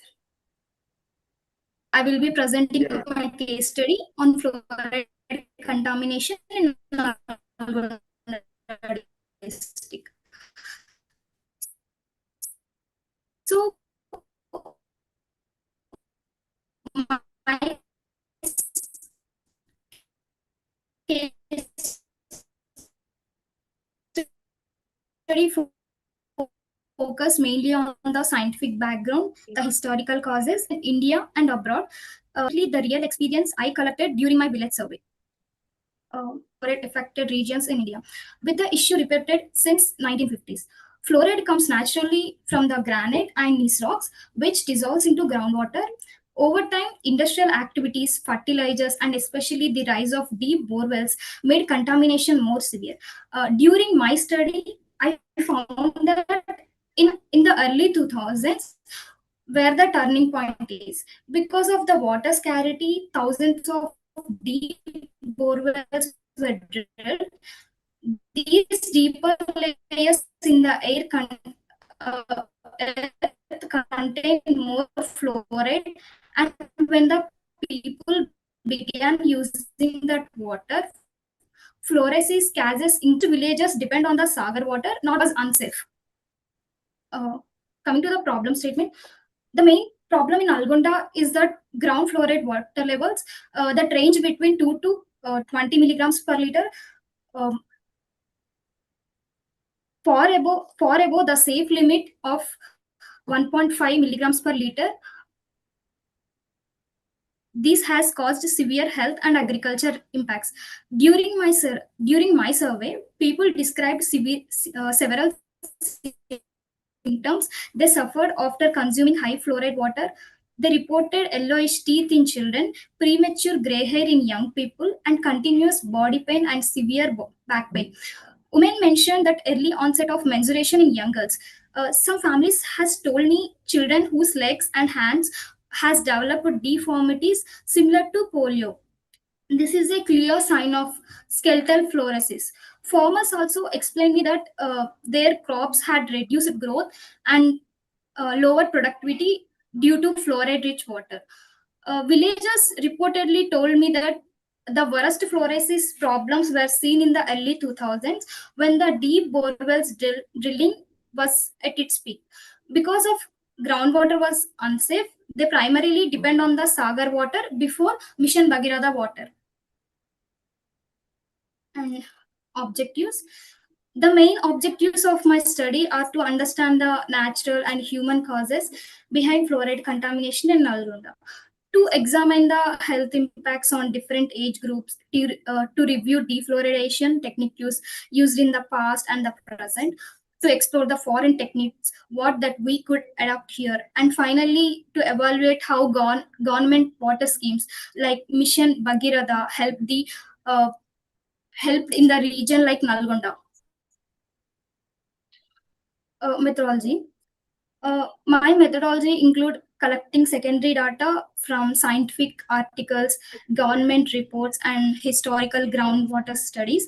I conduct field visits and observe household water practices. And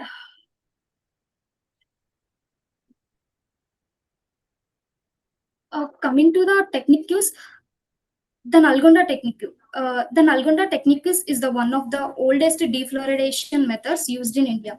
It works by adding alum, lime, and bleaching powder to fluoride contaminated water.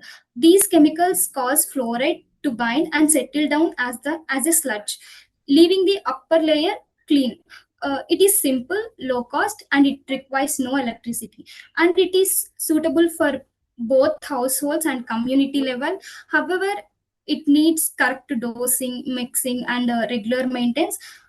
When maintained properly, it can effectively reduce fluoride to safe levels. Reverse osmosis, another one of the important technique. Reverse osmosis is the most widely used modern technique membrane that blocks fluoride and other dissolved salts. It produces high quality drinking water and removes fluoride almost completely. However, this reverse osmosis is expensive. It requires electricity and produces a large number of wastewater. Many rural RO plants fail due to poor maintenance and irregular servicing. And another technique is activated alumina. Activated alumina is a porous material that attracts and absorbs fluoride ions. It can reduce fluoride effectively if regenerated regularly. The drawbacks that are it needs chemical regeneration and trained technicians. Villages often stop using it once maintenance became difficulty. So, and coming to the foreign techniques, what we can adopt.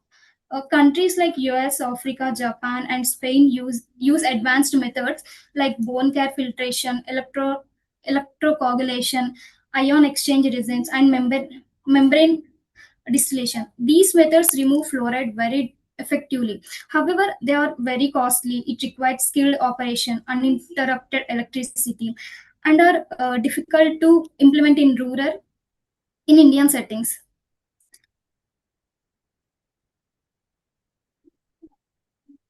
Coming to the outcome, the study revealed that fluoride levels in many parts of Nalgonda still remain higher than the safe limit, especially in deep borewell water.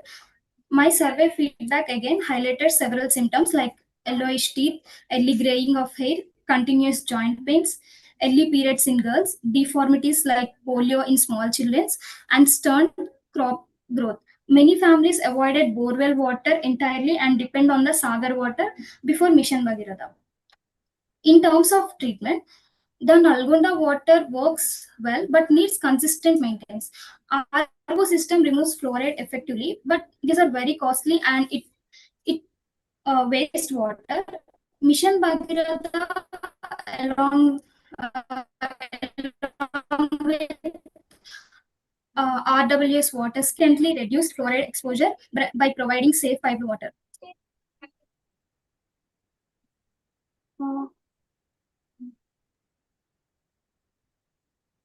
Coming to the conclusion, in conclusion, fluoride contamination in Nalgonda is the result of both natural and geological factors and human activities, especially the aggressive drilling of deep bore wells. My survey clearly showed that the worst health issues were seen during the early 2000s. The government water schemes like Mission Bhagirath have brought major improvements by supplying treated water to households, but long-term solutions require continuous maintenance of water systems, awareness using resistance, and reduced dependence on the groundwater.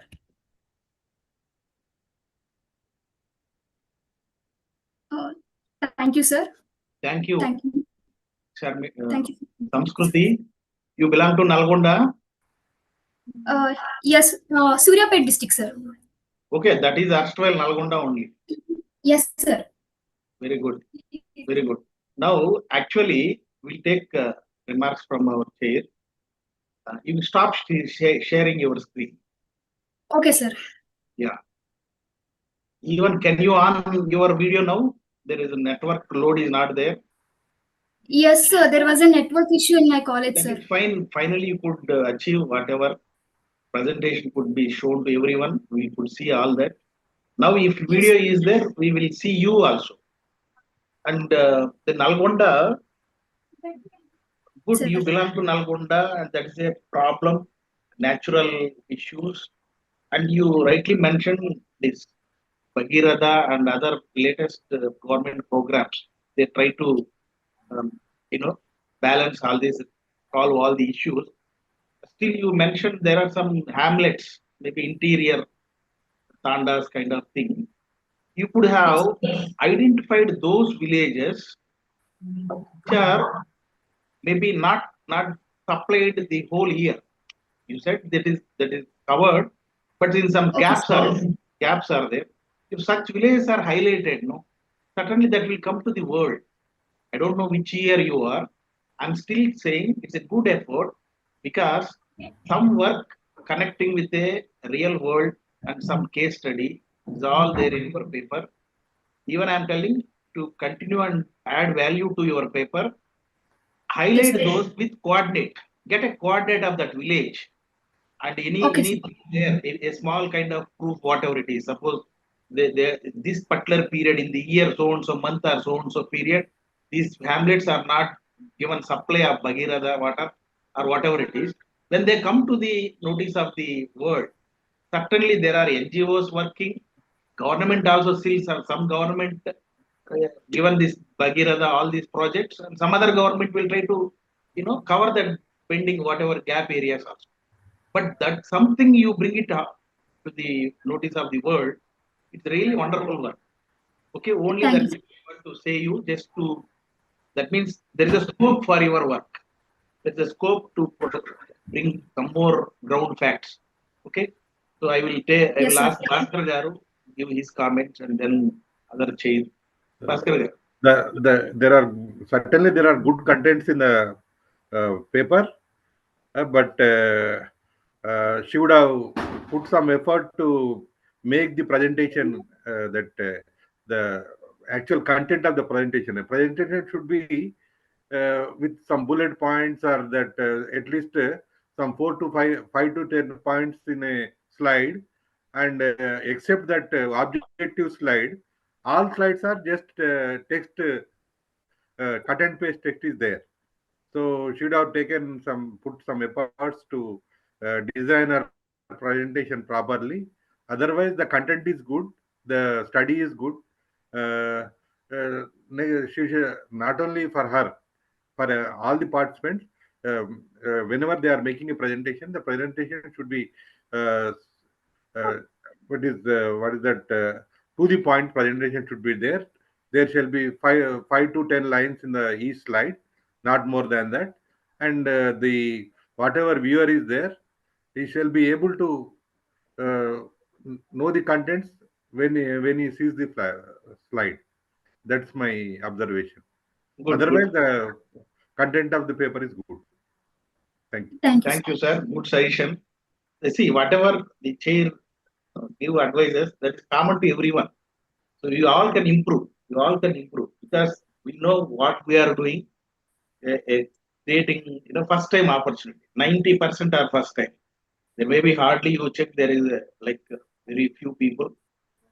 Otherwise, so everybody will have some learning. Good. Krishna Rao Garu, if you are there, can you add? Yeah, I'm there. The content is good, but probably because of some internet connectivity, there were some gaps in the audio part. Otherwise, it's relevant. It is not as a theoretical, some far away, some country irrelevant. This is Nalgonda district, and therefore it can be utilized as a case study, and probably if there is any disruption in the supply of Mission Bhagirath, that can be that information can be gathered and communicated to the concerned. The BRS government, I think, completed Mission Bhagirath, but there may be some shortages. Sometimes the water available in the Krishna water supply scheme may not be sufficient. Priority is given to Hyderabad city, and maybe there is some shortage. But unless we know what those villages are, tandas are, it's not possible to take any remedial action. Good paper. Thank you, sir. Then can we call Harati? Are you there? Can you try your side? Though the time is almost, we could cross that session, but still, because we don't want to discourage you, you can take a few minutes. Harati, if you are there, you want to give a try now?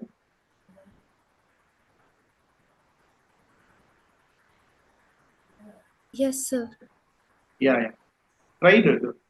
Don't disappoint. Whatever network you have, you try now. We'll see so that we will conclude this session.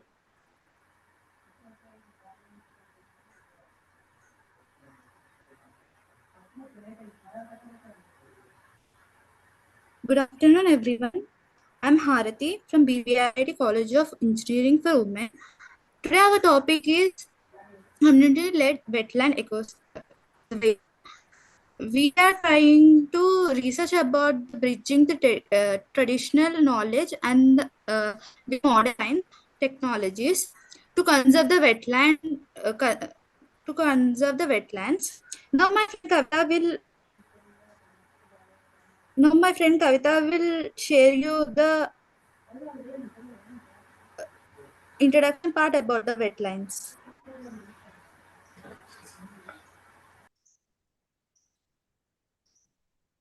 My advice to you both of you, see, introductory is common. Now, community wetlands, your focal theme, that community-led wetland conservation. I request you to focus on that, and then explaining the same thing, because everybody is talking about the wetland. What are wetlands?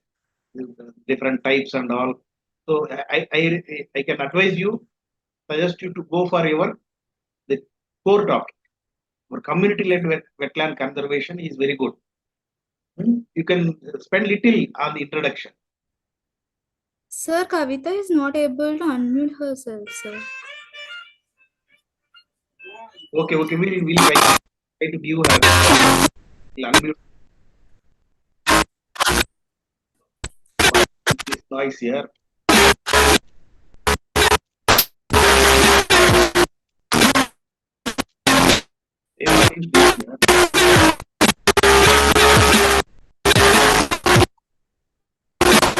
Ravindra garu,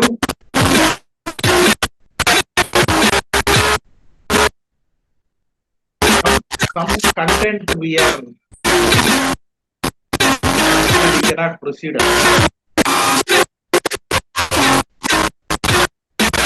Can we at least share it into the mail, sir? She has a network issue. She's not able to speak. No problem. You present it. Don't worry. I will present my own slides, sir. Kavita, possible. You unmute now.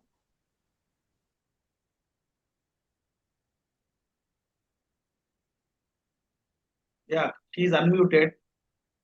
If she can present, fine.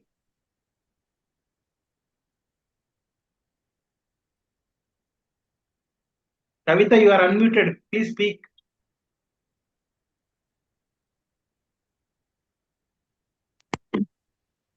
Yeah.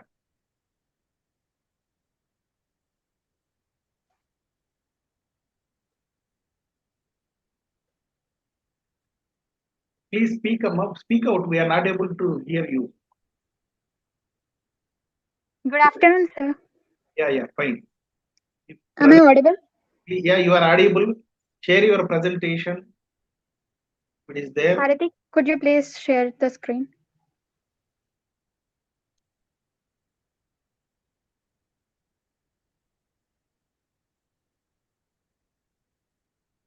One of you share your screen so that you both can.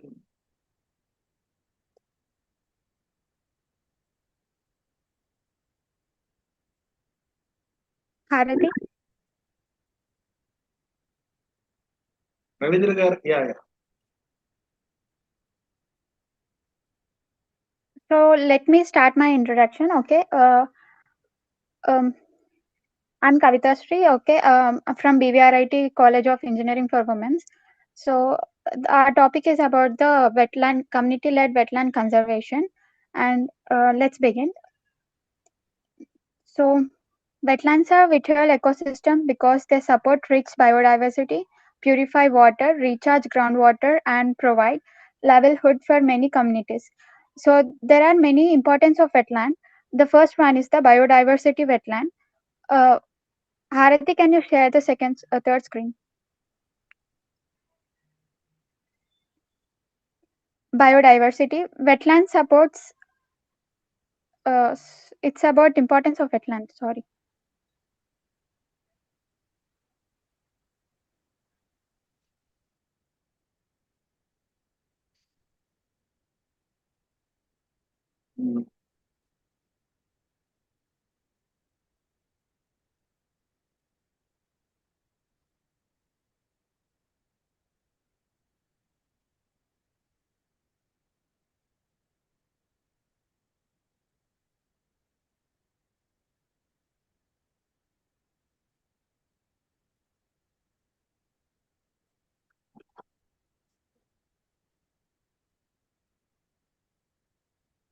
You stop here.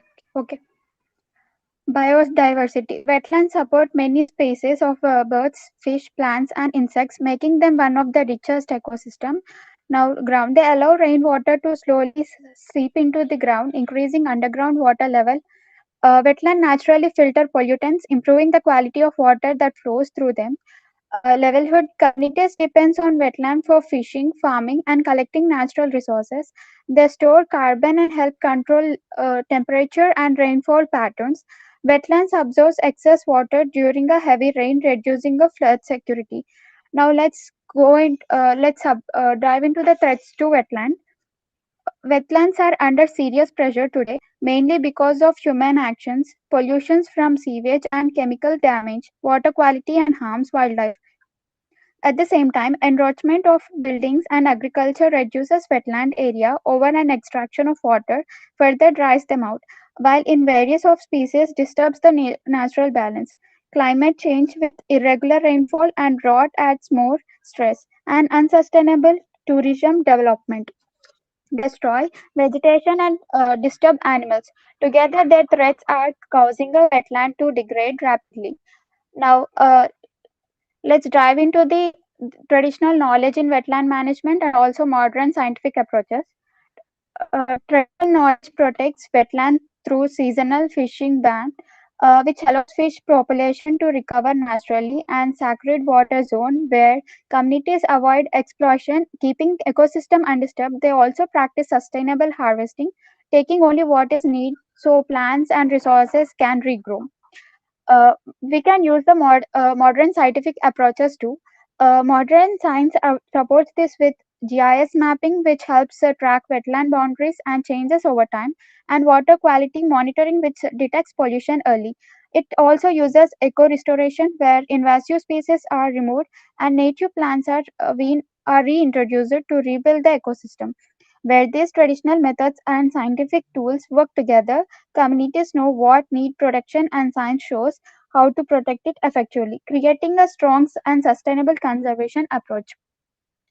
Now, my friend Harati will be continuing. Harati, go ahead. Now we are coming. Now we are coming to the bridging traditional knowledge and the modern science.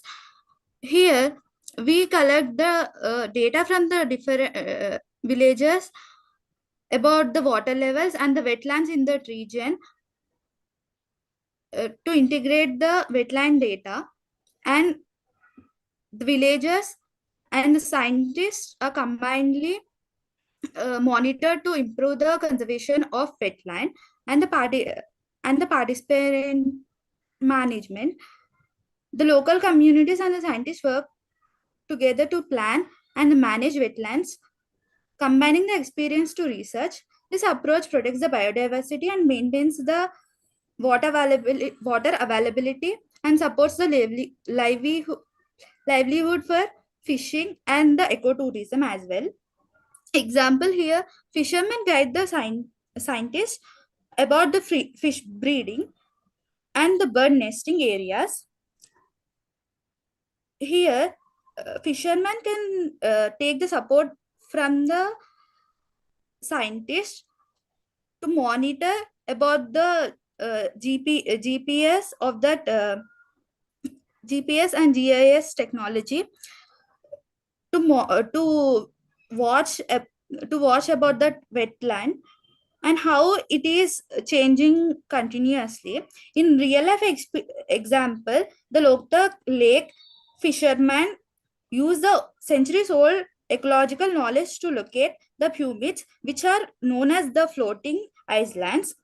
It is a critical method to conserve fishes and the wetland.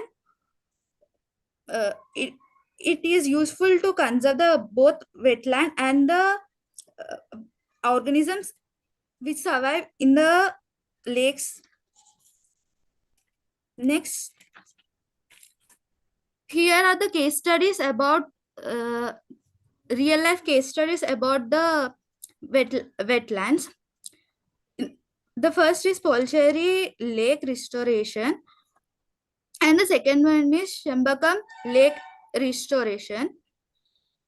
Apart from these two case studies recently, we also have the old restoration places.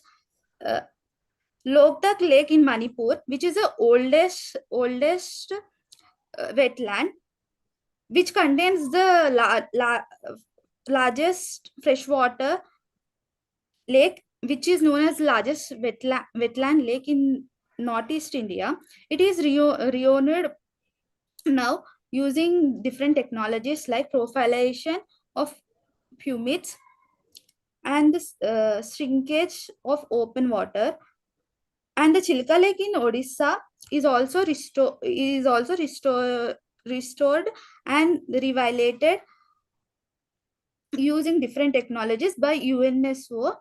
And this Chilka Lake is under the UNESCO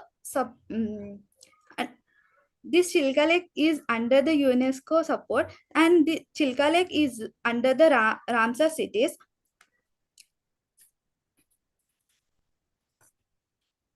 To protect the lakes, we need government support as well, not only the local community support. Government established a treaty called Ramsar Convention. Here in the Ramsar Convention, the sites are designated through the process of by the process which is led by the national government. The process of wetland is identified by the biological and hydrological quality of that wetlands by the Ministry of Environment and Forest Climate Change Authorities of India. As of now, November 2025, 94 Ramsar cities are designated wetlands of internationally approved. The largest Ramsar cities in India are located in Bihar, which is Katihar district, and the lake is Gorabel Lake. Here in Tamil Nadu, here in South India, we have the highest number of Ramsar cities, which has largest water content in it. In Tamil Nadu, we have Kairavati Lake, and in Odisha, we have Chilka Lake. And the smallest lake in India is known as is located in Himachal Pradesh. The challenges of wetland. Basically, the wetlands has faced a lot of challenges like pollution caused by the discharge of untreated waste sewage water by the industries and the fertilizers and plastic degradation and many more. The example of this is Palikarani Marsh. lake. The solution for this is using or installing the wireless sensor networks, WSN, for the real-time monitoring of water parameters like pH and the turbidity, and the sensing the microplastic in that lake.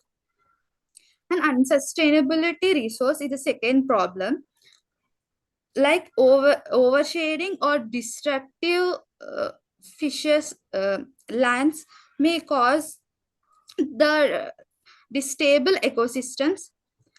As we see in the Lactac Lake, there are necessary solutions to take, like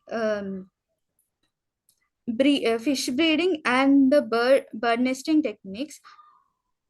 And the third problem is invasive species. The non-native plants which are already in the lake, like water hyacinth and the invasive fish, which causes disturbance to the lakes. We can guard all this by the bioacoustics, which actually helps in identifying the different species sounds, and helps the fishermen or the scientists to monitor about all those organisms with the frequency. And we can identify microplastics present in that lake up to 5 mm up to 5 mm. Arati, you conclude. So we are too much delayed. We are encroached into the next session also. So try to conclude. Okay, sir. Conclusion. Wetlands are very critical ecosystems that provide the essential services such as water purification, flood regulation, and minimizing the carbon storage. And the wetlands are habitated for many for many organisms like fishes and other organisms. Combining all the traditional and the modern science, we can conserve the wetlands.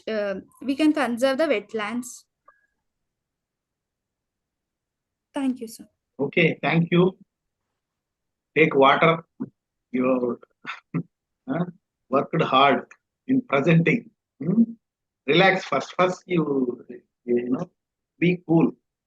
So you are both are first year. No, sir, we are second year. Second year. Then why you have so much tension? Actually, due to the net connection, we were panicked, sir. That That is we one can minus able point. But to. you should be having the energy. Okay, anyhow, we'll quickly sum up this session. Bhaskar Garu, then finish on this paper and the whole session also. This paper, the paper is the contents are good. They should improve their presentation skills, particularly Aarti. And regarding other papers, of all the papers, the first one, agentic AI, is a good, very good paper. Good initiative, and they can even work in more deeper into the subject, and they can try to implement as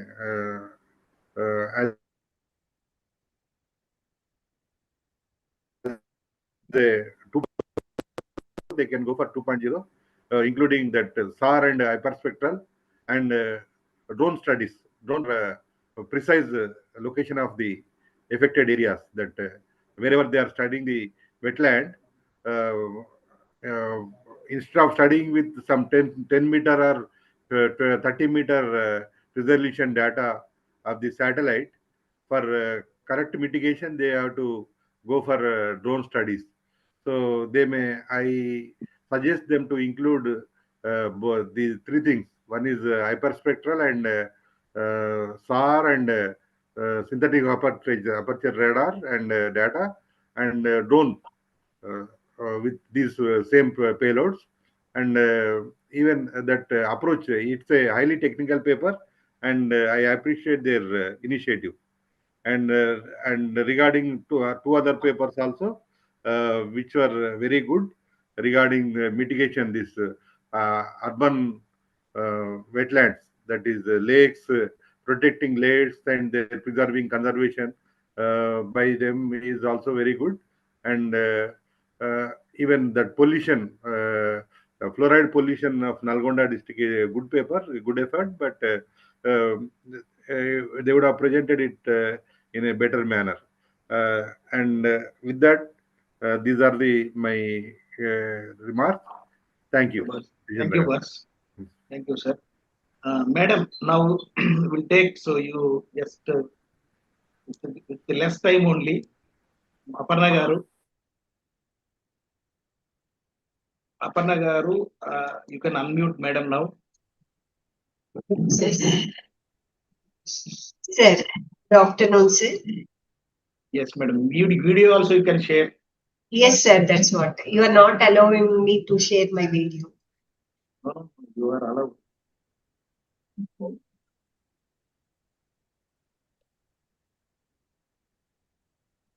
So I'm getting there.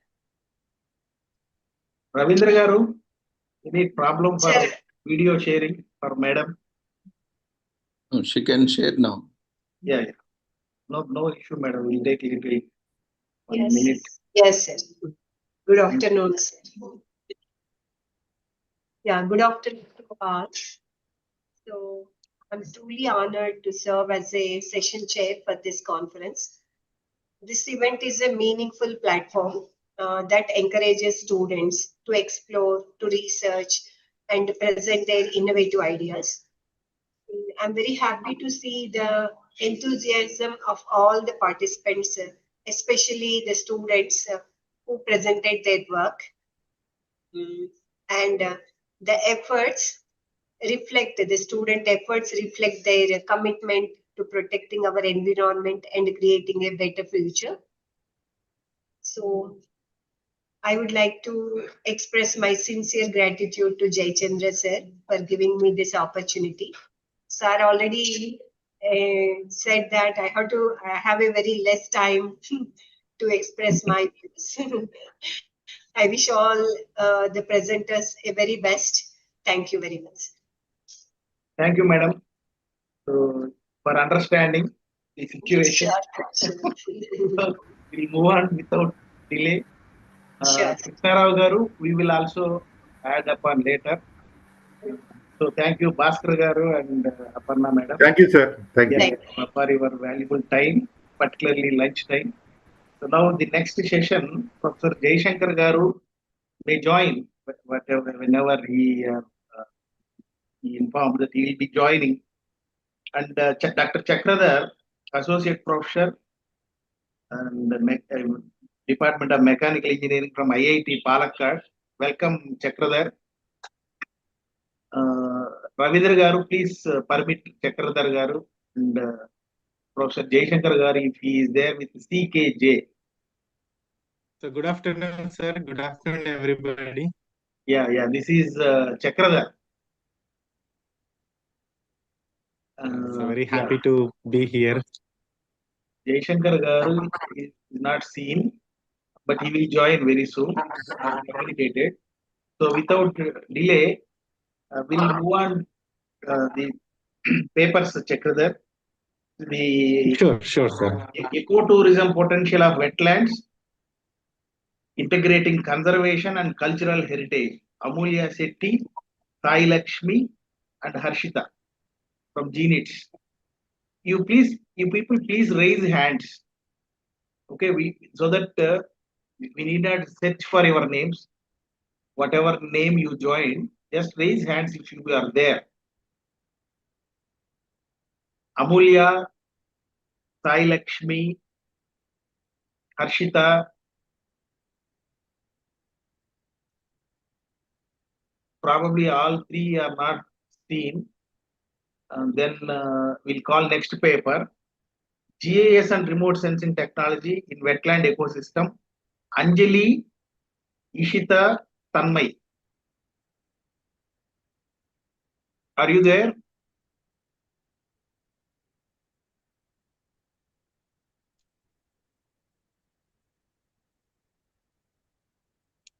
So third, number 3 of the session, and this is Goda Sri.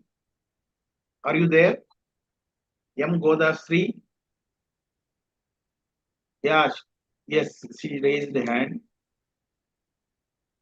Unmute.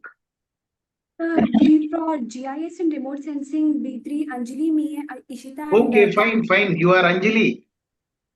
I'm Ishita, sir. Very good. Okay, Ishita, you proceed. Share your screen, and very good.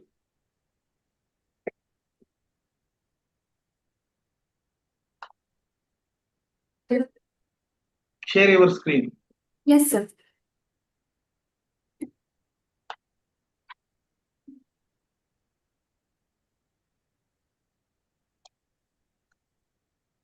Screen, is it visible? Yes.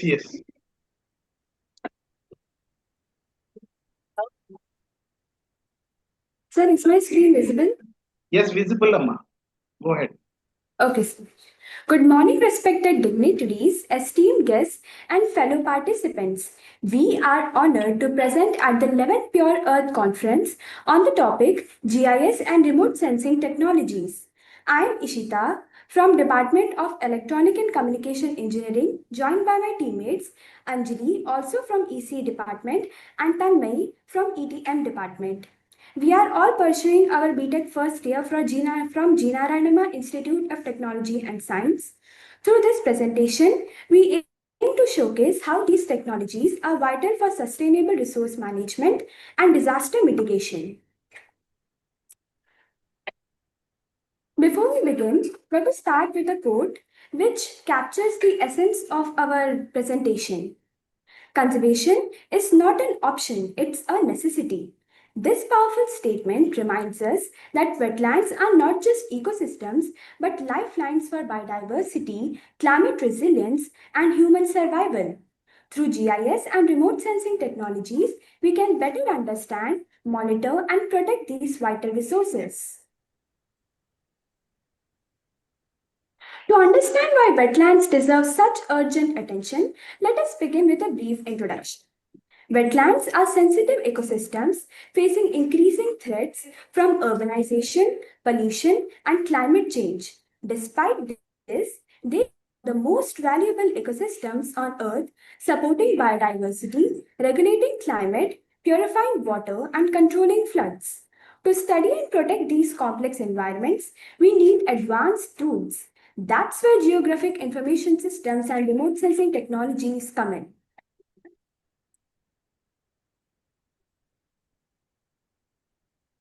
With this foundation, let me walk you through the key topics which we will be covering in our presentation.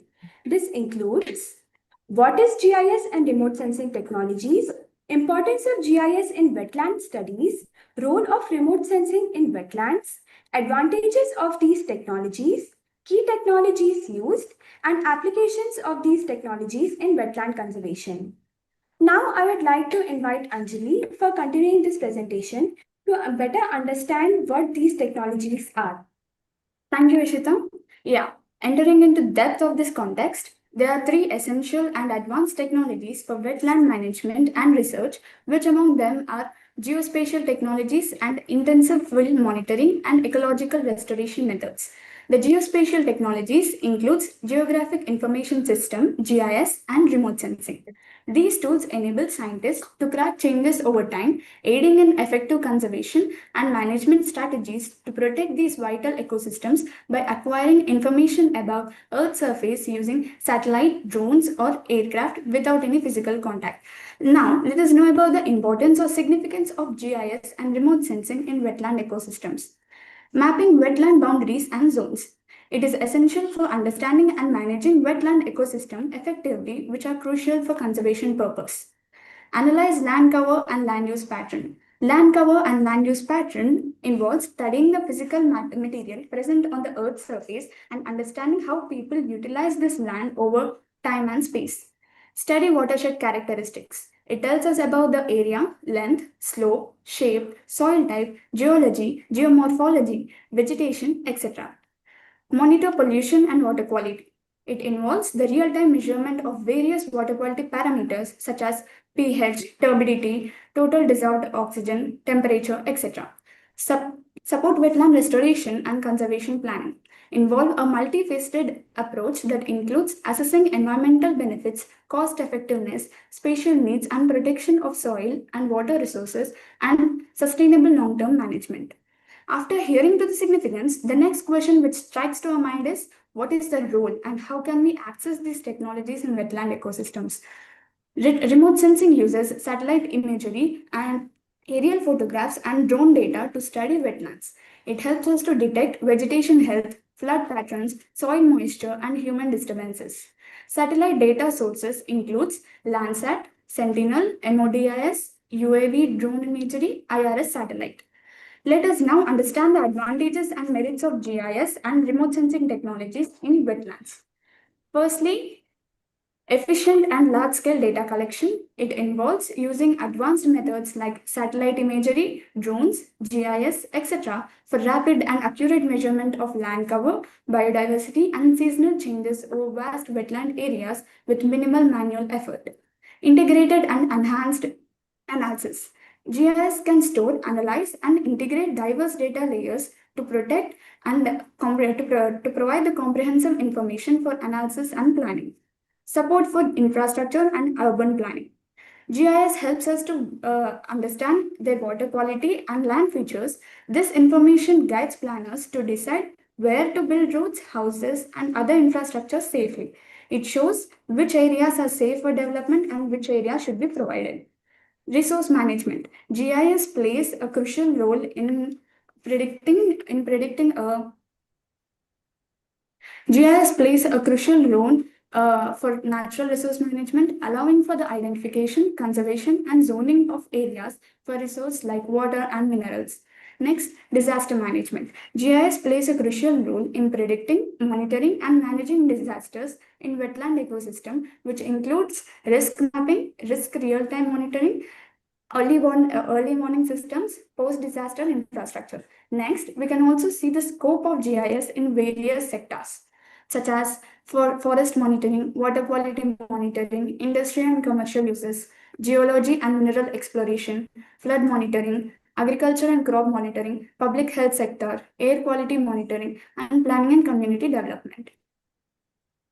Thank you, Anjali. Now with this, I request Tanvi to continue further with her presentation. Thank you, Ishita. Now I shall continue. Now let me share you key techniques involved in GIS and remote sensors. So basically we know key techniques refer to most effective and essential methods to gain and achieve success in a particular field. So now the key techniques of this GIS are: firstly, it is digital elevation models, DEMS, for hydrological mapping. So these are computer-based methods that represent landscapes, water flow using data such as elevation, remote sensing, and GIS. The second one is NDVI, Normalized Difference Vegetation Index for vegetation analysis. The title itself says about the vegetation. It is a widely used remote sensing method for analyzing the health and density of the vegetation using sensor data. The next is spectral reflectance for water and soil analysis. It involves evaluating how different surfaces reflect, absorb, or transmit energy at various wavelengths. The next is GPS-based field survey integration for accuracy. GPS itself says that the global positioning system technology, which has a lot of accuracy, and as well as here, it also improves accuracy, efficiency, data collection in the field.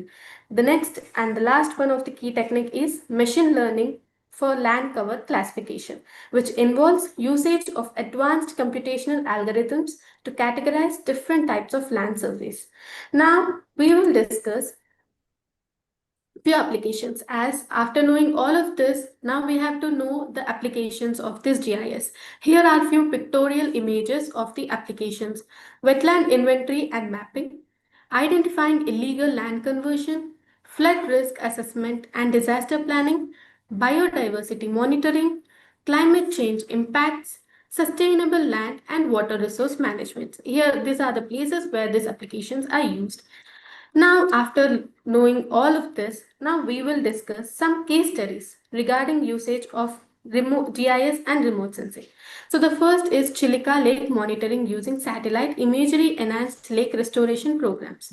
In this, it is a primary example of using satellite imagery and geospatial techniques, as well as we can see here the one of the key technique is used, which is DEMS.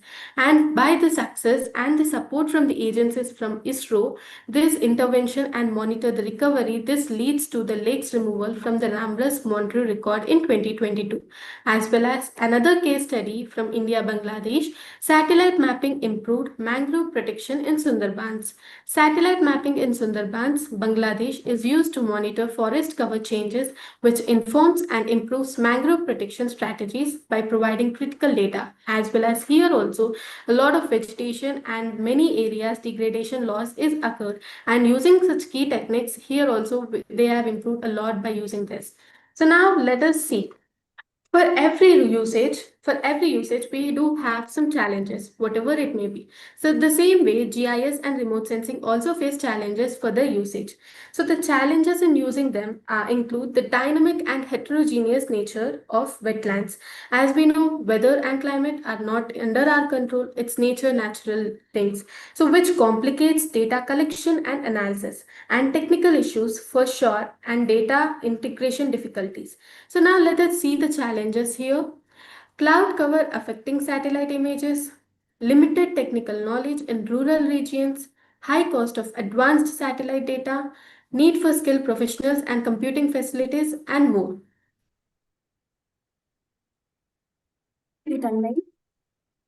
Now you all would be wondering how these wetlands affect human lives and Earth itself.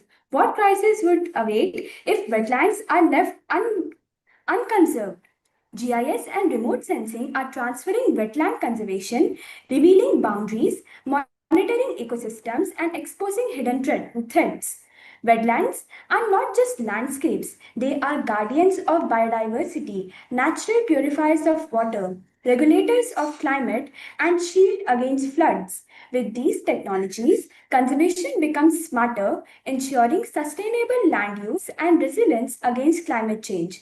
But without wetlands, we invite biodiversity collapse, polluted waters, devastating floods, and warming planet. Protecting wetlands is no more than ecology, it's survival for human and earth itself. Now, I would like to conclude in this way. GIS and remote sensing technologies have transformed wetland research and management. They provide accurate, efficient, and large-scale data for assessing wetland health, biodiversity, hydrology, and climate risks. Continued advancement in technology, capacity building, and integration with field studies will improve wetland conservation and support sustainable environmental management. These are the references which we used for making this PPT. Now, I would like to sincerely thank the organizers of Pure Earth Foundation for this opportunity, and we look forward for more such opportunities. Thank you. Thank you, sir. Thank you, sir. sir. Thank you, Nishita, Anjali, and Tanmay. Which year you are on? First year, sir. Branch? We are from EC, sir. And ETM, sir. EC and ETM. Yeah, okay. Now you will take up electronics in your future, or you will go to GIS remote sensing? As we joined EC, so we wanted to continue with GIS and also with electronics department also. So we'll manage both things. We look forward for the opportunity. Before this conference and this topic, before this, you are aware about GIS and remote sensing terms? We heard about remote sensing, but we are not aware of GIS, GPS, and all few these terminologies we were aware completely. Then you are talking like as if you know a 30-20 years of GIS remote sensing background. So we practice, sir. We practice a lot for this presentation. I am finding myself in a difficult situation. And almost from 30 years I am serving in this GIS domain. But my students, and I get students with sir, we don't know what is a map, we don't know what is a scale, what is the resolution, but you are what Bhaskar gar, suddenly you are coming with. Yes, this is a very good presentation. Very good presentation. Thank you, sir. They spoke like experts. Right. Thank you. Okay, got your remarks. So now we'll take the actual sessions. Chakradhar. Chakradhar, Yeah, yes. so very nice presentation, sir. So Ishika, Anjali, and Tanmay, you have done a very good job. So Thank you, since sir. you are in first year, so this is a like a small introduction for you. So this should help you to take up a future projects in the area of this one. So wetland conservation, GIS, all these things. So wish you all the best. Thank you. Yes, Thank you, sir. we'll definitely look We'll, for. Thank you, try. sir. We'll move Sir, on to the yeah. Sir, if you don't mind, we are having an important class now, so can No, we no, you rejoin please again? carry on. Your job is over. Just shut. Thank you so much. Shut down. Thank you. Wow. Then you, Thank you whenever you once have again, time, you join back. Thank you, Next sir. paper, I recall again Amulya Shetty, Sai Lakshmi from Delegates, Arshita. If you are there, you can quickly take over. Otherwise, even the next paper, Goda Sri. I saw Goda Sri name.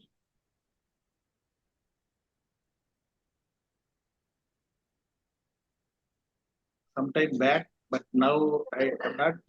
Kindly raise your hands, so in this order. Esther is there.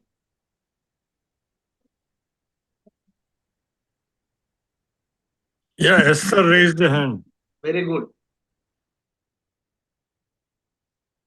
Yeah, you are permitted. Godasri is also there. So who will present? So it will be Godasri. Huh? Welcome, Jayshankar Garu. Thank you. I'm just listening. we have not witnessed. No problem. Go ahead. Sir. Thank you very much, sir. Yeah, Godasri.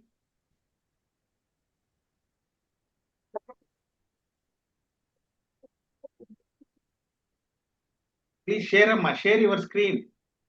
Start introducing when you are given opportunity. You can do multitask. Time has to manage it effectively. That is very important. Are any difficult also? First you spell out. Still try. We should not wait till everything is ready. We should manage that. So introduce yourself about your topic. By the time your presentation, you can set it.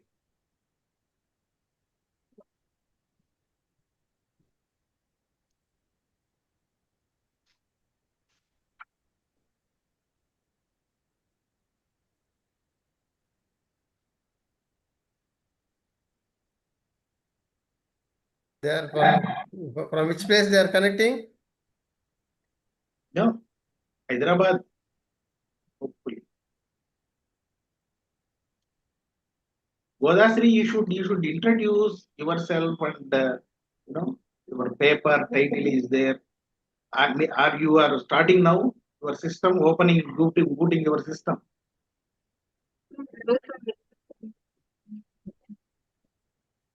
No voice. Check the mute.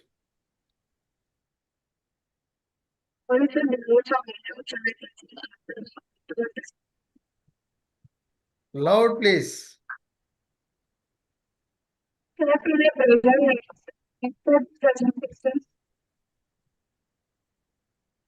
If you have the network issue, you stop your video, then you please go ahead with your presentation.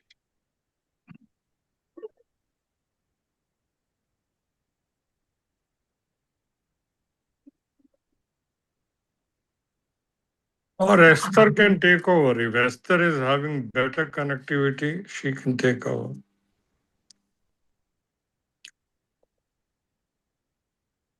Sir, should I start? Yeah, go ahead, Esther. Fine. She will be getting ready for next year. Very good. Good afternoon, everyone. My name is Esther. Can you on your video and keep this word also in that full screen mode? Sir, my friend Prashanti is sharing the screen, sir.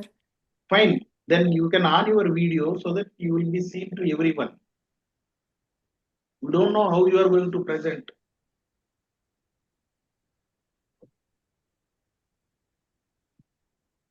Very good.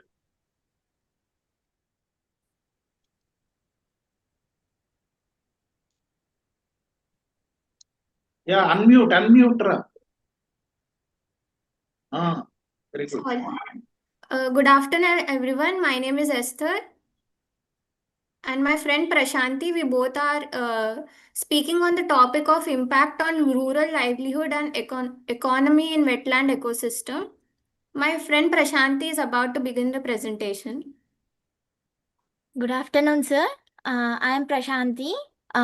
We are from Convent Degree College, Women's Begumpet. We are pursuing our second year in BSc Life Sciences. Today our topic is about impact on rural livelihood and economy in wetland ecosystems. So, wetlands are areas where water stays on or near the ground for long periods of time. This constant or frequent presence of water affects everything in the area, the kind of soil that forms, the types of plants that grow, and the animal and fish that live there. Common examples of wetlands include swamps, marshes, bogs. However, not all the wetlands are always wet. Some can be dry for part of the year. For example, vernal pools fill up the rainwater in the spring but dry out later in the year. Playas are flat areas in deserts that sometimes hold water after rainfall, and prairie patholes are small, shallow depressions that can hold water and support wildlife. Here you can see a picture about wetlands, and now I'm going to talk about ecological importance of wetlands. Wetlands help control floods by soaking up excess water like sponge. This protection reduces damage to homes, crops, cities during heavy rains or storms. They clean water by trapping dirt, absorbing pollution, and breaking down harmful chemicals. This natural filtration makes rivers and lakes healthier for animals and people. Wetlands slow erosion or shorelines and river banks, protecting land from washing away. They provide food, shelter, and nursery grounds for fish, birds, and other animals. Many wildlife species depend on wetlands for part or all for their life cycles. Wetlands are among the most biodiverse areas on Earth, supporting plants and animals not found elsewhere. Wetlands also store carbon, helping to slow climate change by trapping greenhouse gases. Income generation, contribution of rural livelihood. Income generation and livelihood diversification. In a study of Simu wetland in Tanzania, wetland farming is the main activity and significantly contribute to cash income generation, followed by livestock keeping, fishing, and handicraft. In a case at Xuan Thuy, Ramsar National Park, Vietnam, 34% of households reported that wetland activities bring up to 80% of their total income. 44% reported that 50 to 75% of income came from such activities. In Driefontein wetland, Zimbabwe, wetlands provided 70% of income for survived all households and 77% of food supply for those households. Hence, wetlands help in income generation and livelihood diversification, agriculture support, and environmental services. Wetlands provide ecosystem services that underpin agriculture, water regulation, nutrient retention, flood buffering, soils that hold water. In lower Mekong Basin, about 25% of land in wetlands, and many rural areas, livelihoods are wetland livelihoods based on rice cultivation, harvesting, aquatic resources, reeds, etc.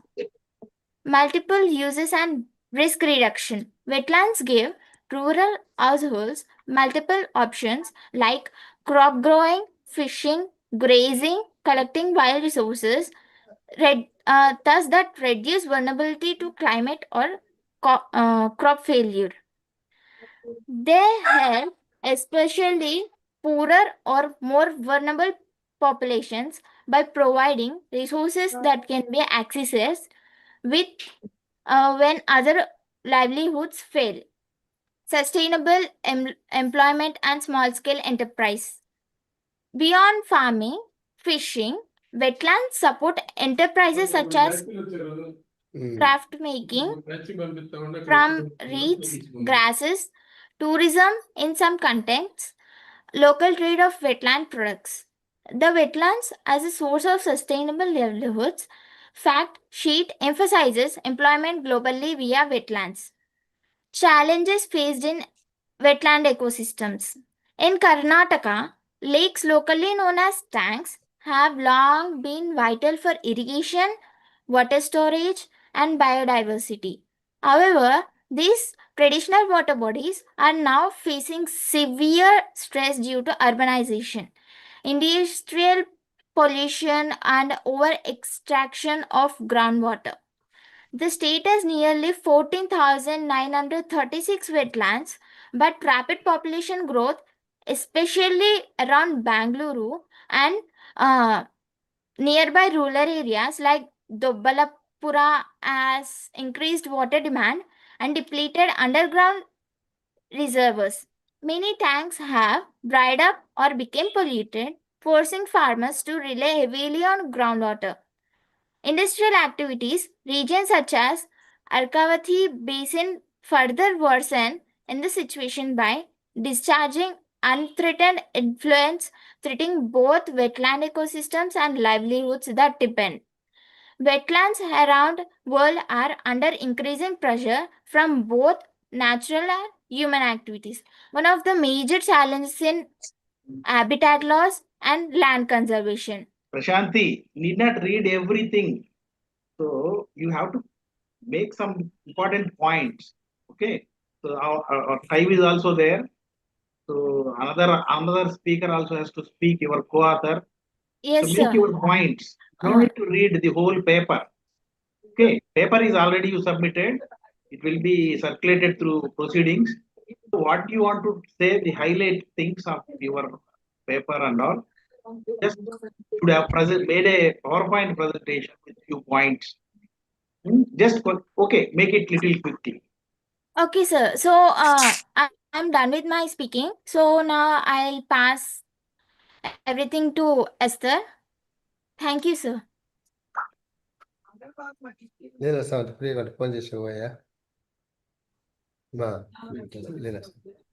Another significant problem is pollution. Wetlands act as filters for water. When they are overloaded with pollutants from agriculture runoff, industrial waste, and untreated sewage, there is algal blooms, oxygen loss, which decrease the biological oxygen demand, which causes the death of fish, and there is no penetration of UV radiation, which causes the death of the aquatic life. Alteration of natural water flow also threatens wetlands. Reduced water flow can dry out wetlands, while excessive water storage or diversion disrupts natural flooding cycles that many species depend on. This is caused by over extraction of groundwater for irrigation, which further reduces the availability of water, which is needed for the vegetation and wildlife. And invasive species, which are non native, like the plants and animals which often spread rapidly. For example, the weeds which can block sunlight and lower oxygen levels, can alter fish breeding grounds, making it difficult for local communities which depend on fish for their livelihood. The next is climate change, which also adds another layer of pressure due to the rising temperature and changes in rainfall patterns, droughts. Some freshwater wetlands can turn brackish due to the saltwater intrusion. Lastly, poor management and lack of awareness, which contribute to wetland degradation. Without proper education, enforcement, and sustainable practices, overexploitation continues to degrade these fragile ecosystems. The sustainable management strategies discourage farming in wetlands, valley bottoms by providing alternative irrigation farming in non-wetland areas, conducting reassessment of land uses in hemi-cluster in consideration of villages' land demands, and establishing partnership between investors and villagers to invest in new technologies and agro-mechanization for improving agriculture productivity and efficiency of water use, to promote medium-sized and large-scale commercial farming through attraction and engagement of both local and foreign investors. The wetlands in Telangana and Andhra Pradesh. Telangana has thousands of wetlands, including most well-known Hussain Sagar in Hyderabad, the historical Pakal Lake and Manjira Sanctuary. The Telangana state government is promoting policies to protect wetlands, which are crucial for maintaining the ecological balance. It plans to submit proposals to the central government to list several major wetlands as Ramsar sites. The mission Kakatiya has been instrumental in restoring numerous water bodies across the state of Telangana. The state has around 13,000 wetlands, but few were officially listed on the national portal as of late 2022. Andhra Pradesh has a wetland named Kolleru Lake. The wetland ecology of Kolleru Lake in Andhra Pradesh is defined by its role as freshwater lake between Krishna and Godavari deltas, supporting rich biodiversity, including over 200 species of resident and migratory birds and 63 species of fish.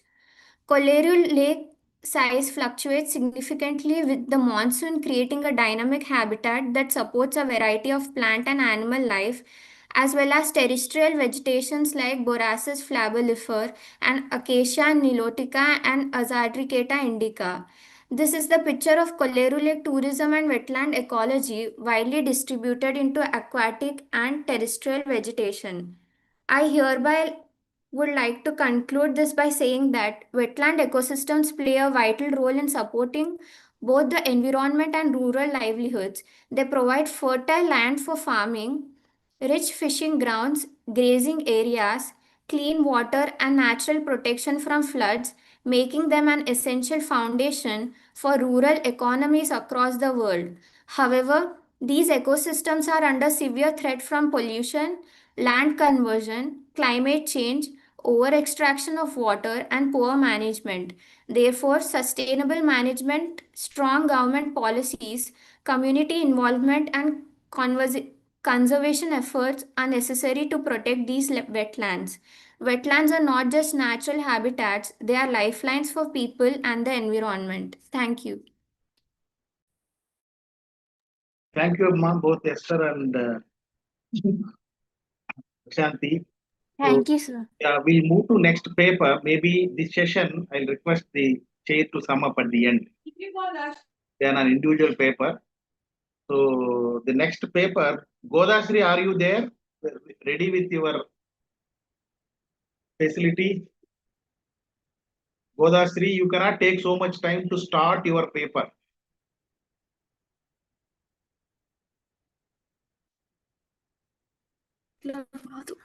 Yeah. Participants, Sir, yes, sir, I'm ready to Yeah, present my present it. paper. You should take that Sorry opportunity. for the inconvenience, Yes, sir. go ahead.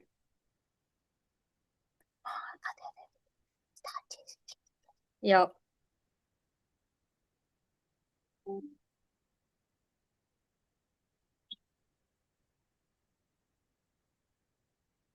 Good afternoon, everyone. I'm Godashri, currently pursuing computer science engineering from BVRIT College of Engineering for Women.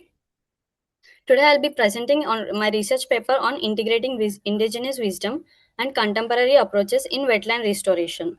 This study explores how traditional ecological knowledge can implement modern scientific methods to restore and preserve wetlands, which are vital for both ecosystems and communities. So, coming to introduction, wetlands are most productive ecosystems on the earth. They provide habitat for severe species and regulate water cycles and store carbon and support human livelihood. Indigenous communities have managed wetlands for centuries using traditional practices. However, modern threats like pollution, urbanization, and traditional practices uh, and climate changes are causing rapid wetland degradation. These studies examine how combining traditional knowledge with scientific restoration strategies can help maintaining these ecosystems sustainably. Um, and coming to importance of wetlands,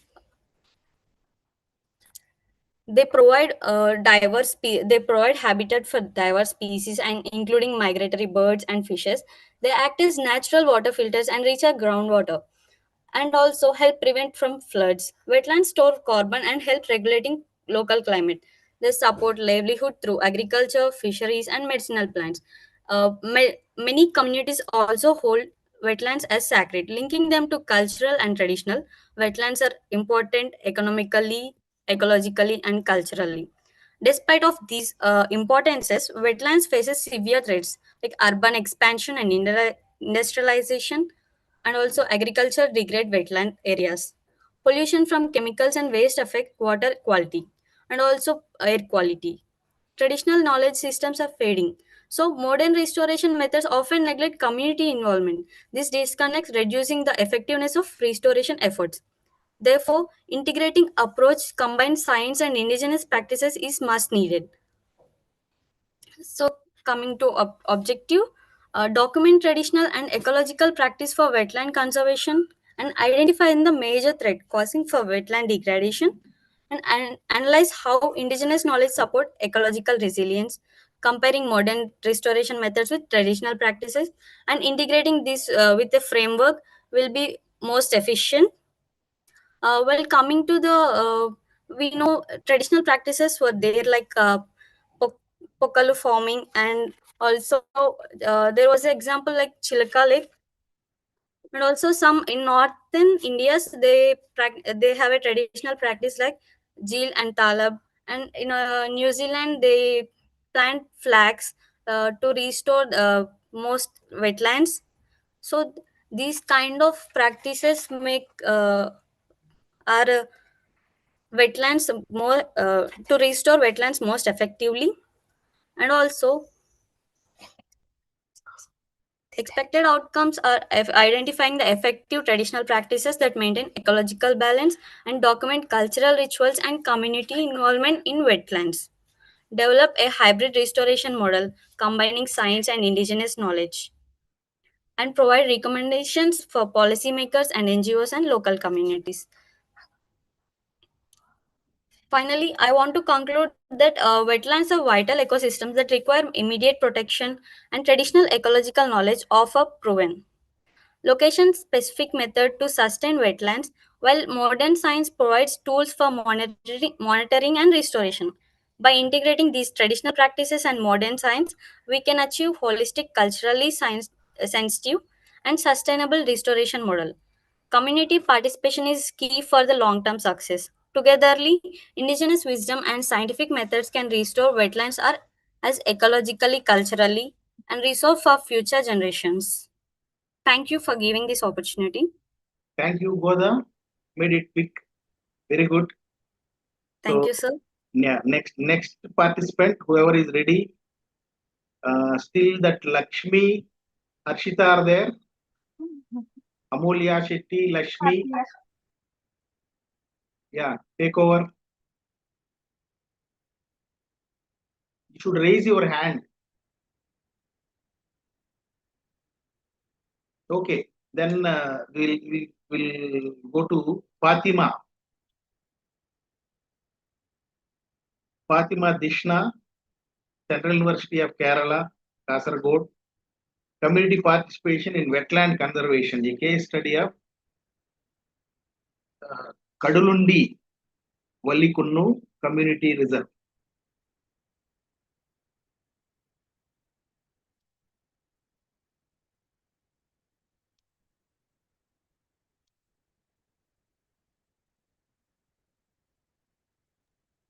Sir, am I audible? Yeah. Share your screen.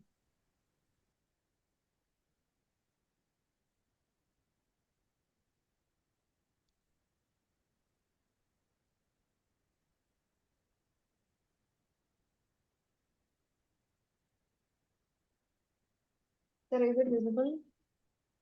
Yeah. PPT is visible. You can also on your video, then start your presentation. So when this close this paper, the run through the fixes content.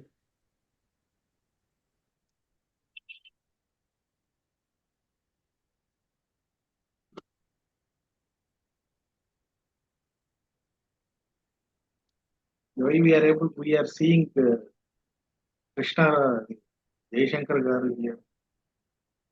Sir, Yeah, my fine. video is Fine, sir. No, I'm just listening because. No. So I'm asking to share our video. In our place, you are coming. Okay. Okay. Okay, sir. Yeah, fine. Good afternoon to the respected members on the board and my co-participants. My name is Fatima Dishnam. Today, in this national conference on wetland ecosystem, I'm here presenting on the topic Community Participation in Wetland Conservation, a case study of Kadalundi Vallikunnu Community Reserve in Kerala. Before starting about that particular community reserve, I would like to have a word about what is meant by a community reserve. Community reserves are the protected areas that act as buffer zones to connectors and migration corridors between established national park, wildlife sanctuaries, and reserved and protected forests of India. This particular protected area has implemented in has been added to the conservation reserves of India is according to the Wildlife Protection Act of 1972 through an amendment made in 2002. The significant or the peculiar feature of this community reserve is the land of these reserves are privately owned and that are voluntarily conserved by the community. It is not under any state government or any other department. So the key idea of the community reserve is to recognize the role of local communities in protecting biodiversity while ensuring sustainable use of resources. Then the particular case study, Kadalundi Vallikunnu Community Reserve in Kerala. It is India's first riverfront community reserve, and this is the first and only one community reserve of Kerala. It was declared as a community reserve in the year 2007. This is also declared as a bird sanctuary and it is declared as an important bird area listed by Indian Bird Conservation Network (IBCN). And this area is qualified to declare as a Ramsar site according to the International Convention of Wetlands. This area is situated in the Malabar region of Kerala, covering an area of 153.84 hectares. It protects a crucial wetland ecosystem that consists of mangrove forest, mud flat, and the 5 islands. I have added a map of the reserve. The first picture, or the first figure, is showing in which part of Kerala that community reserve, that particular community reserve is located. It is located in the Kozhikode and the Malappuram district of Kerala, and that is managed by joint committee from both the districts. As it is clear from the figure that this is the part of sea, and this is the Kadalundi River that is joining this Arabian Sea. So this reserve is also an estuary. So this reserve is a bird sanctuary and an important bird area, and this consists of this green patches visible from the satellite image that are the mangrove area, mangrove patch, mangrove forest of this particular reserve, and those are the islands. So this is the map of the reserve. Then I would like to talk about ecological significance of the reserve. Why this reserve is ecologically important. First one, mangroves. Mangroves are the salt-tolerant shrubs or trees called halophytes that serve as an important ecosystem. About 7 species of mangroves were identified from this reserve.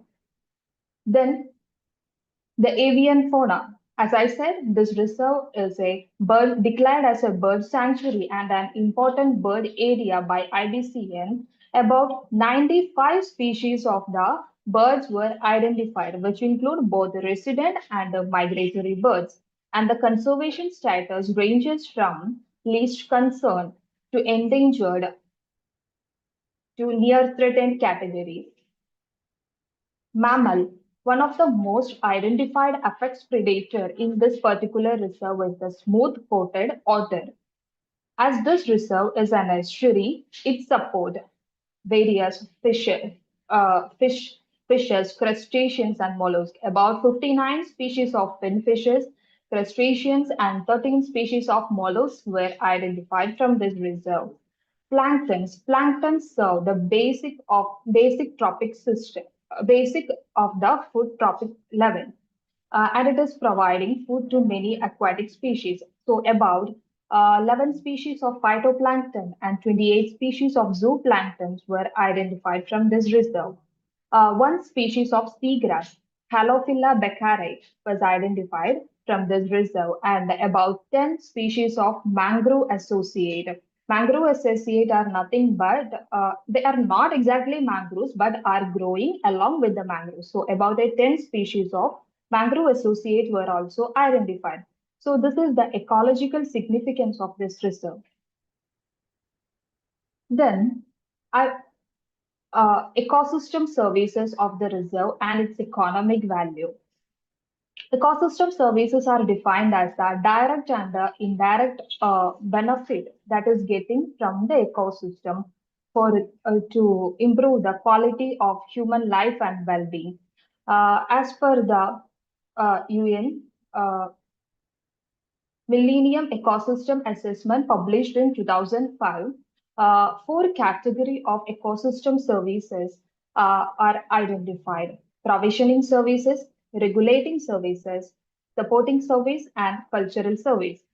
Provisioning services are nothing but the direct benefit that is getting by the supply of goods and services, and it often have a clear monetary value that are called the provisioning services, like the fish varieties we are getting from the sea, timber from forest, that are examples of provisioning reserve. So in this particular reserve, fishing and aquaculture, oyster picking, these are the provisioning services that is directly getting from the reserve, and it is giving an economic value to the community. The community is using that reserve by using the fishing resources, by fishing practices using the traditional method, gill net, cast net, hook and line, traps, and a bamboo fence called tada. Then aquaculture, community, the local inhabitants who is around that reserve is practicing various aquaculture activities which help in the fish stay production, mussel farming, and oyster picking. Okay, then next about the regulating services of the ecosystem. Regulating services are services which have great importance but not given a monetary value, that are not given a value in the conventional market. Since this is an identified as an estuary, it is very important for the nutrient. This ecosystem, particular reserve, is very important for the nutrient cycling of that area, Biological production, the mangroves helps in the control of erosion, waste regulation, and the carbon sequestration by mangroves is a great service. Mangroves itself is called as a blue carbon ecosystem because of their carbon sequestration potential.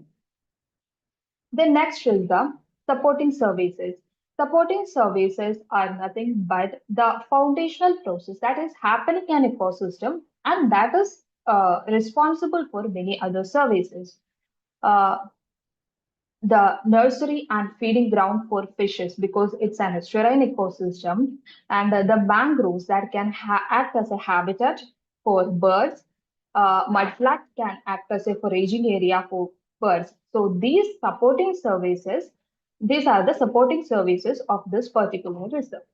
Then cultural services are uh, it include cultural services include recreational, aesthetic, and educational value, which contribute to the wider needs of the society.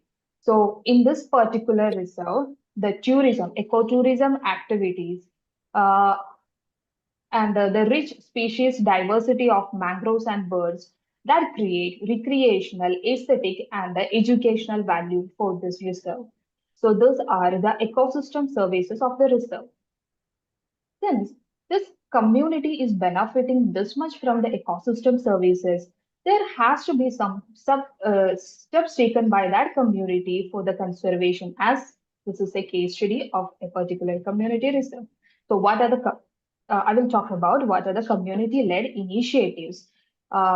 First one, the ecotourism activities. Uh, the tourism activities are considering this reserve as an ecologically important area. So the traditional boat services and fishing practices that are included as a part of the ecotourism activity. It is also generating a livelihood option for the particular community surrounding that area. Then various nature education programs. Schools and college students, various NGO and public groups are participating in various nature education programs conducted by the Community Reserve Management Committee. It is not only helping to create awareness, but it is also helping to nurture young mind with that habit of conservation. Then periodic waste management drives have been conducting along with the participation of school and college students from the nearby area. Then bird survey. As birds indicate the health of the ecosystem. The bird survey, along with the community, along with the help of the local people, is conducting periodically or seasonally in this reserve. Then not only the activities related with ecosystem, but also some social activities like self-employment training and awareness camps like blood donation camps have also been conducting as a part of this initiatives since it attract more people to uh, to know about the importance of this reserve. Even though there are some good measures from this community, good measures taken by the local inhabitants along with the coordinated action of state government. There are certain challenges faced by the reserve. Sandbar formation at the mouth of reserve. As I said earlier, this is an estuarine ecosystem. So the sandbar formation at the mouth of the reserve that will hinder the flow of water between the sea and the river. So this will uh, this will reduce the exchange of nutrients and the block a feeding ground and the breeding ground for many of the species in the reserve. Then sand accretion in mud flats. The mud flats serve as an important breeding and feeding habitat for birds, but the sand accretion in the accumulation of sand in the mud flat that will cause the deterioration of that habitat for birds, and when the sand is continuously accumulated on the mangroves, the pneumatophores on the mangroves, it will also cause the death of the mangroves.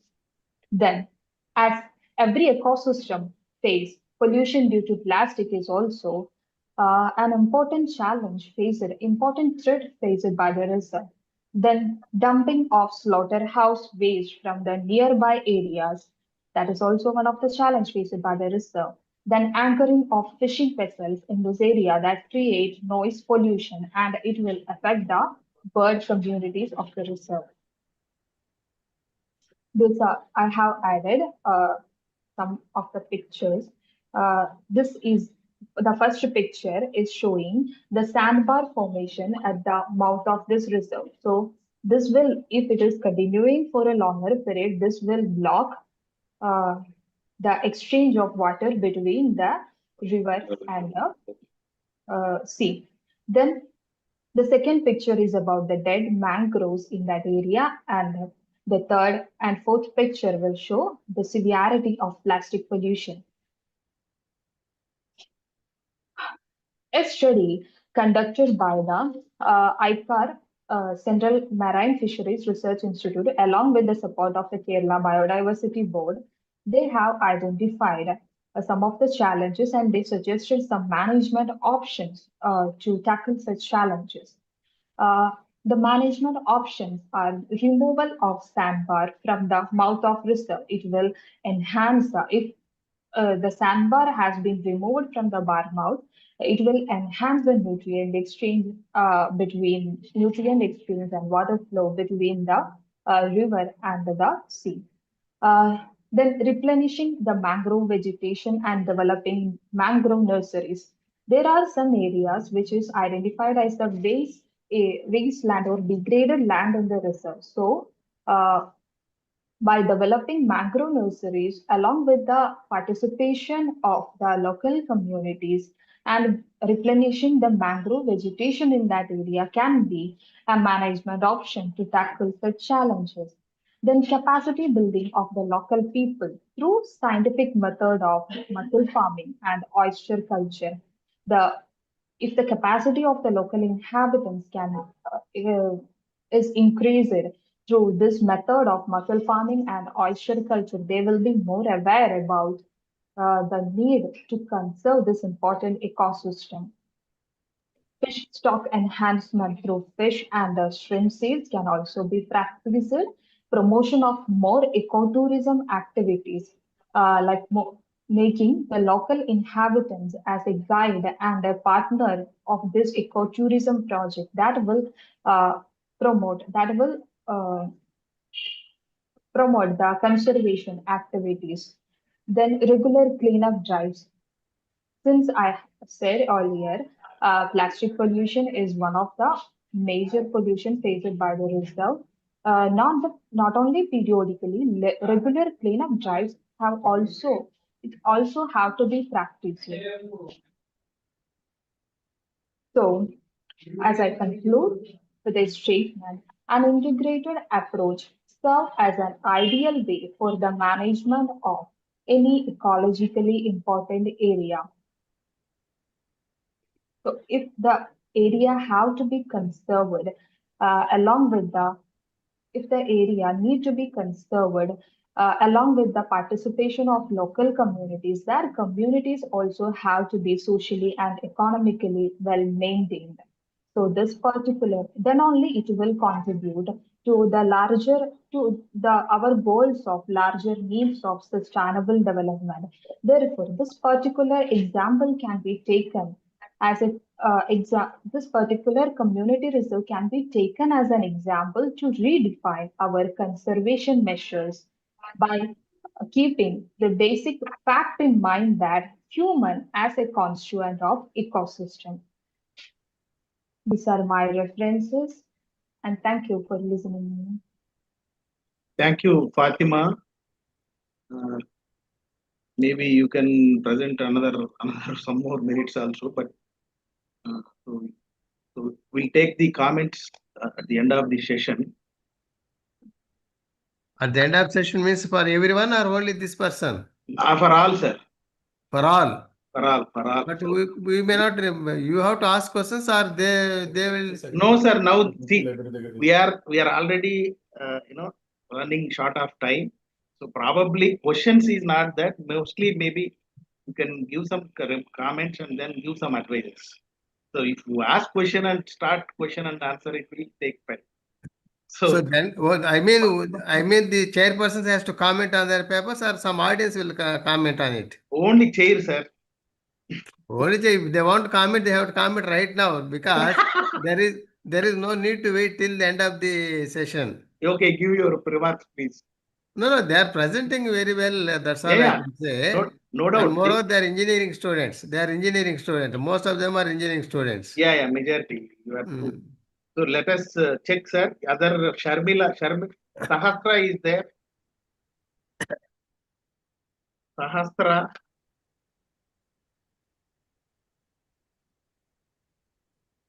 నేను చెప్పే logic మీకు అర్థం కాలేదమ్మా. Sahasra, please raise your hand if you are there. And then Krutika Sahiti.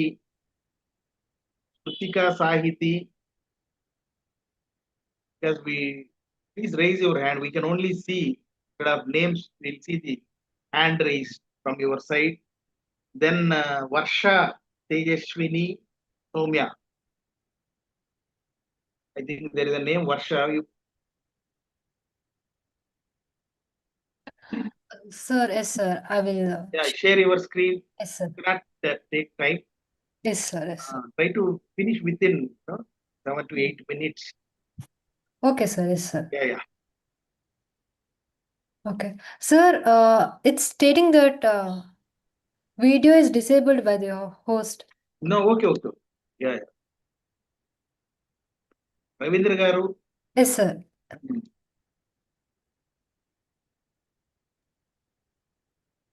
And there is a raise from Sahiti. Sahiti, sure, after this paper, you are there, you will be presenting. On some light, Amma. Sir, Fine. Now it is okay. Yes, sir. Sir, can you see the screen? Yeah. Everything fine. You only start. Good afternoon to all the dignitaries and one and all who is present here. I am Varsha, along with my classmates Tejashwini and Soumya, gonna present about integrated fish farming with horticulture and mangroves. This isn't just about farming. It's about how it protects our environment and ecosystem and develops the society. Now, let's start the session by a quote. Nature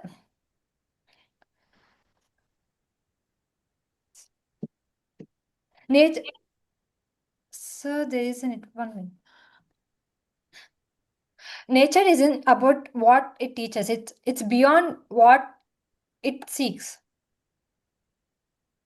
In this session, we will know how traditional fish farming is linked with horticulture and mangrove cultivation, how it becomes a powerful solution for society development and coastal communities. I'll pass it down to Soumya for more information. Hello, sir. Thank you for giving me this opportunity. Thank you, Varsha. So now let's dive into traditional fish farming. So traditional fish farming is very elegant method. It is very simple method. Instead of very high input traditional systems, farmers raise fish in natural ponds using organic inputs like agriculture waste and natural growing algae. Like instead of using synthetic feed and chemical fertilizers, farmers use natural inputs. For instance, they might be using organic matter from kettles, rice bran from local grains, mills, and natural insects that fall into the pond. The water itself becomes nutrient rich, supporting fish growth naturally. So now, why it is cost effective? Because farmers aren't buying expensive chemical feeds or medicines. The system becomes self-sustaining. A healthy pond ecosystem naturally controls pests and diseases. So this approach also maintains biodiversity because you don't just get to grow one fish species. You get a mix of fish, shellfish, and aquatic plants. It's like creating a mini niche natural ecosystem that's both productive and sustainable. It is more preferable to grow native fish because they are very adaptive to the local conditions. So, in this way, it is very low cost. So, now let's dive into the real world advantages. First, environmental friendliness. No synthetic pesticides or antibiotics means water stays clean and surrounding groundwater isn't contaminated. This is crucial for rural areas where people drink from wells nearby. Now, water conservation. Instead of requiring constant freshwater inputs like modern aquaculture, traditional systems use existing water bodies like ponds, backwaters, or even flooded fields during monsoons. Pol- Pollution reduction. The chemical runoff from the industrial farmings causes dead zones in the coastal areas. With traditional methods, the system is closed loop. Waste from one part becomes the nutrient from the other. So, this is a circular economy in practice. It is very beneficial for the farmers because they aren't taking any loans for expensive inputs, which keeps them economically stable. Now, I would like to pass this on to my colleague Tejashwini to know more about horticulture. Thank you, Soumya. Now that we know about traditional fish farming, let us not stop here and integrate it with two more systems. First one is horticulture irrigation. Now, on the banks around fish ponds, which are used for fish farming, these are called fish ponds. These land are essentially unutilized land. Farmers traditionally leave it bare or use it as walking paths. But what if you can transform it into a production zone? Like by planting nutrition rich crops like coconuts, banana, papaya, and vegetables, etc., the nutrient rich water from the fish ponds naturally irrigates these crops. This creates a beautiful cycle, forming an ecosystem. From fish ponds, nutrient rich water irrigates the crops and reduces the need for fertilizers, which are naturally available for the plants from the pond and the soil. This also additionally increases the income for the income for the farmer. Now, why does this all matter? Farmers earn income from three sources if we integrate horticulture with fish farming. They can get income from fishes, fruits, and vegetables. The pond water contains fish waste, which is rich in nutrients and essentially works as fertilizers, as we talked. Now, let us talk about nutrition loop. When we plant banana, coconut, or papaya seeds, the banana leaves fall into the pond, and coconut husks compost into the pond, and papaya seeds, fallen fruits all go back to the water again, enriching it naturally. Crop waste becomes fish feed and fertilizer.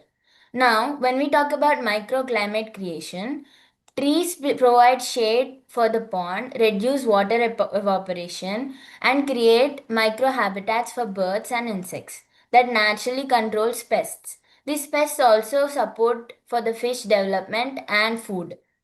Now, when we come to the numbers, this integration increases total productivity of the farmer by 40 to 60% comparatively on the same land without additional water or space. That's the power of systematic thinking. Now, I would like to pass on to Varsha. She will explain about integration of mangroves into this fish farming. Now, let's speak about the second aspect which traditional fish farming is linked up. Mangrove cultivation. What are mangroves initially? Mangroves are trees which grow in tropical and subtropical regions in low oxygen, saline, and waterlogged soil. They are salt tolerant trees and shrubs. A mangrove nursery ground is a mangrove forest that provides habitat for fishes, shrimps, crabs, and especially in the juvenile stages, it even provides food for them. Natural barriers. Mangrove trees, they form as a natural barriers and pillars for the aquatic aquatic species and protect them against the storms, waves, and climatic changes and tidal surges. Blue carbon storage. Mangrove plants, they absorb CO2 from air due to the process of photosynthesis, and they store the CO2 in waterlogged soils, which this process is known as blue carbon storage.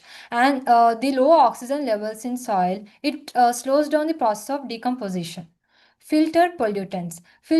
Mangroves, they also act as filter pollutants by absorbing the sediments, debris in air, and improving the water quality of the aquatic species. Now I'll pass it down to Tejashni for more information.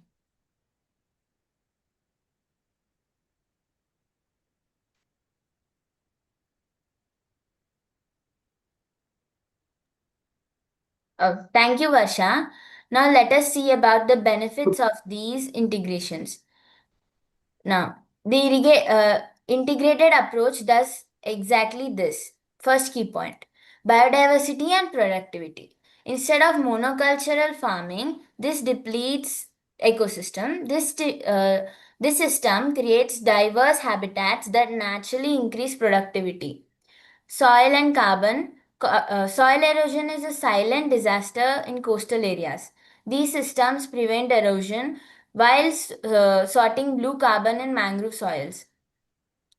The roots bind into the soil during monsoon seasons when bunds are vulnerable to erosion. These roots of the plants act as anchors. Soil stays in place. In some regions, bund erosion claims up to 1 meter annually. These trees prevent that. And when we come to protection from climate events, with increased storming intensity and floods, mangroves and irrigated systems provide natural, efficient barriers for the pond and the crops which we planted on the bunds. Now, when we come to the wildlife habitats, beyond fish, these systems support birds, migratory species, use mangrove areas to rest. Reptiles like snakes and turtles also use them as home. And biodiversity isn't just environmental luxury, it indicates ecosystems' health and resilience. It enhances the resilience of the system. When many species exist, system can absorb shocks by climate or by human activities. Single species systems collapse easily with one disease or environmental stress or climate changes. Diverse systems adapts to the nature and recovers.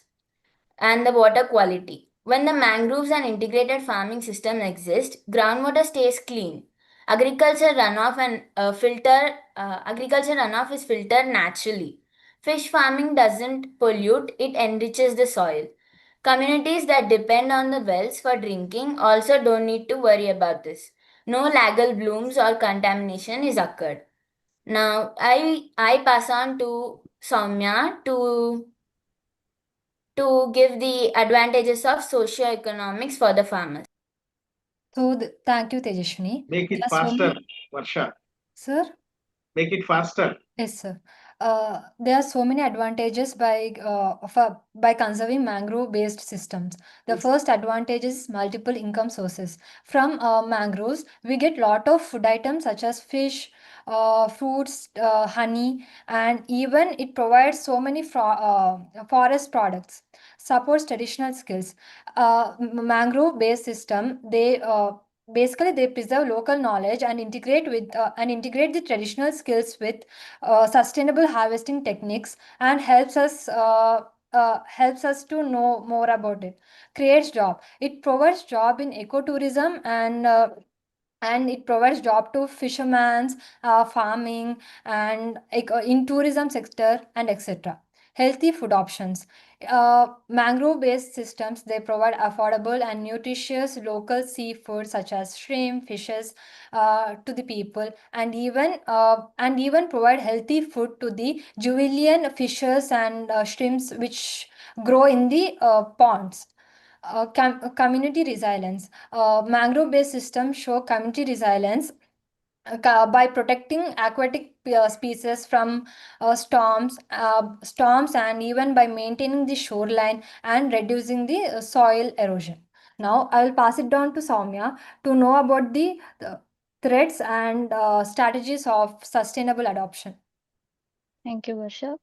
So now let's know more about the sustainable adoption and strategies. The government supports subsidies for farmers who adopt these methods, training programs to teach new techniques to the next generations, mangrove restoration, replanting initiatives in areas where mangroves have been cleared completely, eco-friendly policies, regulations that discourage harmful practices and reward sustainable ones, and research supports universities and institutions like ours needs to provide technological backing to farmers so that they can increase productivity while maintaining sustainability. But why haven't all farmers are adopting this? Because lack of awareness, initial training needs. We, our team, and everyone would like to spread awareness about the traditional methods which most of the farmers don't know, but which increases productivity. Now, I would like to pass this on to Tejaswini to conclude this session. Thank you, Soumya. As we wrap up, let me state our core finding clearly.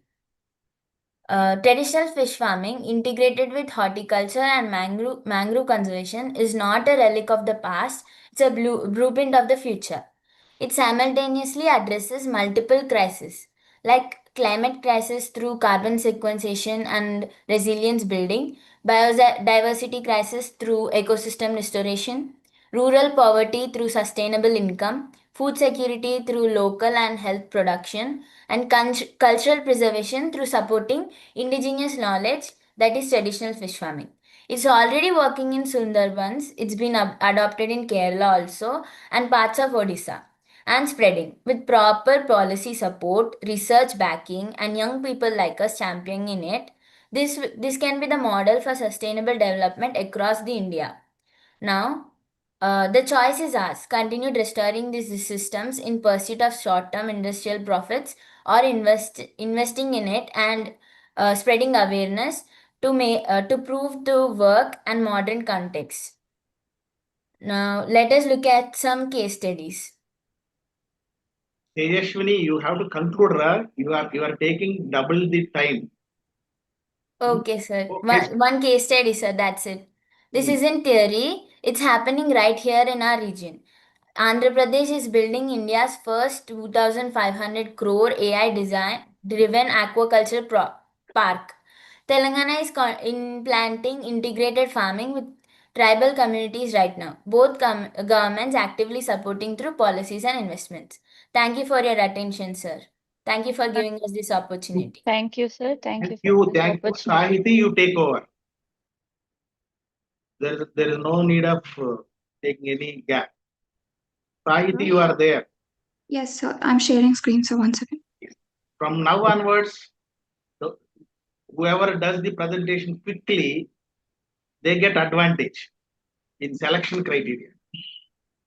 So we have to present the best. See, I told in the middle, the introductory part, what is a wetland ecosystem, all these you should skip. What is your core that you should focus and try to finish at the earliest. So you will have the advantage. So with that, please go ahead. Share your video so that people will see you. Who is Sahiti? Yes, sir. Very good. Good afternoon, everyone. Water is the most precious treasure and we have and more valuable than gold. Yet it hides deep under the ground like a secret fortune. The danger is that this treasure is disappearing silently. Imagine a village where wells that once overflowed are quietly drying up, but no one notices until the final bucket comes up empty. The problem is simple. We cannot see groundwater with our eyes, so we use two superheroes, that is the remote sensing, the sky scout and that watches the earth from above, and the GIS, the map maker that turns invisible information into clear powerful maps. Together they reveal where groundwater is safe, where stressed and where it is in danger. By collecting data like rainfall, soil, land use, and elevation, we map hotspots, classify risk zones, and identify the best places for recharge. So this is a quick introduction of why we got this thought to actually do a research paper on GIS and remote sensing. So now Prachi, my friend, will continue the presentation. So unmute her. Yeah, Prachi is given permission.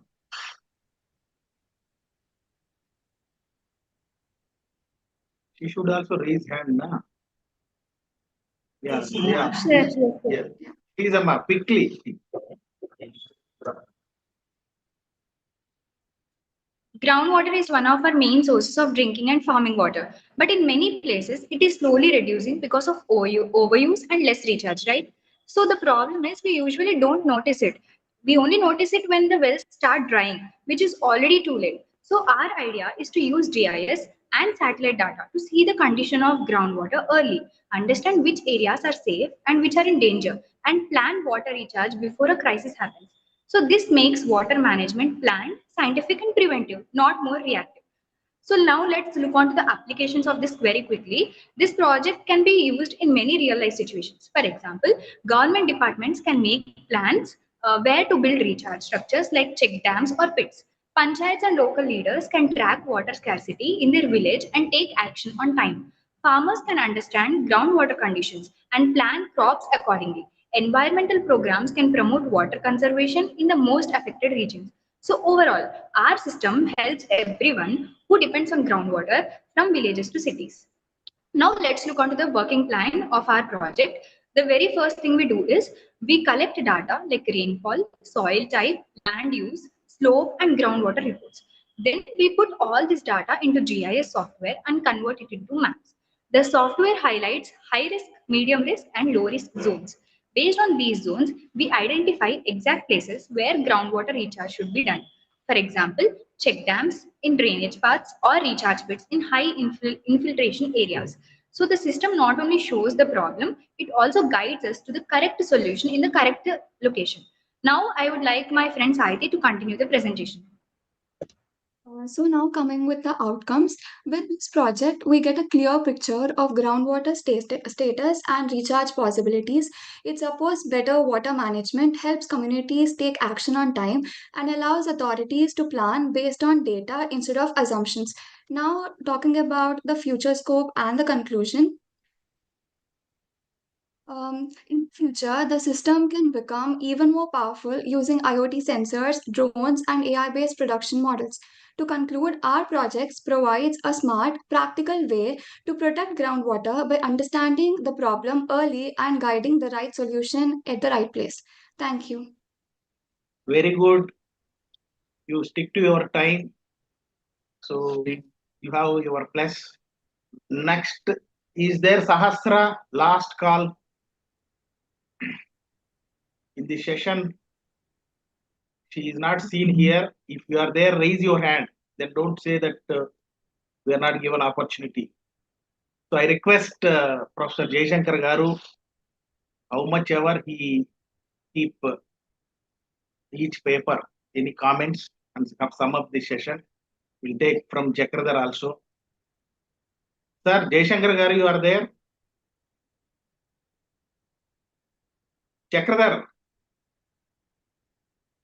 Yes, yeah, sir. Yeah, please quickly conclude. We'll take Jaishankar Garu also. Yes, yes. So I'm happy to share the session here. So today in this session, so we have 6 presentations. All have done very good. So most of the students are first and second year BTech students, and we also have some PG students also. So all the students are very good. So out of which I found MSc student from Central University of Kerala, Kasaragod. She has done a very good presentation. So her topic was community participation in wetland conservation. So this presentation she made with a beautiful images as well as a clear understanding. Even other students also, other authors also have spent a lot of time to come to this stage. I would like to congratulate all of you. I wish success to all the students. and hope you can continue this. So if you are in a BTech or UG, BSc or MSc, you can take forward. You can do your main project in this area. You can spend some time so that you can do some contribution towards conserving wetlands. Thank you. Thank you, Chakradhar. Jayashankar sir.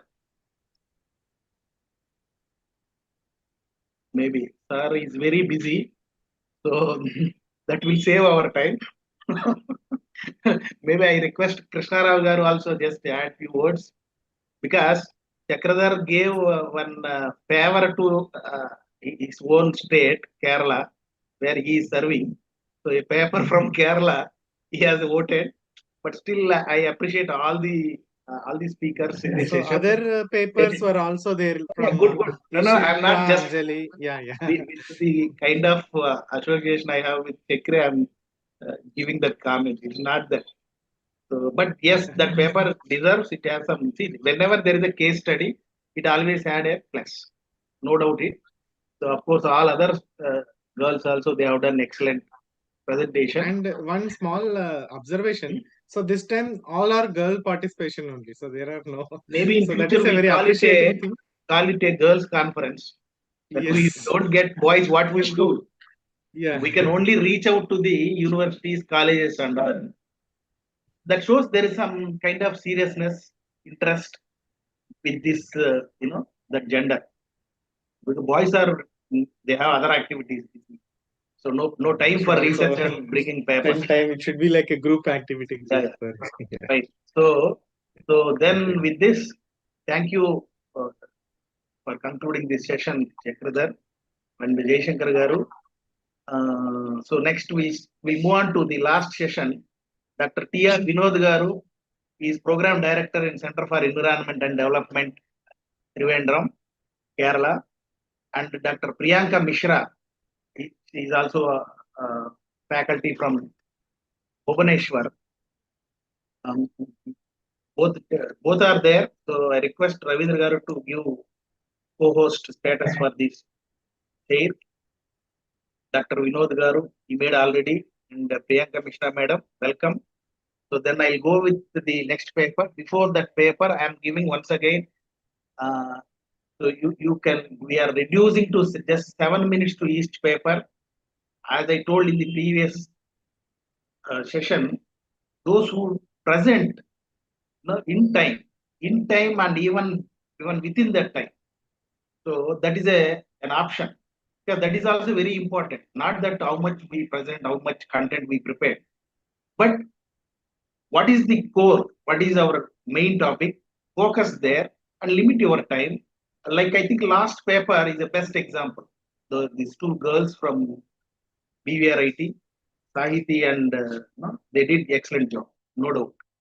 So next paper I will call the Nikita. Yes, Nikita from BVRIT, Wetland Ecosystem Services for Freshwater Availability, Flood Control and Water Purification.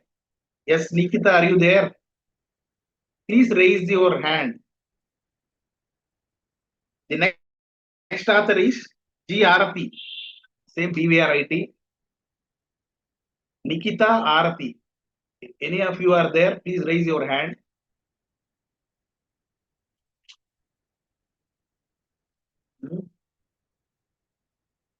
Shravani, Kirtana, and Mokshita. Yeah, I see Mokshita here.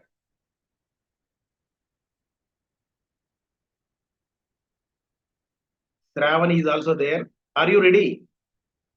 Yeah. So you are given permission. You can share your screen. Mokshita and Shravani, please go ahead.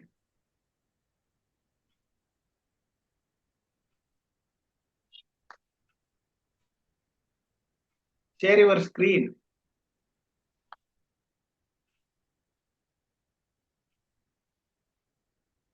We could not hear anything from you. One of you speak. Yes, sir. 1 minute. Yeah, you do that. No, the parallel task. First of all, if you just at least you respond, then we'll be knowing you are there. You are able to communicate, because we don't know whether the technical problem is there.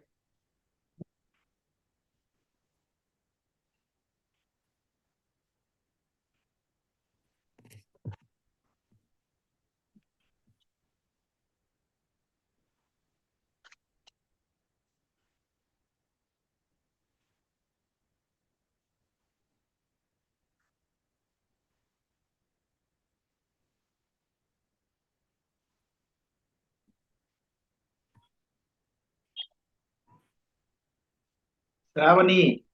Yes, sir.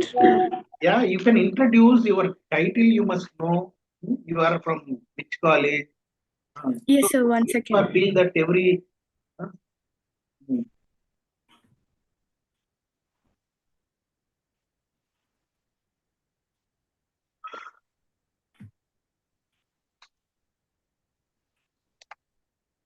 Sir, can you see the screen? We are seeing your presentation. Sir, can you see your screen? Yes, yes, yes, sir. You can on your video. Yes, sir. 1 second.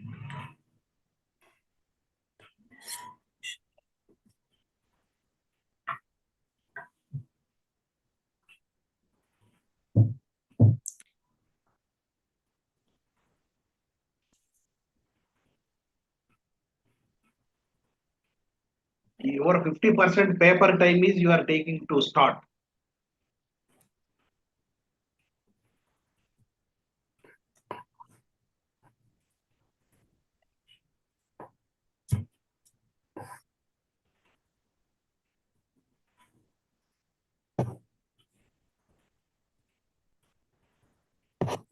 Good afternoon, everyone. Let me start with a simple thought. Imagine a world without wetlands, no natural flood control, no clean water, no safe habitats, basically, a very tough world to survive in. That's how important wetlands are, yet, we are rarely notice them. Why wetlands matter?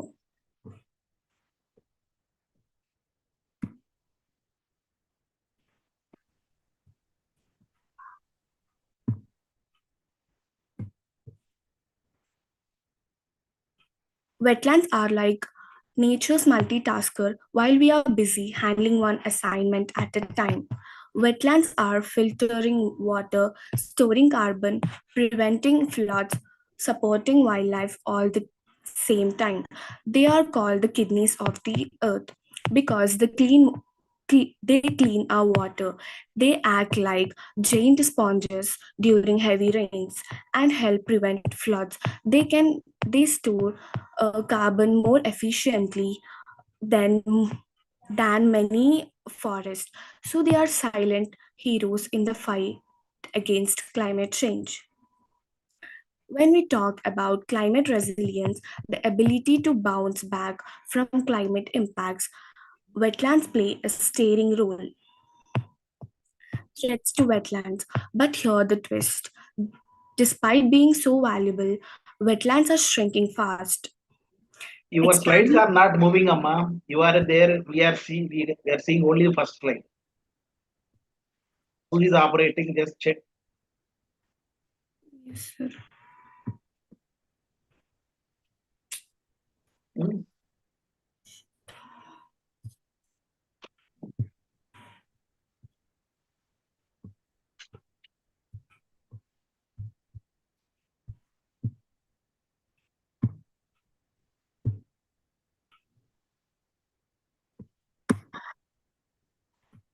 So can you see right? Yeah, go ahead.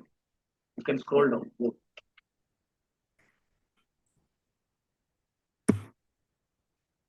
Importance of wetlands in climate resilience. To sum it up, wetlands give us far more than we realize. Losing them means losing protection against climate change itself.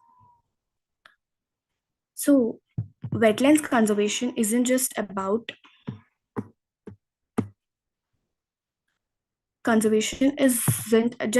fencing the area and saying don't touch. It's more strategic. Laws and policies, international treaties like the Convention, and in India, the Wetland Rules 2017 help protect wetlands from construction, pollution, and land grab.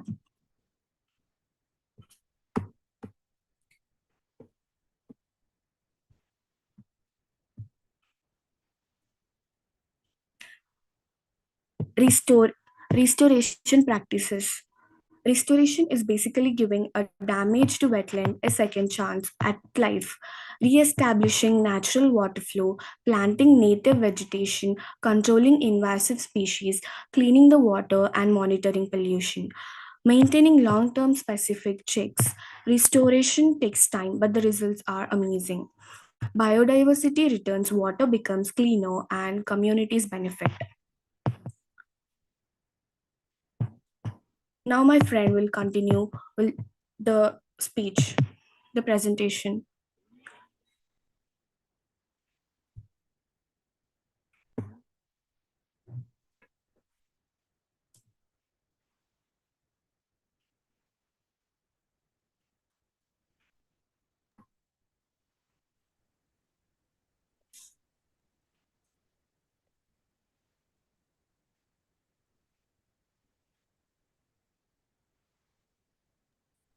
Now Mokshita will tell you how to use wetlands We are wisely. waiting. We are Remain waiting. healthy for Mochita is not generations. responding. Sir, Good.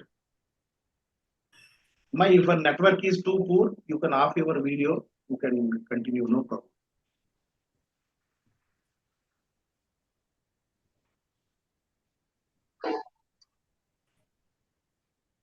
so now that we know how to protect wetlands, the next step to use the sustain. Because wetland supports us, we must make sure that we overcome or damage sustainable use. Sustainable use means enjoying the benefits with hurting the wetland. Ecotourism that educates visitors while generating income. Sustainable culture is chemical-free fishing farming. Community based on management is giving locals decision and making power. Traditional knowledge is using old methods that naturally conserve resources. It's all about the finding the balance between nature and people, governance and policy. India's NBCA program restores lakes and wetlands. Wetlands moved in 2017 prevent harmful activities. State wetland authorities co-coordinate ground state level. Globally, the Ramsar Conversation and UNEP provide guidance and support. Challenges and the future. Still, survival challenges remain. Weak enforcement, lack of awareness, limited funding, poor mentoring, and climate change procedures. Look ahead. We need stronger laws, better technology, and uh, more community involvement and integrating wetlands into climate adoption plan. To conclude that wetlands are not just the patches of water are a life support systems. Uh, they they protect us, feed us, and prepare us for climate change. If we conserve, restore, and use them wisely, we create a more sustainable future.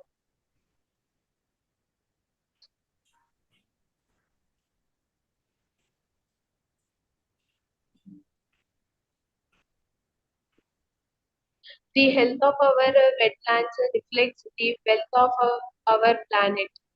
Wetlands are not wastelands; they are water, fuel, and our future. Thank you. Thank you, sir. Very good. So, who are ready next? So, Arati and Nikita, Are you there? Arati, Nikita, both from BVRIT. Please raise. Otherwise, Tejashwi from GNITS. Tejashwi is there.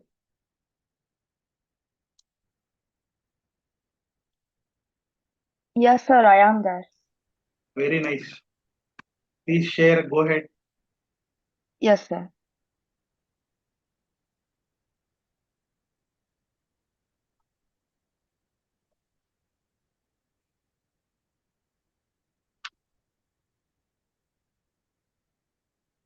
Good afternoon, respected chair, session moderators, and fellow participants. I am Tejasvi from Data Science Department, GMITS. On your video. Yes, sir. Good.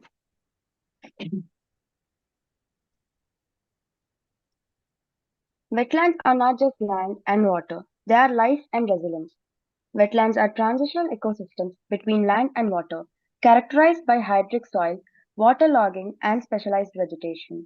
They provide vital ecological services such as flood regulation, nutrient cycling, carbon storage, and biodiversity support. However, rapid urbanization has degraded many wetlands through pollution. This loss has intensified urban flooding, heat island effects, and biodiversity decline.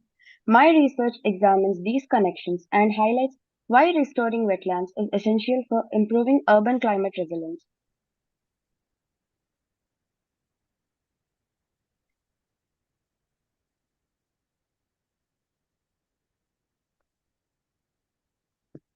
Importance of wetlands. Wetlands act as natural sponges, absorbing and releasing stormwater. They help cool city temperatures through evaporation and shading. They are also biodiversity hubs, supporting birds, fishes, and plant species. Despite these benefits, urban wetlands are rapidly shrinking, making their conservation increasingly important. Wetlands reduce urban flooding by storing excess rainfall and slowing runoff. Studies show they can lower flood peaks by 30 to 50%. Cities like Chennai, Bangalore, which have lost major wetlands, have faced more severe flooding. Healthy wetland functions as natural retention zones that complement drainage systems.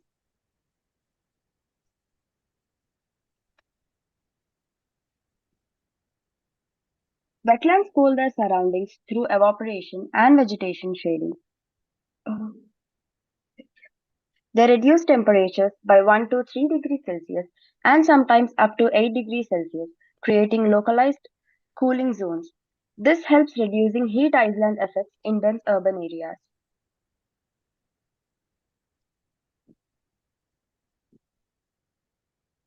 Enhancing urban biodiversity. Urban wetlands support diverse species and serve as ecological corridors connecting fragmented habitats. Even small restored wetlands show significant increases in bird and aquatic life, enhancing overall urban diversity. I took two case studies from our India itself to support my research. The first one, Bangalore. In Bangalore, lake rejuvenation projects increased water storage and improved drainage. These restored lakes contributed to cooler microclimates and revived biodiversity, with over 60 bird species recorded. This shows how restoration directly improves ecological and climatic conditions.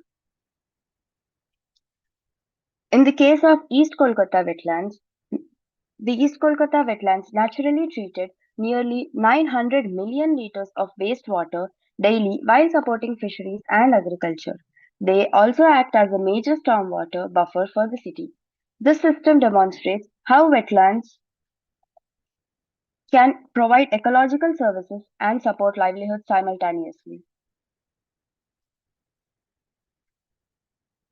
The four major key findings are that the wetland loss is directly linked to higher flood intensity in cities. Wetlands reduce surrounding temperatures by 2 to 8 degrees Celsius. Restored wetlands support great bird, fishery, and plant diversity. Wetlands provide multiple benefits: flood control, cooling wastewater treatment, and lively support. The major challenges that were identified are the land conversion, sewage and industrial pollution, weak monitoring systems, poor integration into urban planning. These reduce wetland efficiency and ecological function. In conclusion, I would like to state that wetlands are essential for sustainable climate resilient cities. They reduce flood, cool urban temperatures, and support biodiversity. Protecting and restoring wetlands is crucial for the future environmental stability of our urban areas. Thank you. Very good, Tejashvi. You've done it Thank you, sir. in time. So next paper from Samruddhi. Role of wetlands in developing tourism sites. Samruddhi, if you are there, yes. Samruddhi Pardesi is there. You are the right candidate. Yeah. Yes, sir, I'm there. Very good. Respond. Share your screen, ma. Yes, sir.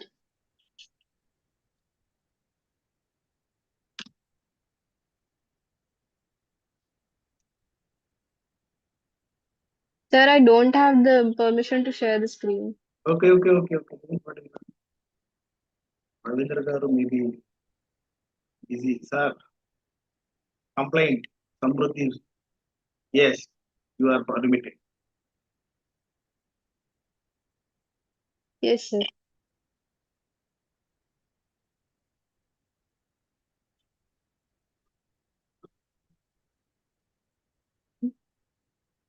Don't waste your time. Please tell about you, college, then share. Sir, I'm Samruddhi from BZC of Government Degree College Women's Begumpet. Which year? I'm going to tell you about role of wetlands in development.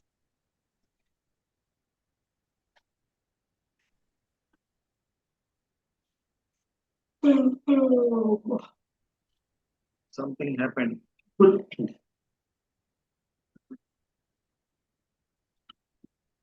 Samruddhi.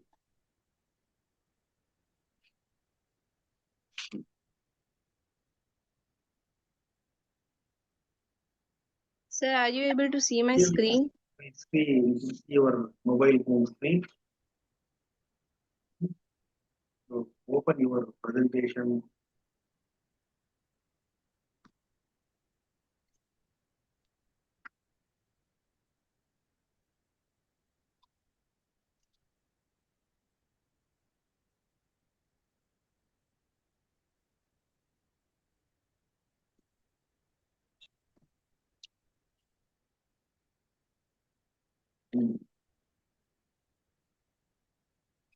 Sir, I'm Samruddhi from second year BZC. I'm going to tell you about role of wetlands in developing tourism sites. Wetlands include marshes, swamps, and peatlands, mangroves, shallow lakes, and floodplains. Provide critical ecosystem functions and water regulations for wildlife, notably birds and aquatic species, etc. These functions make wetlands natural anchors for tourism, like bird watching and temples and other natural landscapes also. You on video also, if possible. Your video.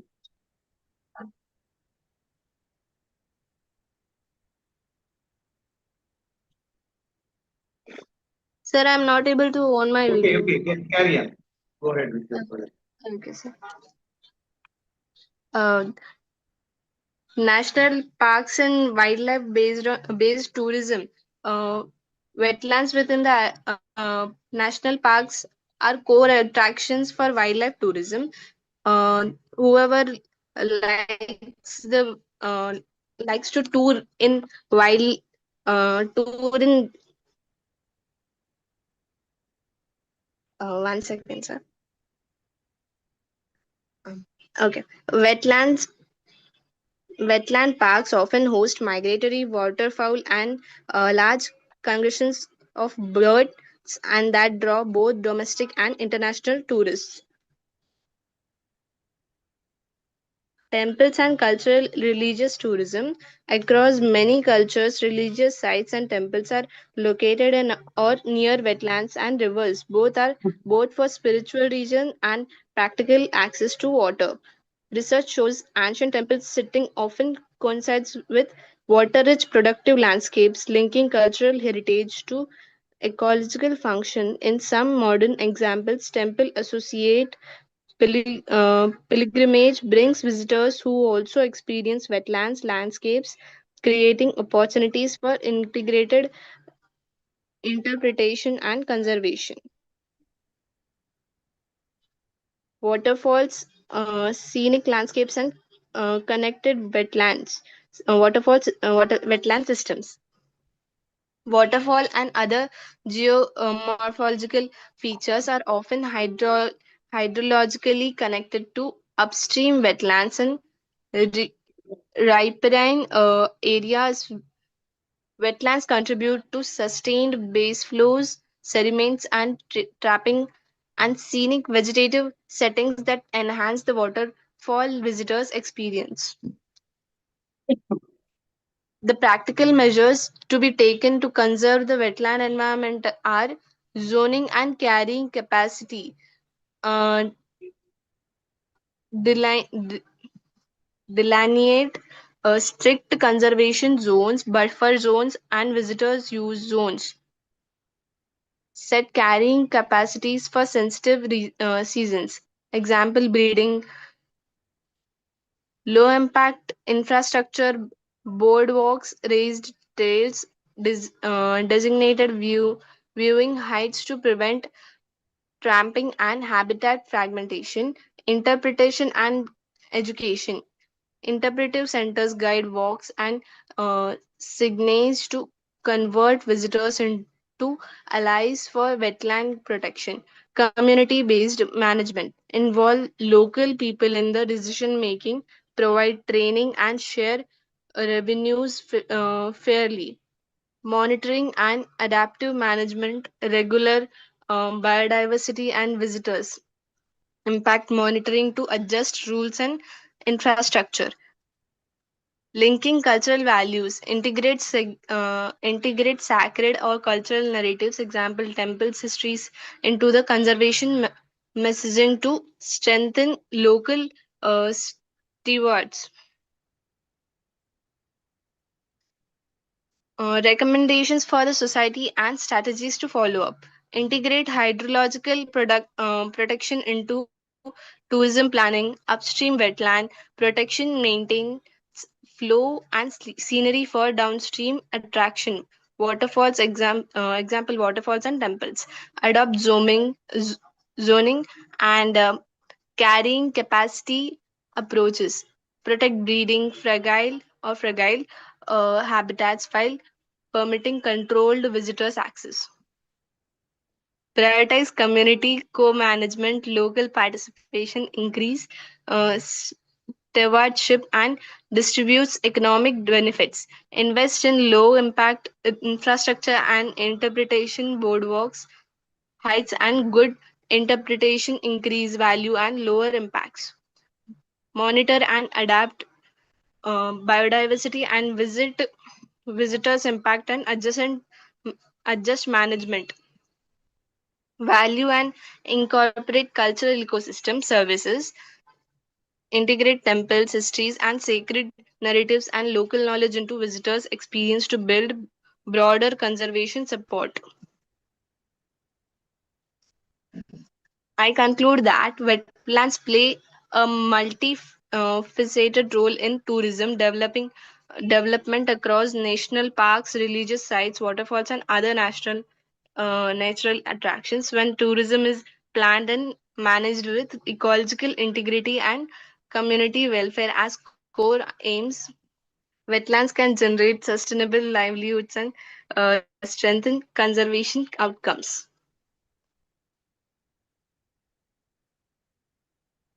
Okay, that's it. Yes, sir. Acknowledgement. I express my sincere gratitude to Dr. D. Prasanna, who is the Associate Professor of Zoology of Government Degree College. for Well, guidance and work. Thank you, sir. Okay, ma. Thank you. Thank you. The next speaker, paper from Dharani, carbon sequestration in wetlands.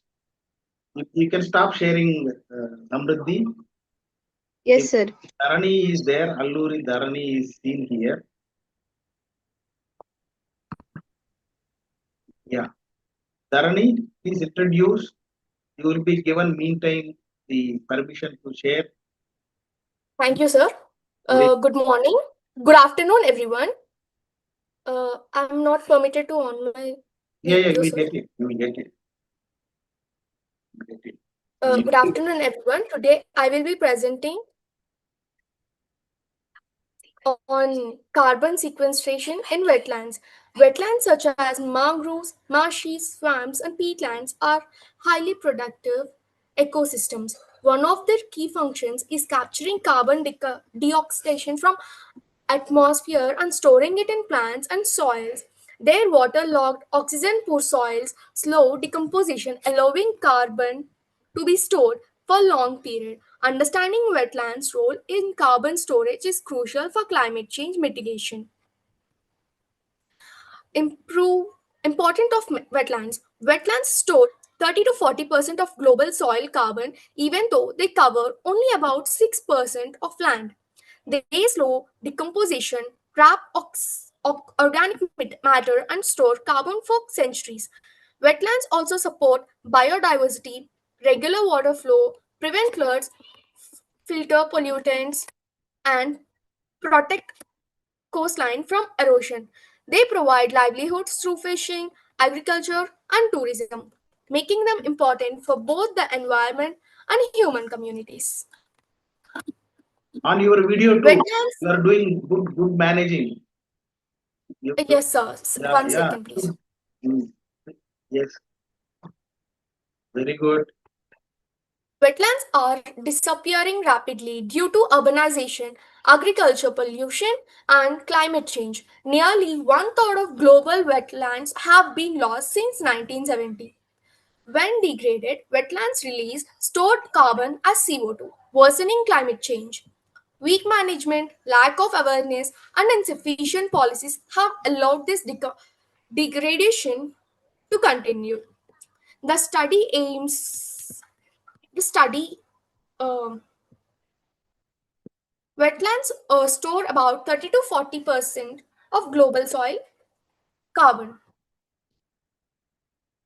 Uh, the study aims to understand how wetlands store carbon to compare their effectiveness across types like mangroves, peatlands, and marshes. It also seeks to identify threats to carbon storage, examine restoration strategies, and highlight how wetland protection contributes to climate policies and sustainable development. The study is based on reviewing research papers, reports, and case studies. Carbon storage rates across wetland types were compared, and restoration projects like mangrove planting, peatland rewriting were analyzed. The findings were synthesized to identify threats, best practices, and policy strategies to improve wetland carbon sequestration. The study will provide a clear understanding of wetlands as carbon sinks, identify which types store most carbon, highlight threats that reduce carbon storage. It will also offer insights into restoration techniques and policy recommendations to protect wetlands and enhance their role in mitigation climate change. In conclusion, wetlands are vital for carbon storage, biodiversity, and ecosystem services. Their degradation threatens both the environment and climate change stability. Protecting and restoring wetlands through policies, scientific investigations, and community involvement is essential. By investing in wetlands conservation today, we can secure ecological balance and climate benefits for future generations. Thank you.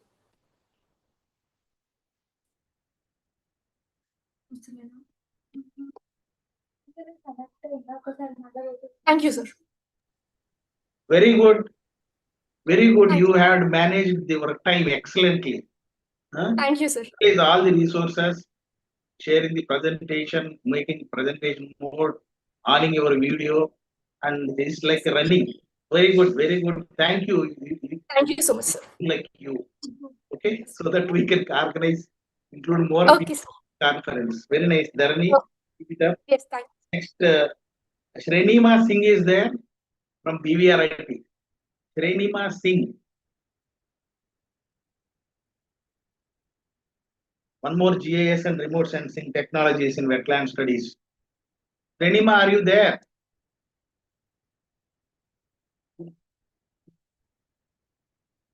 We are not seeing. If you are there, please raise your hand.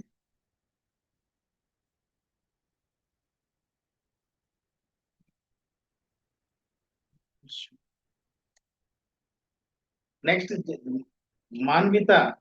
Jane Manvita. Good evening, sir. Very good. Share your screen. Yes, sir. So take a leaf from Dharani.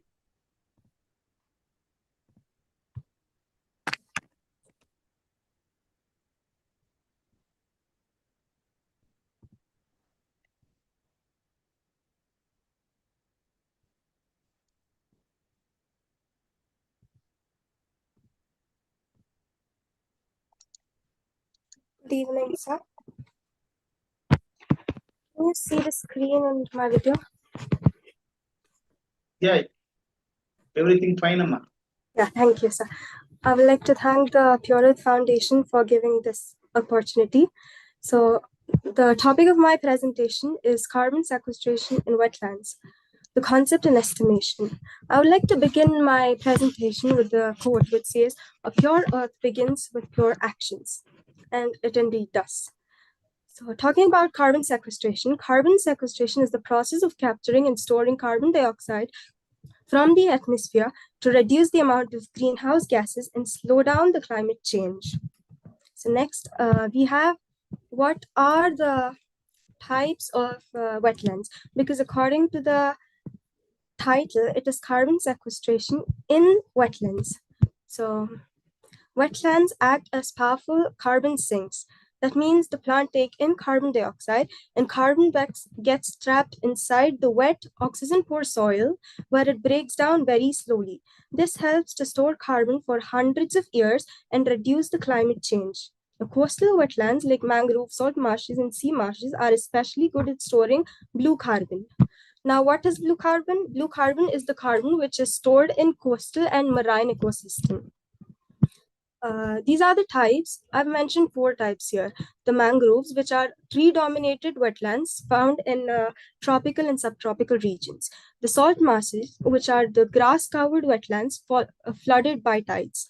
And seagrass meadows are underwater flowering plant ecosystems.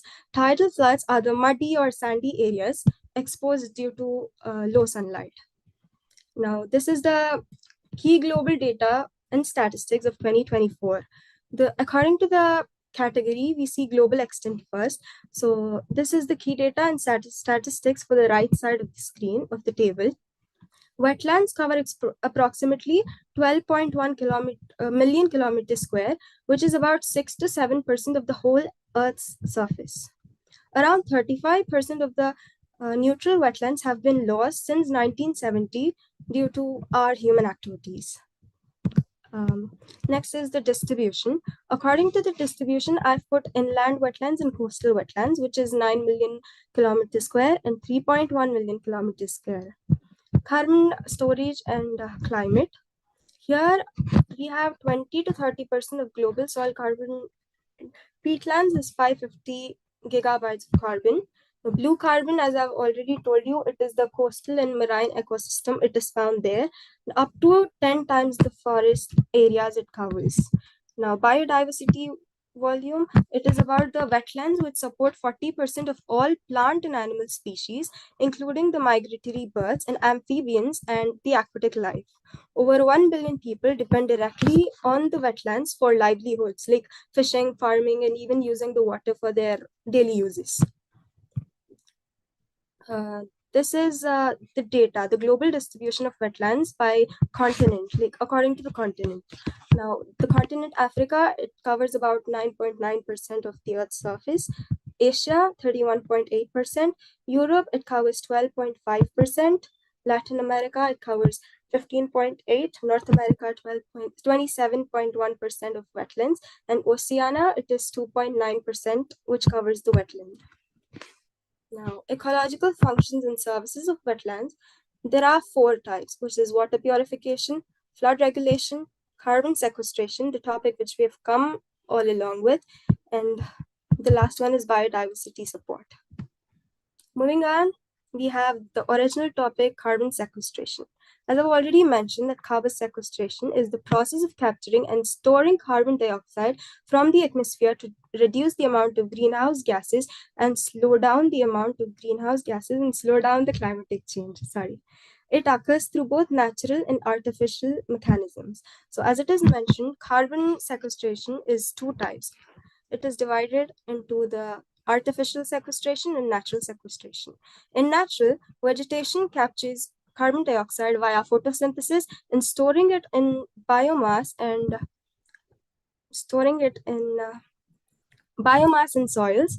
Ocean absorbs large amount of carbon dioxide quantities from the atmosphere. So because it is natural, it is only the soil and the ocean. Now, artificial sequestration technologies capture carbon dioxide from emission or air and store it in geological formations or converts it into fuels and materials.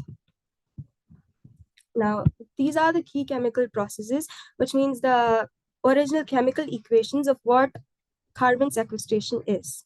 The first process is photosynthesis. In this, the plants take in carbon dioxide, as we all know, CO2 and H2O, the water. Using sunlight and chlorophyll, they form glucose, which is C6H12O6. They store it, and we get at the end 6 CO2 plus 6 H2O plus light energy. We get stored organic carbon dioxide, 6 CO2, C6H12O6, and they release oxygen as well as the carbon sequestration which we need. The second thing is carbon sequestration in biomass in soils. Now, over time, plant derivate glucose converts into complex organics like cellulose and humus, which becomes buried in wetland sediments. Now, 6 CO2 by biological and photosynthesis plus the burial, which I've said, it gives us carbon. Now, the third equation is carbonate formation. First, the alkaline or coastal wetlands dissolve CO2, reacts with water and minerals to form carbon components that precipitate as segments. That's the equation there. And then the second equation, we get Ca2 plus CO3 minus 2 gives rise to CaCO3, which is the original carbon which we need. Here, the calcium carbonate, which is CaCO3, forms and settles in the sediments, which acts as a stable long-term carbon and a sink. Now, the fourth one is anaerobic decomposition. In waterlogged and oxygen-poor wetland soils, the decomposition is very low. So according to the equation, this carbon is released as CO2 and methane, which is CH4, but a large portion remains buried as peat or organic carbon, contributing to sequestration. The final summary equation of carbon sequestration is this: CO2 plus H2O, the water. After photosynthesis, we get CH2O, the organic matter, and after burial, we get the original carbon, which is stored in soil or sediments. Now, moving on, we have carbon sequestration in wetlands. So carbon sequestration in wetlands refers to the process where the wetlands capture and store large amount of carbon from the atmosphere. Wetland plants absorb carbon dioxide during photosynthesis and store it in their roots, stems, and soil. Because wetlands are waterlogged, the oxygen level is low, which slows down the decay of plant material. This allows carbon to remain trapped in the soil for hundreds or even thousands of years.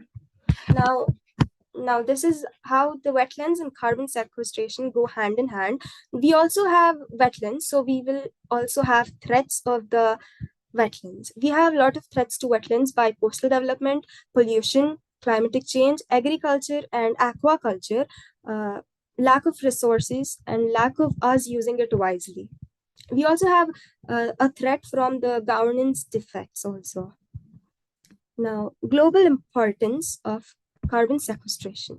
Now, carbon sequestration is a key mechanism for mitigating anthropogenic climatic change by lowering atmospheric carbon dioxide, the dominant greenhouse gas. Through biological and geochemical pathways, carbon is stored in vegetation, soils, ocean, and geological reservoirs.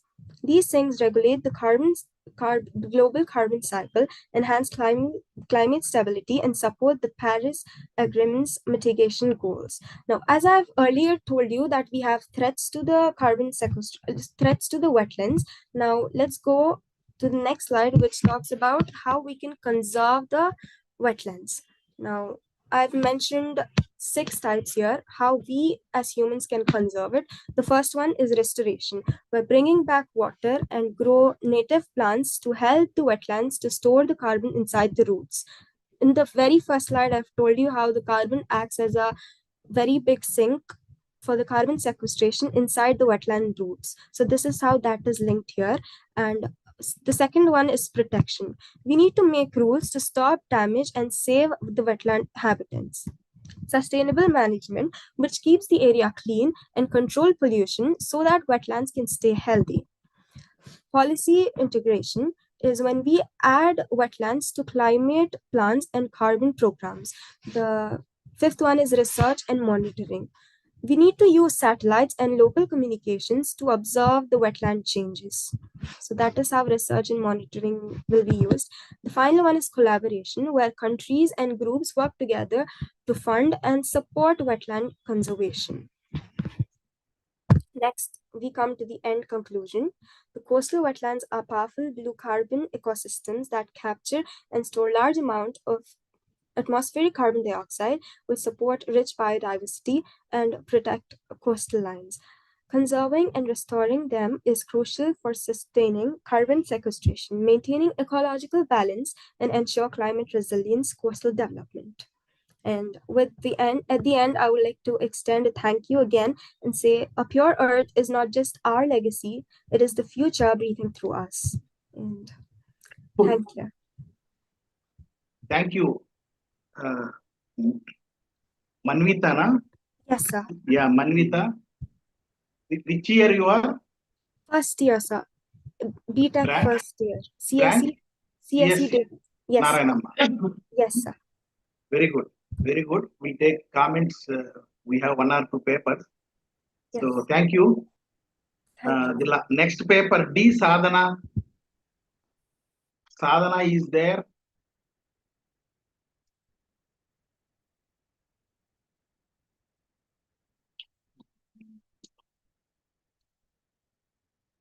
Sadhana, we'll also call the remaining people in this session. Once again, yes, Nikita, G. Arati. Yes, Nikita, G. Arati. And last that Sadhana, D. Sadhana.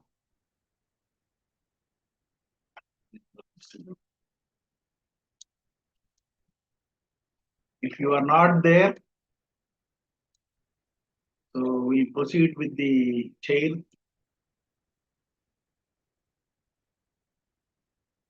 Madam Priyanka Mishra ji, please on your video, give some, I think 1, 2, 3, 4, 5 papers only presented in this session.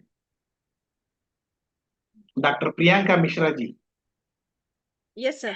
Yeah, please, ma'am. Please. Give your comments. We could not allow. We thought all people will present, and there are a very big number in this session.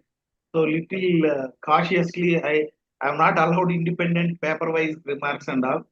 Maybe whatever you might have remembering and noted down.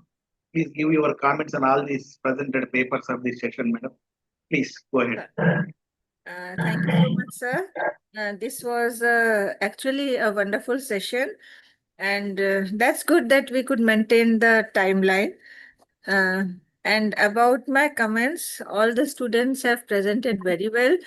They have done a good extensive research, and they have come up. And the best thing is we are all studying about the wetlands, and every paper has touched different aspects. So we can understand how vast research is. So many people studying the same similar topic, but everyone coming up with different ideas, different solutions, and different types of studies, and looking from different perspective. So that is actually the role of a researcher, how we can look the same thing from different angles, from different perspectives, and so that we can come up with various solutions for even the same problem. So this was a very interesting session, and thank you for that, and thank you to all the students. And about my comments, there are not many comments except for compliments, but just to give a few so that we can improve further. And I'm sure this must be your first or very recent stepping up into the research activities. So that is remarkable, and you can pat your back from my end.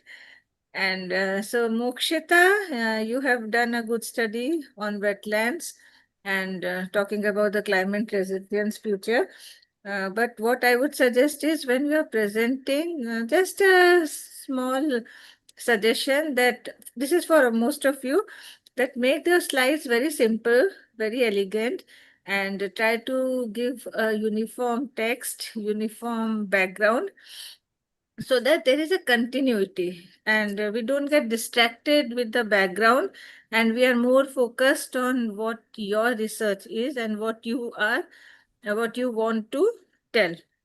Okay, so just that, and as in a previous session, sir had suggested, go for more case studies, because we are going through lots of literature, we are going through lots of studies, but once we go to the case studies, at least one case study, so you will be understanding how your study is actually being implemented. Right? It can be implementation, it can be a management, it can be restoration, whatever it is. So I think you can add those few aspects in your research whenever you are planning for your this next research. Okay. And then Tejasvi, yours was also very good. And role of wetlands in mitigating floods, right? So that was also a very interesting study. But again, similar type of comments. And Samruddhi, yours was also good, but the only problem is you presented on your through mobile, so that was not very for this forum. Actually, we should, wherever we are, try to present from your laptop so that it is more clear. Okay, because you have done good work, but you couldn't, we couldn't get it completely properly, right? So that next time you can take care of that. And Dharani, your presentation was very good. Your presentation skills and your slides were very elegant, very meticulously made, and good attempt. And Manvita, again, yours was also good. But only thing is you could have just made it more systematic and more uniform. And please add the case studies so that, because we are also learning from you. Every time we go to and listen to the students, the best thing is students have very wide ideas. So they are very open and keep increasing your skills, and always be open. Don't restrict yourself. Okay. The more you are open, the more you are willing to study, the more you are willing to accept, the more you will be able to finally give your output will be the best, right? So I won't take much time. I think you all would be very tired. Thank you so much. Thank you, madam. Sadhana, you are there. Will you present your paper? Yes, sir. Yeah, make it quick. So, after remarks, we are allowing you. You are not seen earlier. Huh? Quickly share your screen and present it.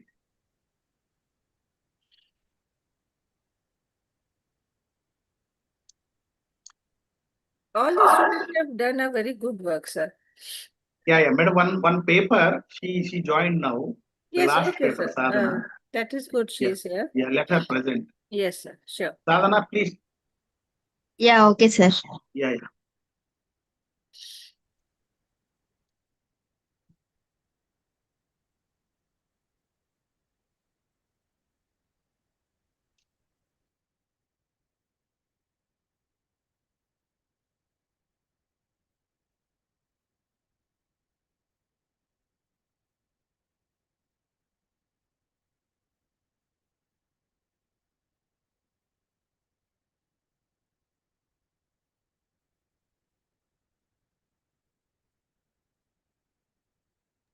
Sadhana, everyone is waiting.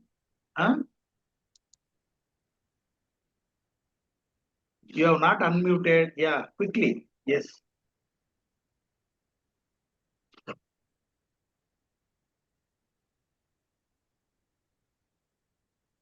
On your video also.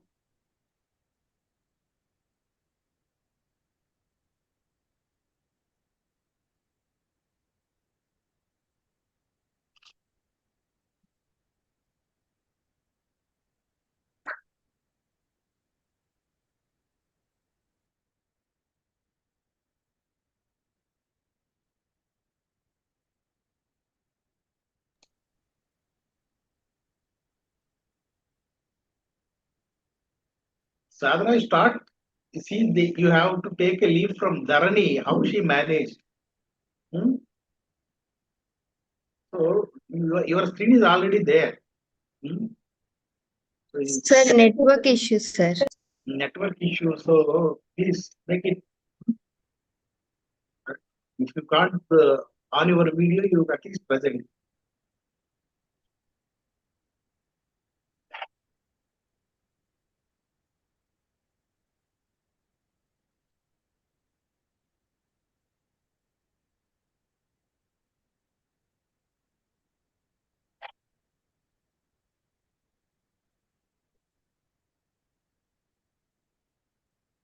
You can unmute and then start reading or whatever you want to talk about.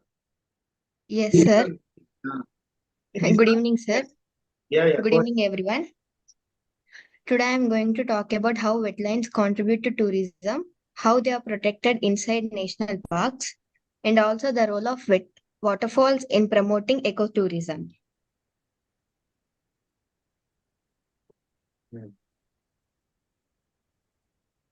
Wetlands are areas where land and water meet. Examples lake, riversides, ponds, and etc. Wetlands are becoming major ecosystem spots. They attract tourists because of beautiful water landscapes, rich biodiversity, birds, animals, plants, peaceful natural surroundings, activities like boating, bird watching, natural walks. Example, Chilka Lake, it is in Odisha. Uh, in Manipur, bird saturatory lake, and so on, etc. Wetlands help local communities by creating jobs, guides, boat drivers, local shops, supporting local cottage industries, encouraging sustainable tourism practices, increasing state revenue through tourism activities. Wetlands in national parks. Many national parks in India include wetlands inside them.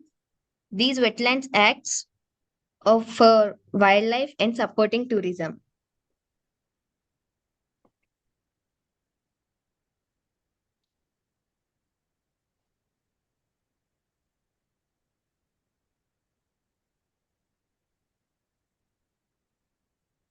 Importance for wildlife tourism.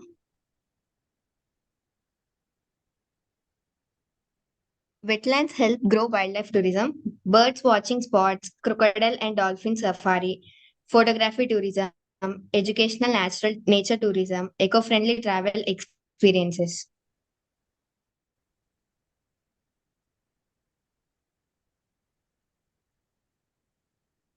Waterfalls and tourism. Waterfalls are another important part of nature-based tourism. They attract tourists because spectacular natural beauty, adventure activities, clean natural environment, relaxation spots, ideal for photography and film shooting. Example in India, at Karnataka, Jog Falls, at Kerala, Atrayapuri Falls, Kuntal Waterfalls at Telangana. At last, connection between wetlands and waterfalls. Waterfalls often create wetland zones at their base. This helps by forming natural pools, supporting fresh water, creating mini ecosystems, and enhancing tourism value. Conclusion: wetlands and waterfall play a key role in boosting tourism. They support biodiversity, create economic opportunities, and offer beautiful natural land spaces. By protecting these natural resources, we can ensure sustainable tourism for future generations. Thank you, sir. Thank you, Sadhana. Yes, sir. Thank you, Ra. Finally, you could make your presentation. So Yes, I sir. think there is no one. The last option from participant, if you are there in the, because 6 papers they could not present. If anybody is there, please raise your hand there. In 5 minutes you can utilize. And I didn't find anybody. So we'll take remarks from our Dr. Vinod ji. Good evening. First of all, I will appreciate Dr. Jayachandra for listening nearly 30 papers of the young budding scientists, we can say, budding technologists. And as far as this section is concerned, there were 6 papers. And first of all, I will appreciate Miss Tharni, for excellent presentation, because she made it in time, and whatever, because all others have made good effort. Everybody has presentation skill, good communication skills, but they should improve the slides, as Madam has already mentioned.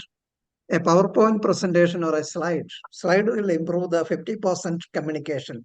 Slide will help. Usually it's a bullet points, seven words in a line, 7 lines in a slide, something like that.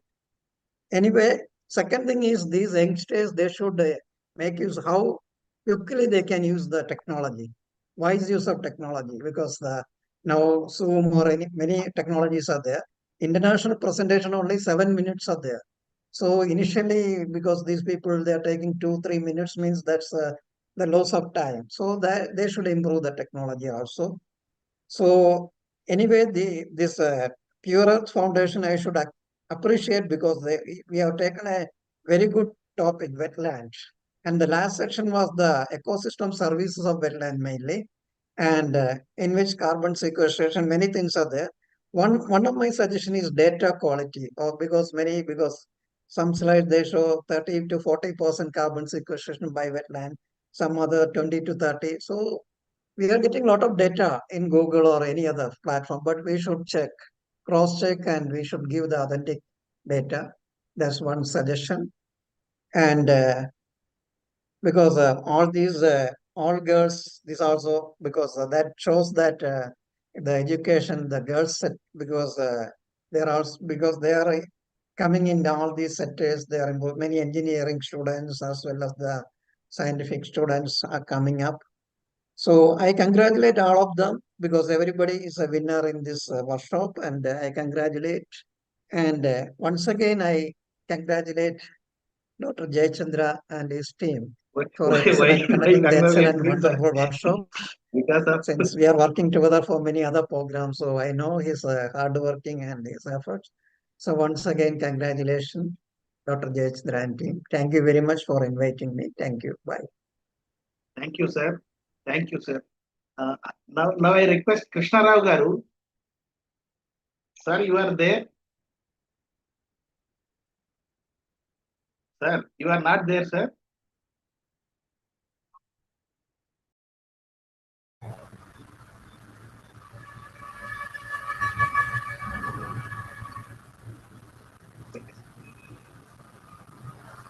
Ravindra Garu, Krishna Rao sir is trying.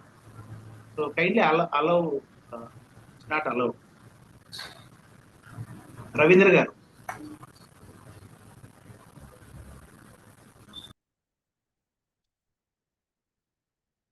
And there are very few speakers only are there online. Many of them left because of whatever reason. Their academic colleagues are traveling, whatever.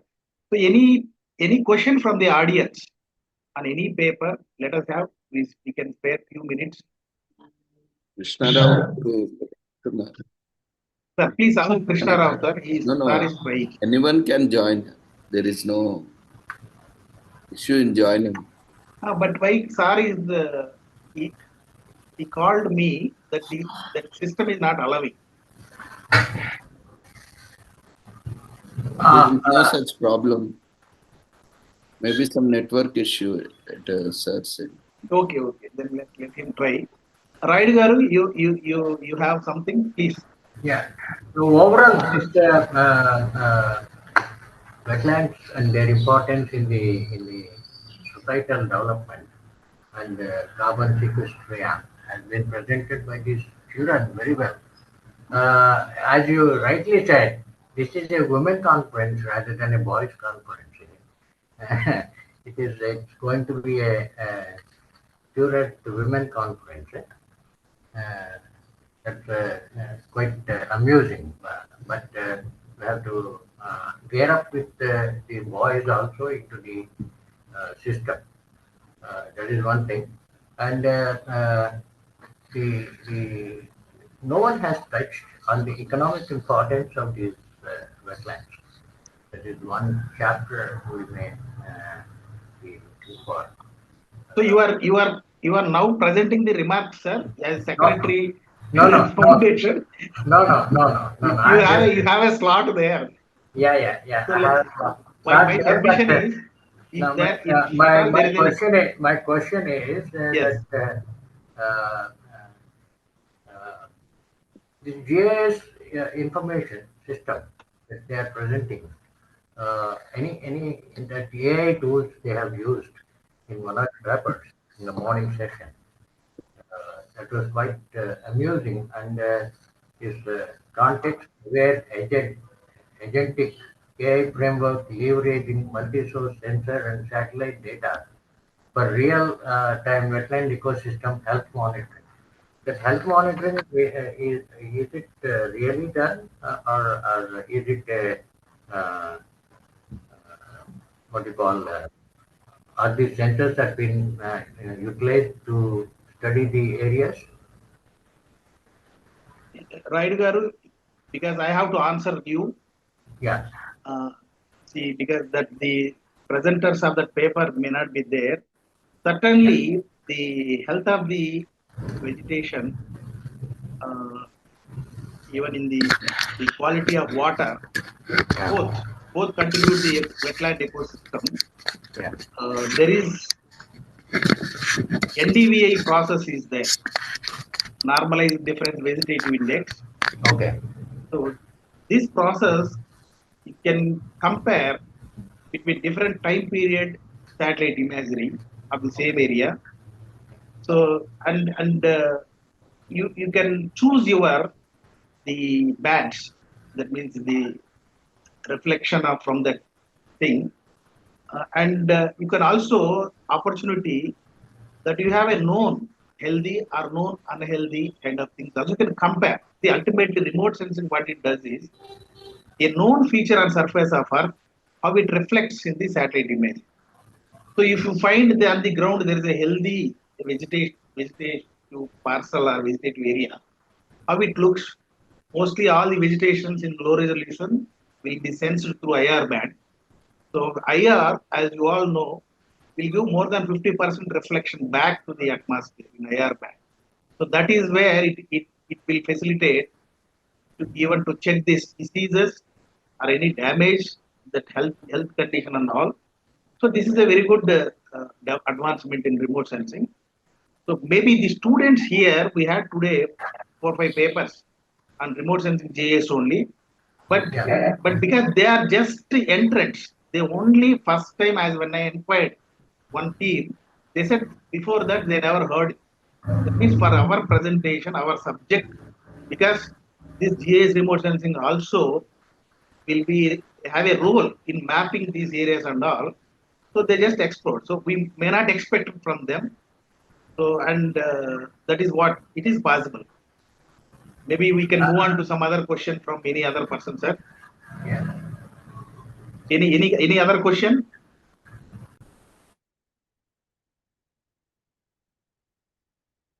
So there are participants from morning. So you can, sir, Ravindra Garu, there are 3 people are waiting. Maybe I can also admit them if, yeah. There are some people in the waiting, right? Why it is showing that some people are waiting, sir, Ravindra Garu? So any other questions? Any questions? Then we will take some remarks from Krishna Rao Garu. Anyhow, we don't call it a valedictory as a separate thing. Not as a separate thing. Like Raidu Garu, the secretary of Pure Earth Foundation, he will give a kind of report and his observation on this whole conference. And Krishna Rao sir is also there. We preside this. So before we take Krishna Rao Garu and Raidu Garu, because this is an opportunity for the participants. Particularly, I want to invite the students only. If they have done their paper, if they have any question or anything to ask in other paper, that also you should start thinking from now onwards. Not just focusing my role to present my paper and let us wait will I get my award or not. You should also focus on others, how they present. Suppose there are many topics which are similar. Same topic presented by multiple authors. So I want any question from you, so that even that paper authors are there, they will also answer, because from the morning first paper to till now, we took some remarks from the chair, but we have not allowed anybody to ask a question. Okay, so this is the few minutes we have. Fortunately, we could complete in time. So this is an opportunity. Anyone? So you are all waiting for the presidential remarks and then this valedictory only. Then I will request Krishna Rao Garu and Rai Garu to take over. So, okay, my role is over. Maybe if they permit me at the end, I will do my job. So, Krishna Rao Garu.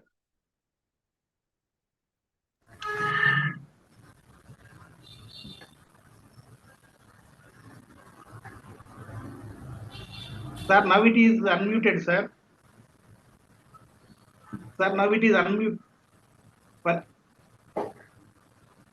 no, sir. Now you are given mute, and Ravindra Garu, sir is on line.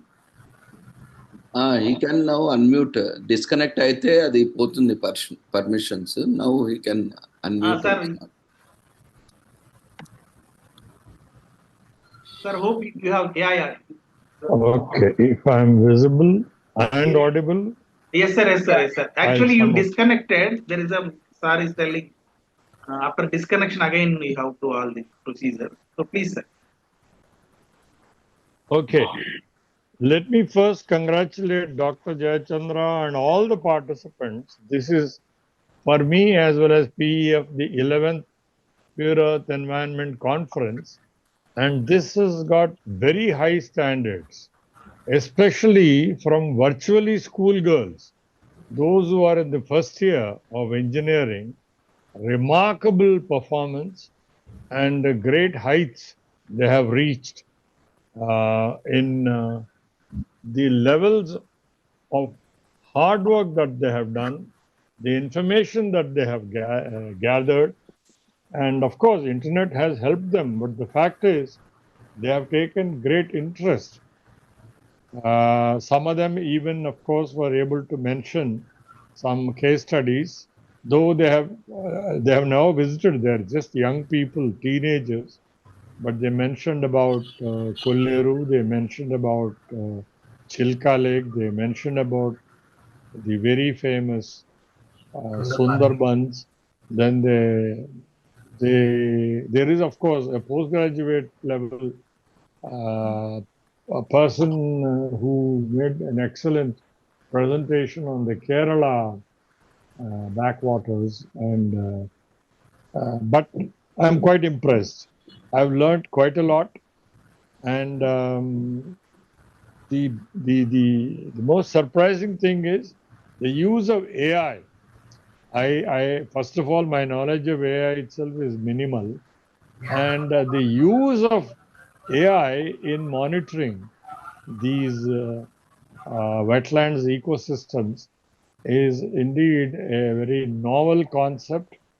How they chanced upon it, because by their own confession, those three girls, they did not even know what is a wetland and what is a wetland ecosystem. Their knowledge of environment is just for the sake of this presentation of the paper, they got to know and they got interested. And I'm sure their passion for this subject will continue for some time. In fact, the very purpose of this Pure Earth Foundation is to ignite a certain level of awareness, if possible, lead it to passion regarding how to save our planet, how to see that it continues to be livable, how we have to make sure that we bequeath to our children and grandchildren and great grandchildren the kind of earth that we enjoyed. Of course, it's decreasing day by day. The quality of life is decreasing. The burden on earth is ever increasing. But still, there is a hope that the various human beings involved, especially the developed countries, will share their resources and also reduce the burden on Mother Earth. So I'm very impressed. I'm happy that this particular conference has reached new levels of excellence and height. And obviously, Dr. Jayachandra has taken a lot of pain in selecting good papers. And there was more or less 98% concentration on wetlands, except for one paper from Lucknow. He, of course, provided what I call a variety. He was able to somehow into horticultural practices. There were two papers on combining fishing and horticulture. These are all new ways of looking at the existing problems. And I'm very impressed and I'm thankful for having been introduced to so many concepts. I have learned a lot. Beyond that, I have nothing further to say.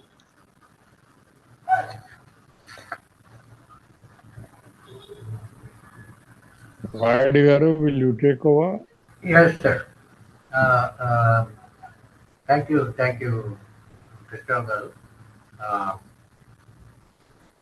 The whole exercise of this today's conference, the 11th Pure Environment Conference. This is the biannual, the second one, and we have done the presenters have made an excellent presentation. Overall, the subject has been taken into consideration in a broad perspective, and this is quite amusing.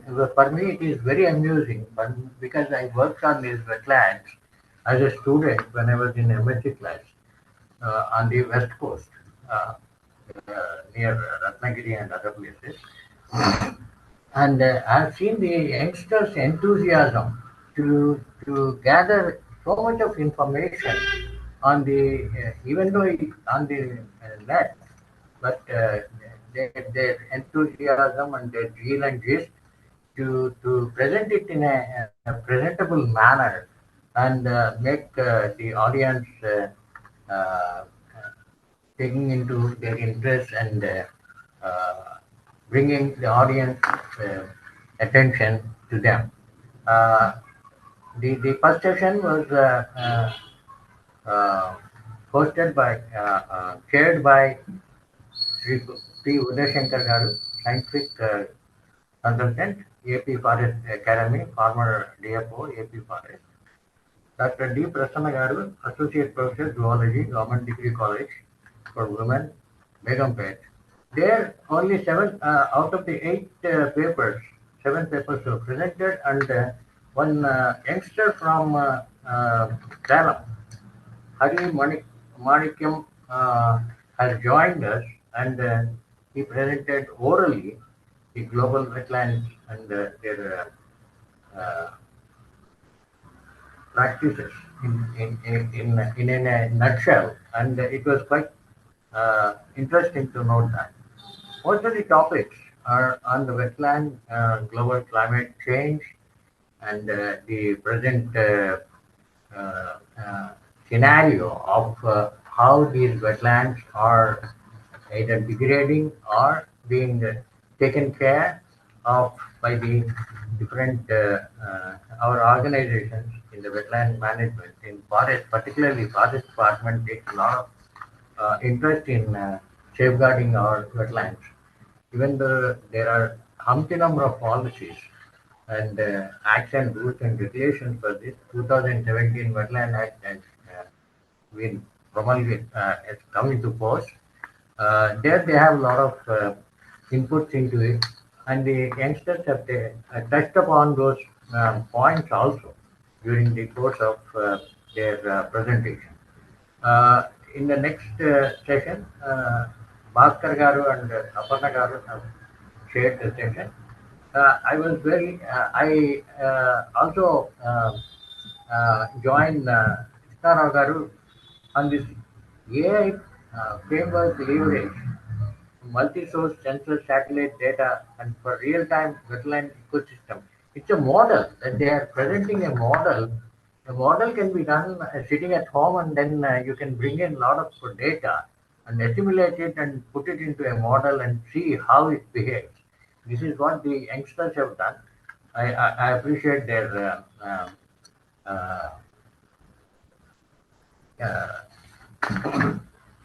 presentation. Uh, the other presenters are also the fluoride contamination in Nalgonda district has impressed me a lot. They have done enormous work. It's a hands-on experience for that girl who is come from that area, and she has practically witnessed the importance of the supplying of fresh water to the people in that area, because fluorosis is a big problem.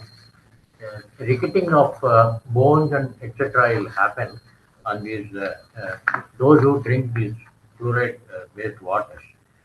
It is a good, interesting chapter, and carbon sequestration is being touched upon by most of the youngsters, presenters in this conference. The third session, we have Jayashankar Garu and Chakradhar. Jayashankar, Principal Amrita Vishwavidya Peetham, Amaravati Campus, AP. and Dr. Chakragar, Associate Professor, Mechanical Engineering, IIT Palkar, have chaired the third session. 6 papers have been presented there. And again, the same, the community participation in wetland conservation, Kadalundi, Vallikunnu, that is the Kerala wetland conservation area. That is a the presentation was excellent. And because she is the postgraduate student, she must be doing a lot of work in that area for her research work. And she has made a very good presentation. Traditional fish farming, horticulture, mangrove integration for sustainable ecosystem, Varsha and Party have done a good job. Ecotourism, mostly ecotourism has been promoted recently in all the states, and they are looking for an opportunity to attract more and more tourists from all over the country, all over the world. In fact, a lot of photographers are flocking around these wetlands to do the photography for Discovery Channel. Recently, Discovery has again floated a tender for photographic videos and etc. Those amateur photographers have a better chance to get into this line. Wetlands in the fourth session, Dr. T.R. Vinod, Program Director, Center for Environment and Development, Trivandrum, Kerala, and Dr. Priyanka Mishra, Assistant Professor, School of Architecture, Planning, KIT, Bhubaneswar, have chaired the session. And there also we have 6 papers presented. The last one, after the conclusion of the chair, a girl has presented, Sadhana has presented her paper on role of wetland developing tourism and sites and that. Mostly these youngsters have done excellent job. I congratulate all of you and wish you all the best for your future uh, uh, conferences like this. Thank you. Over to Jay Chandra. Thank you, Krishna Rao Garu and Raidu Garu. So you have summed up excellently, covering everything, every paper. So there is no need to give any comments from my side. Only before announcing the awards, that is only left, and then vote of thanks. Just before that, 1 minute, I just want to inform these youngsters that the Pureth Foundation very recently, joined associating with Connect for an organization NGO, Mumbai based, promoted by the Ambani Group. Their daughter-in-law is one of the founder. Connect4.org. So Pureth Foundation, in associating with them, we are organizing environment earth education volunteer. We are organizing a program called Earth Education Volunteer. So in this program, these girls or whoever presented today, all except 2 boys, remaining all are girls. So they are the right people because they have wonderful knowledge and interest, that is very important, to prepare a good presentation, good topic, and then presenting here. So they have no doubt, undoubtedly, they have every skill. So what this program, the Pure Earth Foundation is going to train you on a lecture. Maybe we take a few lectures. The first lecture is One Earth for Life. First lecture is One Earth for Life. Actually, that program starts from the coming 26th of this month, Wednesday. And even few of students who are presenting today also there in that. So what we are going to do is, we will deliver a lecture, give our presentation slides, And we will also clarify if required whatever is the kind of interaction after delivering a lecture. We take an interaction from all the participants. We'll clarify their doubts, and they will make their own presentation, own preparation to deliver a lecture, and they are going to identify either their own studied school or nearest to them or any school wherever it is, probably the school students, 8th class, 9th class, like that, or even lower grades also. So these students, they can learn from this Pure Foundation online session, and then they can deliver this lecture to the school students. So whoever is interested, this is totally voluntary service, and as per your convenient only you have to take up this. So you will get, first of all, wonderful knowledge and activities, and then environment, and one component that is only wetland ecosystem. That may be one component for this life on Earth. So, but you are going to have complete knowledge of this. So whoever is interested, straight away, because you are already having Pure Foundation email with you, just write a single line, I am interested. Then I will include in that program, and we will guide you. So this is one thing I just want to share before you. And then, as usual, the proceeding of this conference will be brought maybe in a weekdays. Soft copy will be provided to everyone. Hard copy, if anybody want, before Monday, either you pay directly if that QR code is there, registration there, or you can send your email that I am interested, I am ready to pay 350 rupees per copy. See, if there is a minimum 25 to 30 requests, I will get 50 copies.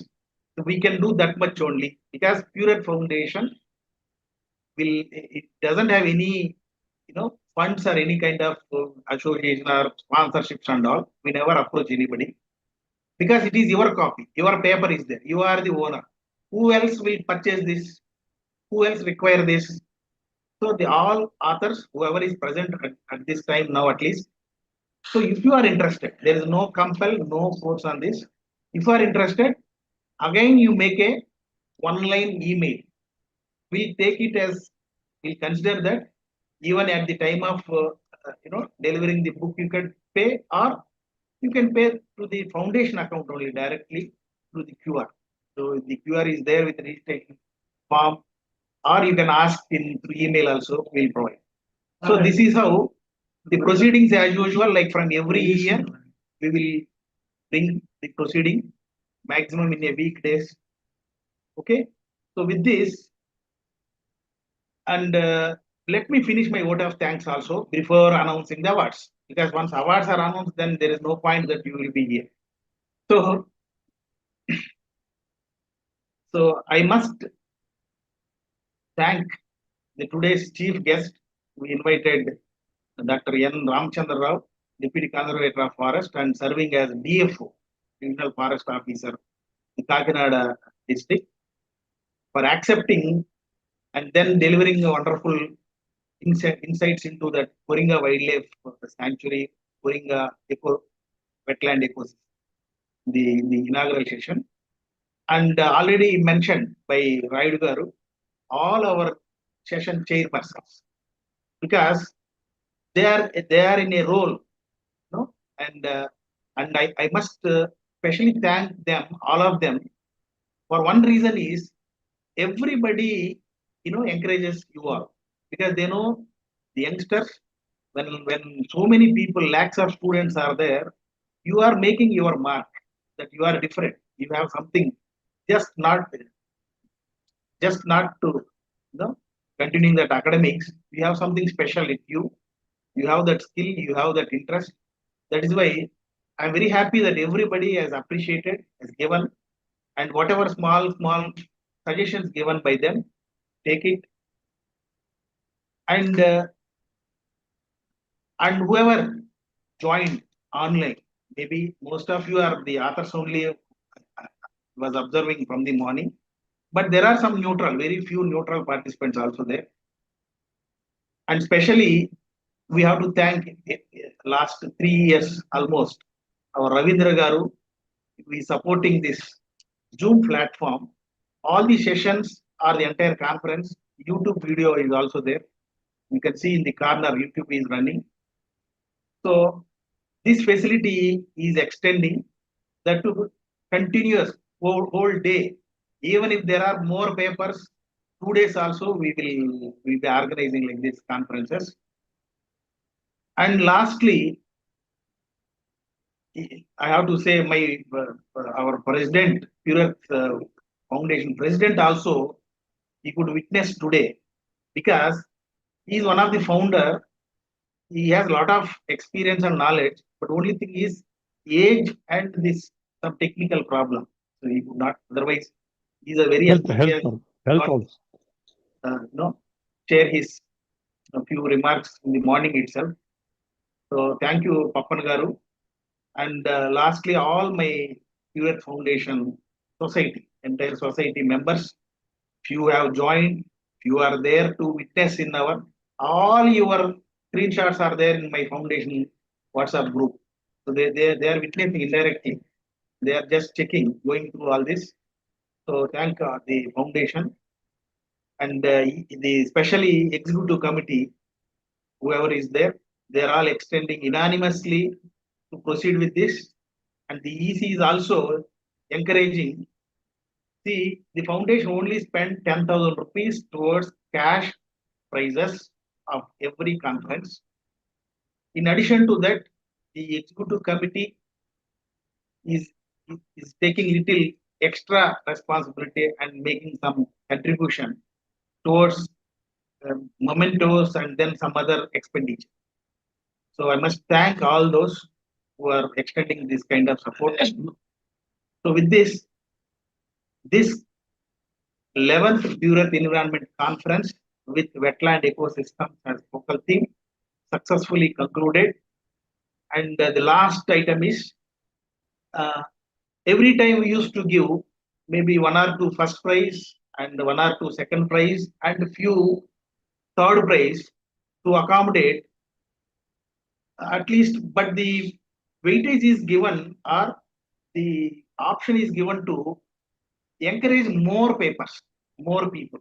Even today, I thought of if I go for first prize, second prize, third prize, I have to reduce it because there is a limited budget. So what I thought, and the papers also, there are some limitations or whatever advantages are there and some drawbacks also there. Good papers, for example, I have to mention, everybody mentioned about that AI connected paper. Paper wise, it is correct. But when it comes to presentation and then exchanging among the authors, all these things will have a comparison with other participants, how they present it. They will compare their own presentation. So we should take care of everything, all aspects. One thing, another thing is to encourage the youngsters. Firstly, I must say 90% are the very first year graduation, the engineering first year or so like that. And very few are there from post graduation, they can understand. So one is to encourage the young people first time presenting. Most of them, I made a list of mostly the first time presenters. And then I thought, instead of making 1-2 papers, first prize, best second like that, I decided to select 10 best papers and give 10 equal cash prize. And all these 10 people will get 1,000 each. And all these 10 people, 10 papers will get this memento also with award, best paper award. We are not calling first, second, third. They are the best papers, 10 best papers of this 11th Pure Environment Conference. Every time we go with a different thing based on the participants and papers. So even one more justification is that not true case studies, not in-depth data collection, not standard papers also there. Keeping all these criteria, so I am going to read out now the 10 best papers. That doesn't mean the remaining papers, remaining authors are not done up to that. Everybody, see, when you have to select something, you have to go with some criteria. So every paper out of that 33, 6 papers they could not present. So 27 papers presented today. So out of 27, these 10 papers I'm going to read now. So the people who didn't, whose paper is not included in this, don't think. You have done your job excellent, and you all come back again in the next conference, certainly with the improved versions and improved way. So now I'll go.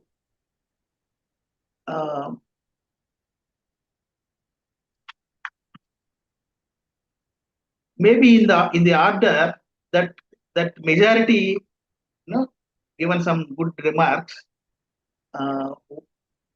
Role of wetlands in reducing urban flooding, heat island effect, and improving urban biodiversity by Neha Swi, Varshita Akshara from G. Naranam Institute of Technology. Paper 1. Community participation in wetland conservation, a case study of Kadalundi Vallikunnu Community Reserve by Fatima from Central University, Kerala. Paper 2. GIS and remote sensing technology in wetland ecosystem by Anjali Ishita Tanmahe, G. Naranam Institute of Technologies.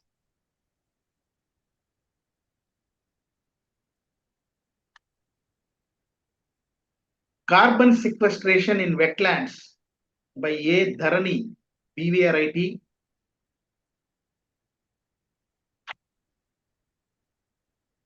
Role of wetland ecosystems in global climate change, Yashita, Rohita, and Mahija from G. Naranam Institute of Technology. Sediment carbon burial potential of urban wetland system, a case study of Hussain Sagar Lake in Hyderabad, Yasina Sheikh from Forest College and Research Institute. Carbon sequestration by Sharmishta, Madhulalita, and Sukirti.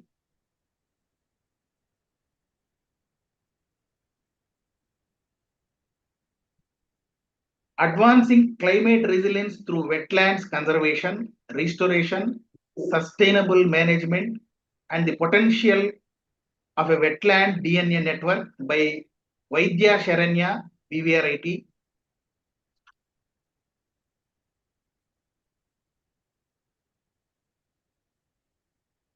Integrated GIS and remote sensing approach for groundwater depletion and drinking water scarcity by Sahiti and Kritika Viksha, BVRIT. And last one, carbon sequestration in wetlands, concept and estimation, Jane Manvita, GNITS. So these are the 10 papers we have judged to be the best papers. And these people will be given the 10,000 rupees cash prize each and a memento.